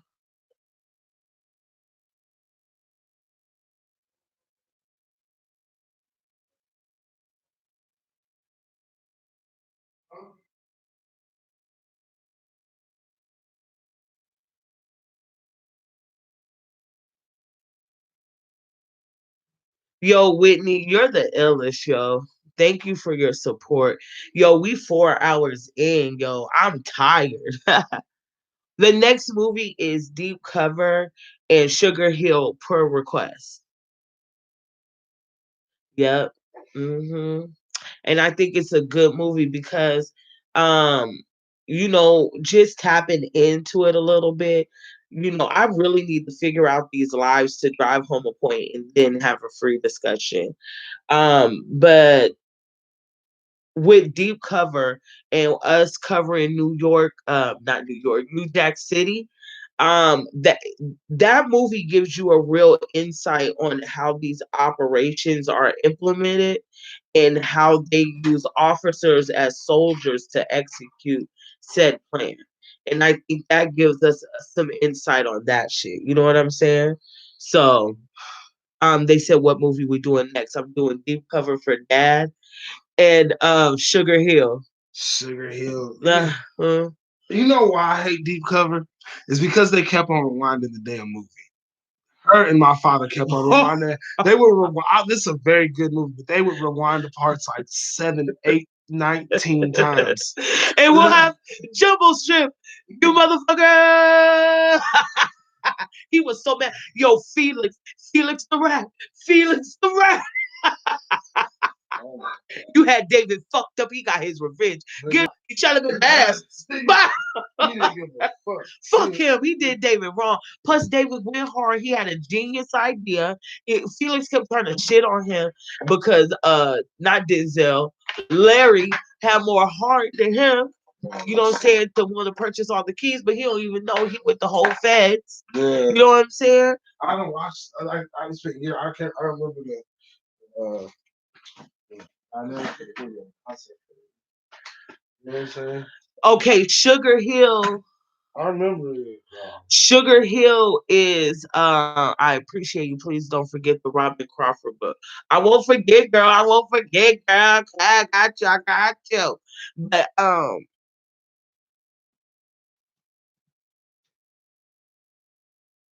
the rap song, the hip hop, the hippie, no. I'm not one of them. I like misogynistic music. I'm a man. Yeah, I love that kind of shit. And I say that all the time. So, but Sugar Hill is a movie with Wesley Snipes. What's that fool's name?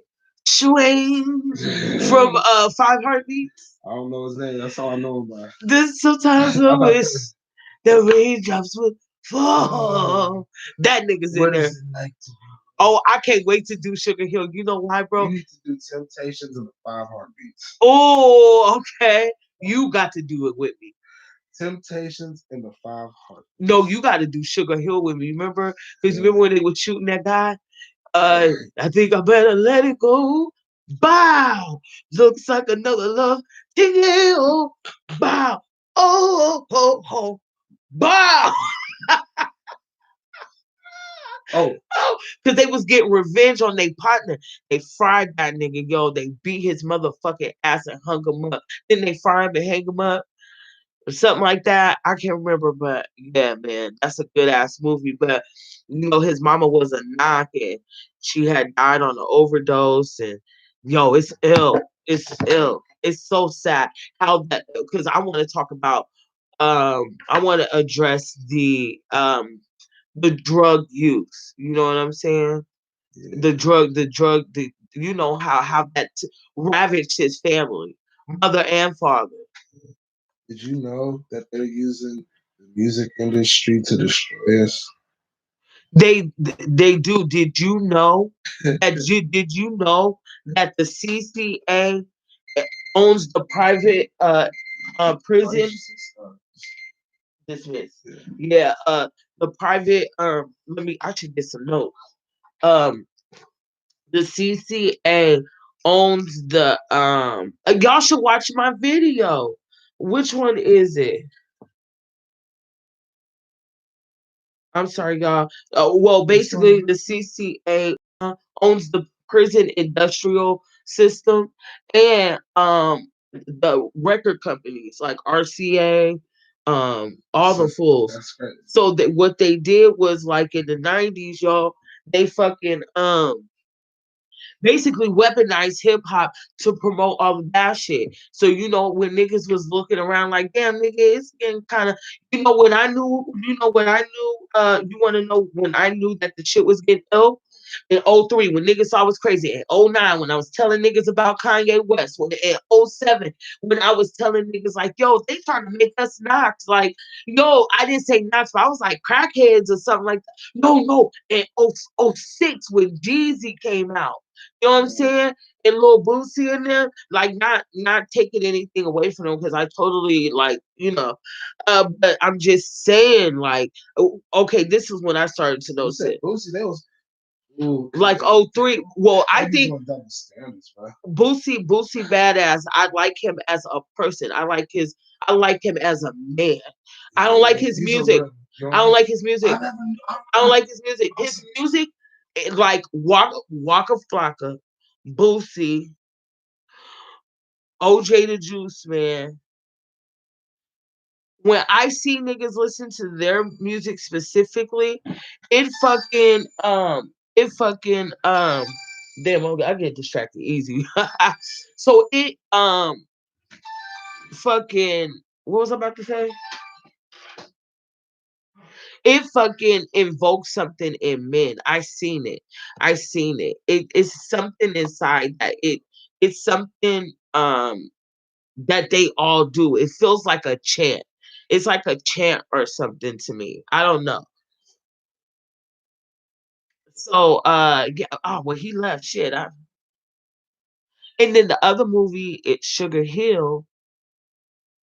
Well, we talking about Sugar Hill. Yeah, I'm sorry, I don't lost my mind. Dormitory, my ex was holding in there. I cussed out his counselor that they getting kickbacks. Then they let him out. Oh, that's what I was gonna say. The private prison system or complex. You know what I'm saying? That's the shit that they weaponized our music and promoted the bad shit. And when I noticed that shit started to go into effect is in '03. In '03, they started shortening the videos, repeating the same playlist over and over and over again. And that's the shit that let me know, like they was extra promoting Beyonce. They was playing, like I'm not putting Beyonce under the bus, but they were playing the same shit over and over and over again. And it was all this flashy, shiny, oh, I'm balling in the mix type shit. You know what I'm saying?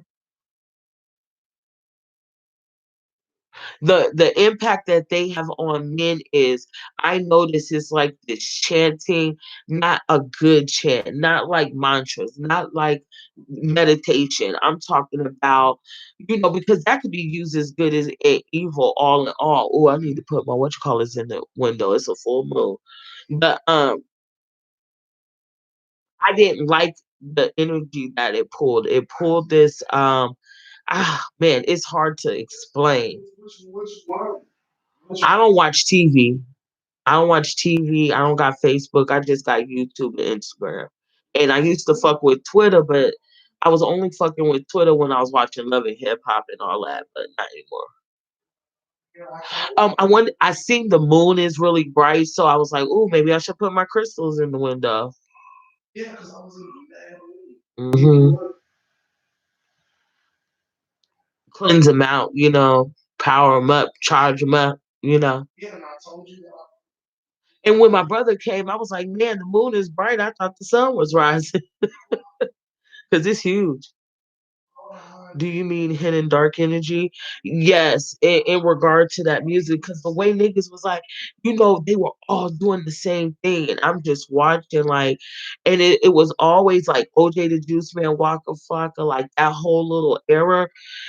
Yo, I just saw the change. Like, yo, you remember hip hop? When hip hop, when they started making McDonald's sound more like R&B, they started putting black people on the sprites. Popularizing unhealthy eating. You know what I'm saying? Like the lean, promoting like diamonds and all that crazy shit. That's nothing to do with that has nothing to do Yo, I want to tell y'all something. Yo, my friend took me on this journey, right? And we had to walk up this winding road to the top of the like hill. It was really high. I don't know if it was like a mountain or something, but we had to walk like hella miles. I'm gonna talk about hella motherfucking miles, right? So we went to go like release our burdens and say prayers and things like that, right? So boom, we get to the top, and right when we get to the top, it was like hella dark, right? And so the moon was hella bright, like it was a huge moon that night. Boom, we get to the top or whatever, and I started thinking like the darker it got, like we need to hurry up because it's getting dark. Like we're in the whole forest, right? So boom, we get there and we write our shits down, we burn it like the shit we want to get rid of, things that we want to be on, and la la la, right? Like we was just we're a new start, boom. So we started walking down the thing, and it kind of goes in this kind of motion, you know what I'm saying? And so, but they were paved and everything, and I was so fucking scared, my nigga. Like, oh my God. So when I used my phone, it made it kind of hard to see, you know what I'm saying? So I was with these brujas and ladies that's really deep into their spiritual life and so knowledgeable, and I learned so much. So I was so scared, and she was like, "Just turn your light off. You cover your light, and if you see like the moon lights the pathways, you know what I'm saying?" And she said, "Think about your ancestors. They didn't have no phone. They didn't have this paved way. They had to walk through sticks and bushes and shit like that. No shoes, no nothing. You know what I'm saying? And you out here, nobody's chasing you. You can walk through here freely. You know what I'm saying?" And I was like, damn, like, you know what I'm saying? So I just turned off the light. You know what I'm saying? And the moon lit the pathways, and that experience was something so heavy. You know what I'm saying? Because I didn't have no dogs chasing me or no shit like that, and it just really hit me real heavy. And but when you mentioned the what did you say God made it the light for the night. Yeah, you're absolutely fucking right, and I could see better using the natural moonlight that God provided than my cell phone. Because with my cell phone, it made it hard to see. But that experience was so heavy, and I will cherish it. Even though I'm not cool with the person who introduced me to that, I can't say I'm not cool with her, but it's gonna take me a while to forgive the situation. But what was I gonna say? There's another conversation in the background. It's hard. It gets me all distracted. But it's mostly because I'm sleepy. But yeah, that experience was the best experience ever. What's some more questions? What's going on? Oh, commercializing us. Yeah, they sure did. They snatched away our culture and put tax on it. And that's God, that shit pisses me off. Promoting all those terrible eating habits, promoting soda, promoting drugs, promoting not building relationships, with women, you know, things like that. Yeah, getting tired, girl. Yeah. I actually been tired, but my brother came through and I got hype, you know what I'm saying? So that's my best good friend. These brows are thick, bitch. But yeah, so dang, what y'all doing up so late? It's time for you to go to bed. No, I'm just saying it's 5 in the morning. Yo, we about to do a shift together. But the deep cover one, I'm gonna do it. I'm gonna do it separate days. I think that'll be more realistic. And I'm really gonna try really hard to this week to research and study how to consolidate the points that I want to make. And while showing the movie, I wish I could just we could watch the movie like hella hours and just pause and talk and then play the movie again. You know what I'm saying? Mixed couples and gay couples, they are promoting the interracial relationships like crazy, especially utilizing. And what's the smack in the face is the fact that they fucking are killing our men, locking our men up, right? And go, oh, well, see, we can't wait for y'all niggas no more. Might as well take the white guys. Like, what the fuck is that about? And some of these black women just be gung ho for it too, just ready to get her white zaddy, just ready. I'm not for it. I don't give a fuck. And it's fucked up that what's fucked up is how having a black family is now a revolutionary act. I'm thinking about your rice. And gay couples, yeah. Sorry, y'all. I'm just eating and smashing. Um, don't look at my edges. But mixed couples and gay couples, yeah. Man, it is ill. Whole sick, burnt down. What, nigga? That shit. But I think Sugar Hill and what is that called? Deep cover. So I think it's gonna be good. I hope y'all hang out with me. Oh snap! I didn't mean to offend you, Andrea, but I'm just not for the swirl.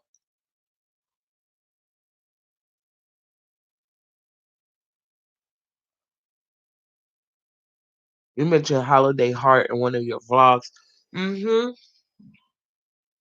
Yes, yes, because I was totally, you know, I mean, I don't mean to sound rude or nothing, but how swole they were made me a little bit uncomfortable. How huge Ben Rames is, and seeing him get picked up by some huge dude was a little uncomfortable. But as you get into the character and the heart of the character, makes you love him so much, and how he took care of that little girl, you know, I like what he said. He said, I'm from the old school. Ain't no need for me to be hiding and stuff like that. He said that's for the young folks. But he said, I'm from the old school. I live out loud quietly. Bro, why is the door wide open? Oh. I live out loud quietly. You know what I'm saying? So I'm like that.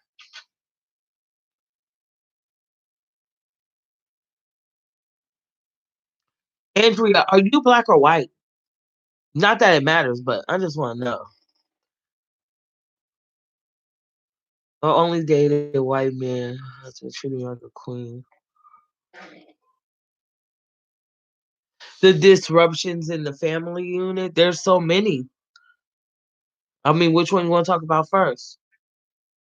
So you only dated white men your whole life? Did you grow up in the burbs or something? Did that sound harsh? I didn't mean that. I felt like my tone was a little harsh, but I mean, that's what I don't understand.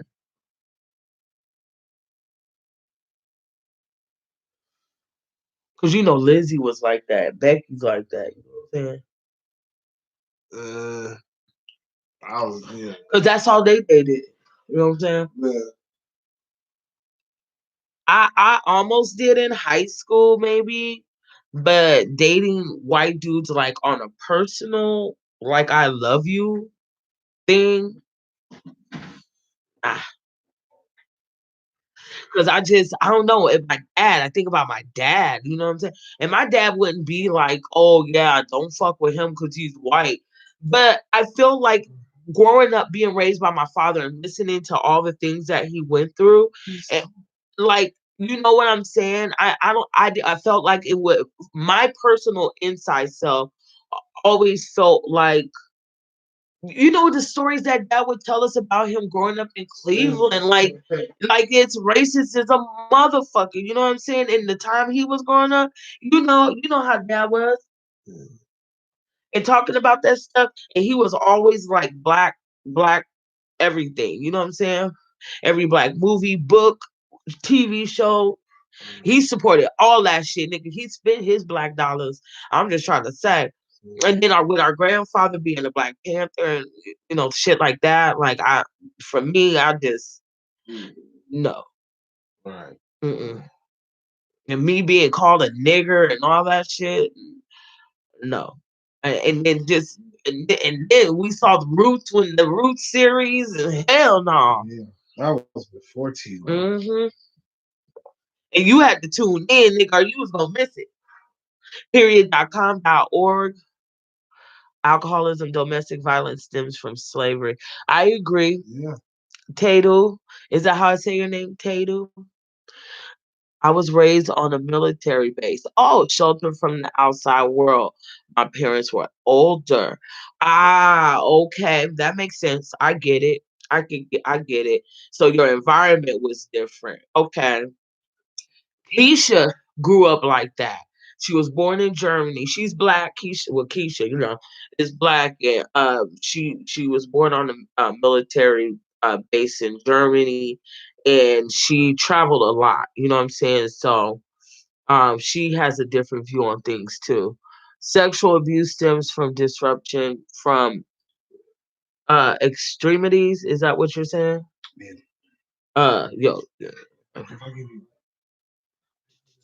No, nigga.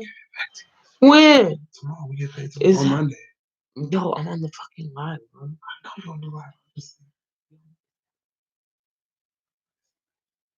Word, okay, then you cool. Oh, right now? Yeah, I'm about to. Oh my, don't you goddamn me one too? No, I mean, bro. I'll be back. No, I mean right now. You know, I just took all the workout, and I don't even get to enjoy the benefits. My hands is ashy from all that soap. We've been around all colors of people. I mean, we grew up in California. Don't get no more colorful than that. Hey, Area. Okay, that part. Dude, I had a friend who was Chinese and Jamaican. Damn. That's a mix. It would be crazy mixes. You know what I'm saying? Asian and black action too. Mexicans. What else? Oh, the what you call it? They're in the drawer. I'm leaving here. Yeah, where's Bamboo? Oh, I left that out. Excuse me. Oh, but Oh, yeah, yeah, oh, that was crazy. All right, but I pulled a Wendy Williams, except I admit it. yeah, I ain't gonna lie, I'm not a fan of Wendy Williams from a long time ago. Oh, Wendy. Oh, I mean, because she talked about Method Man's wife when she had cancer or something like that. He was like, oh I yeah. was talking to you about that as a personal one-on-one as a friend. You know what I'm saying? I see Wendy Williams as like a caricature, like artist and shit. I see praying mantis. Oh my god, I seen a praying mantis. Yo, recently, nigga, I don't like them. Look at Wendy Williams. Oh my god. You're like, I see a character. I see a praying mantis. A praying mantis. God damn, that's a horrible comparison. I would be hurt if somebody was like, yo, that looks like a fucking praying. I would be immediately crying. Right. What? Bitch, you look like a bug. And I don't talk about people. That's the worst part. Like, I don't talk about people unless you. She said, I think Lady Gaga is an alien. Yo, let me tell y'all something. I'm going to keep it funky. I can see that. Can I tell y'all something? I'm going to tell you something. I used to be the illest, shrillest Lady Gaga fan on earth. On dogs. Like, for real. And that Marry the Night action, I was, gonna marry, gonna marry. In this room. In this room with my best friend. Oh, y'all want to see? I'm gonna show y'all. I'm gonna show you with my best friend. She was like, "Oh, wow." Ooh, let me rap for you. Hold on. Ooh. Damn, I hope it pops up. I hope it do.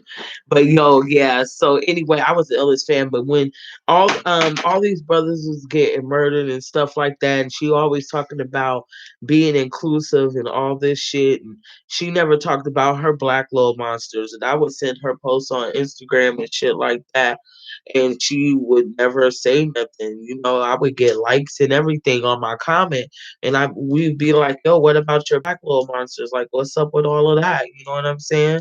And like, you know, and so that's what made me stop fucking with her.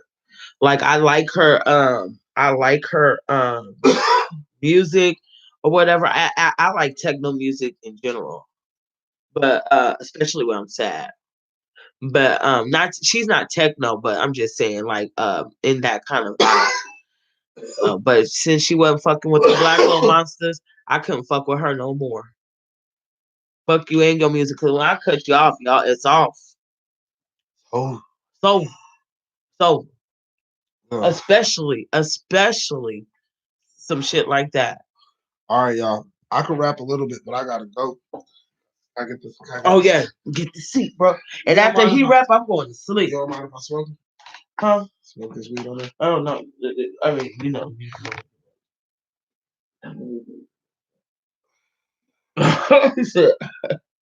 I'm from a place where marijuana is legal. And I'll be smoking in the middle of the goddamn street. Yeah. Because if you can see me smoking a cigarette and not say shit, when I like this L want to lock me up, you can kiss my ass. So I'm going to light this marriage with tobacco. Mm-hmm. And smoke this, I got this green tobacco in this water pipe. And you don't mind, I like to smoke this before I rap. Wendy got a lot going on. It's hard in this. But yo, you ever seen a Bug's Life nigga? Yeah. That's the only person I don't like is a celebrity, to be real with you. Well, her husband did her crazy though. Matt's like, oh well. Life's hard, babe. Is he? I told my partner, life is hard. Nobody likes you. Nobody gives a fuck. And you still gotta sleep the pussy. Y'all like rap? Yo. Hop in the Jeep with my peeps, pit squeaks and fill the vapors off the way that they speak. These are the days of our lives, so set in stone. You need to show it in your hustle like Nipsey Soul. Deep thoughts brainwash the youth, drug abuse. We used to do the same thing. We influenced you. Thick smoke, not a devil in disguise, just an advocate for peace. Rocking out with suit and tie, what would Jesus do? Kill all the pigs, break a crucifix, slap the president, rid the world of all the stupid shit. We shoot at napalm, Viet Cong generals. Cadence in my flow like a Pam Grier centerfold. Hold up. Hold up. We bring it back. Yo, yo, we shoot at napalm like Viet Cong generals. Cadence in my flow like a Pam Grier centerfold. Boom across the Uzi shots from rooftops. Just cause I shake your hand don't mean that we cool. A genius listen, but a fool talks. My little bro say hungry for knowledge, we give him food for thought.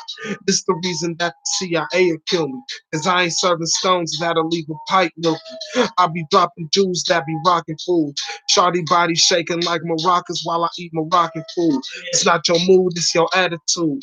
If you comprehend, you improve. If you don't, you never move. Blank expressions, but I leave impressions. Like painting pictures on the wall, like your brains after squeezing weapons. It's not the money, it's the lifestyle. I'm thinking about the future, so a nigga grinding right now. Success in my journey, they want me on the journey.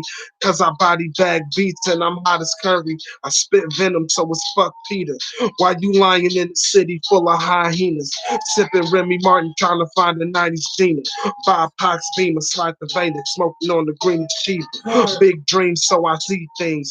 LSD in graveyards. Little Brody said he seen things. The weed got seeds, but it's green like a kiwi.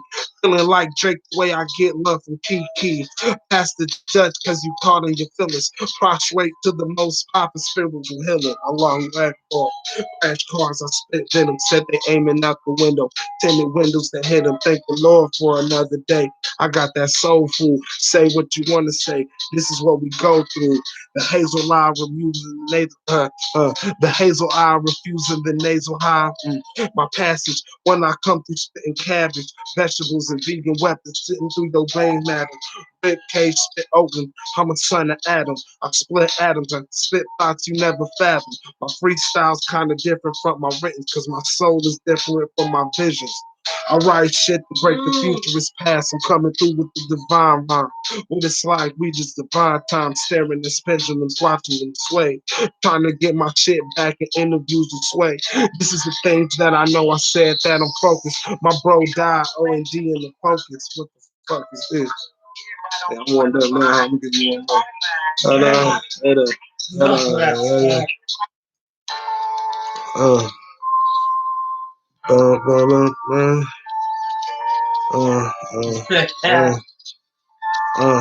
Yeah. They said it's so controversial. Lord. How many times was you praying? I don't even know my nigga dying on the gurney, crying every day. I'm trying to make it. Locked up in the cell, this shit is hell. Man, so controversial. Solely clips under shots that you ain't asked for. They wanna murk you, Lord. So I'm grateful that you did exist, cause we was both there the day that all them bullets missed. Right. You know sobriety is hard for me, insomnia a bitch. So I hate the days it's hard to sleep. And you know the shit is deep to us because Cub fell asleep the day the needle touched. Homie tried to take the world with a feeble punch. Caught an uppercut and woke up to a stolen lunch. Yeah. It ain't hard to see I'm golden, mama. I just feel like Will when Lou went to Alabama.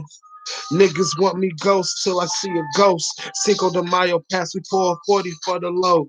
Yeah, I rep the East everywhere I go. Born to be a beast, the only thing that we fucking know. I ain't sore cause we can war until the 40 blow. I just told Shorty this the story that I wrote. Yeah, I'm a mix of love and hatred. Mood swings got me like a needle in a haystack. I just wanna feed the fam, money in a Maybach. Shots for anybody trying to jeopardize the dollar stack. This would happen when the devil know that you can see him. Daddy told me that we live and die about our freedom. My nigga died getting high on his way to Rio. His mama told me don't be foolish, baby, keep Nina. So we slid to the plug, ready for the real. Not the best influence, but I know my music reaching. But my music reach him. I'm like, Pop, fuck the president. We gotta teach him. And if I die, let me still get high. When I fly to heaven, Mac 11's praying. I ain't playing. I'm just praying, trying to get my shit together. I'm living today like I plan to live forever. Motherfuckers think I'm playing, think I'm dumb, but I'm really clever. Said they ready to hit the gas, I just pulled the lever. Just trying to keep my shit so level, balance. It's really a challenge. It's my main issue. Inconsistency mixed with no lies. Trying to go through it. My niggas caught up in war ties. I bring it back like arteries. Keep it pumping. Man, I'm moving with astronomy. Looking at the stars. Niggas dying cars. Talking to the Lord like Allahu Akbar. SubhanAllah. I'm going through it. Said music is a rhyme. But I spit it. Said I'm something like a charming cat. Trying to get my bread back. Where you really at? Man, I miss my nigga T, miss my nigga Pat, miss my nigga Thrax. Man, I miss my nigga Facts. I wish I find our enemies and leave them niggas whack. But my intelligence mixing with my relevance, damn, it's hard for me to choose. But don't want to lose. Niggas think because you light skin get it misconstrued. That's what happened. Ended up with hoes and fools. I said I'm light skinned, so they call me red. My crip niggas call me dead. What the fuck? Yo, bro, I be forgetting. This shit is so real. Said this shit is so trill. So Boom real. I was squad on the ENT dumb tape. niggas still rep the teal. It was dope kicking it with y'all, but I gotta go. Yo, bro. Love Daddy too. Love Daddy too. Hey, yo, thanks for tuning in, y'all. Make sure you like, comment, and subscribe. Share if you care. I'm exhausted. I'm out. Hit me up on the gram at Real Talking Healthy Food. And I am out. I am out. Night, night, nigga. Night, night. Make sure y'all like and you share if you care. For more flows at Ken and Ken on Instagram. Oh, and on YouTube, what's the videos? Cannaken, CANNAKEN. This is the Genesis, bitch. Let it all begin.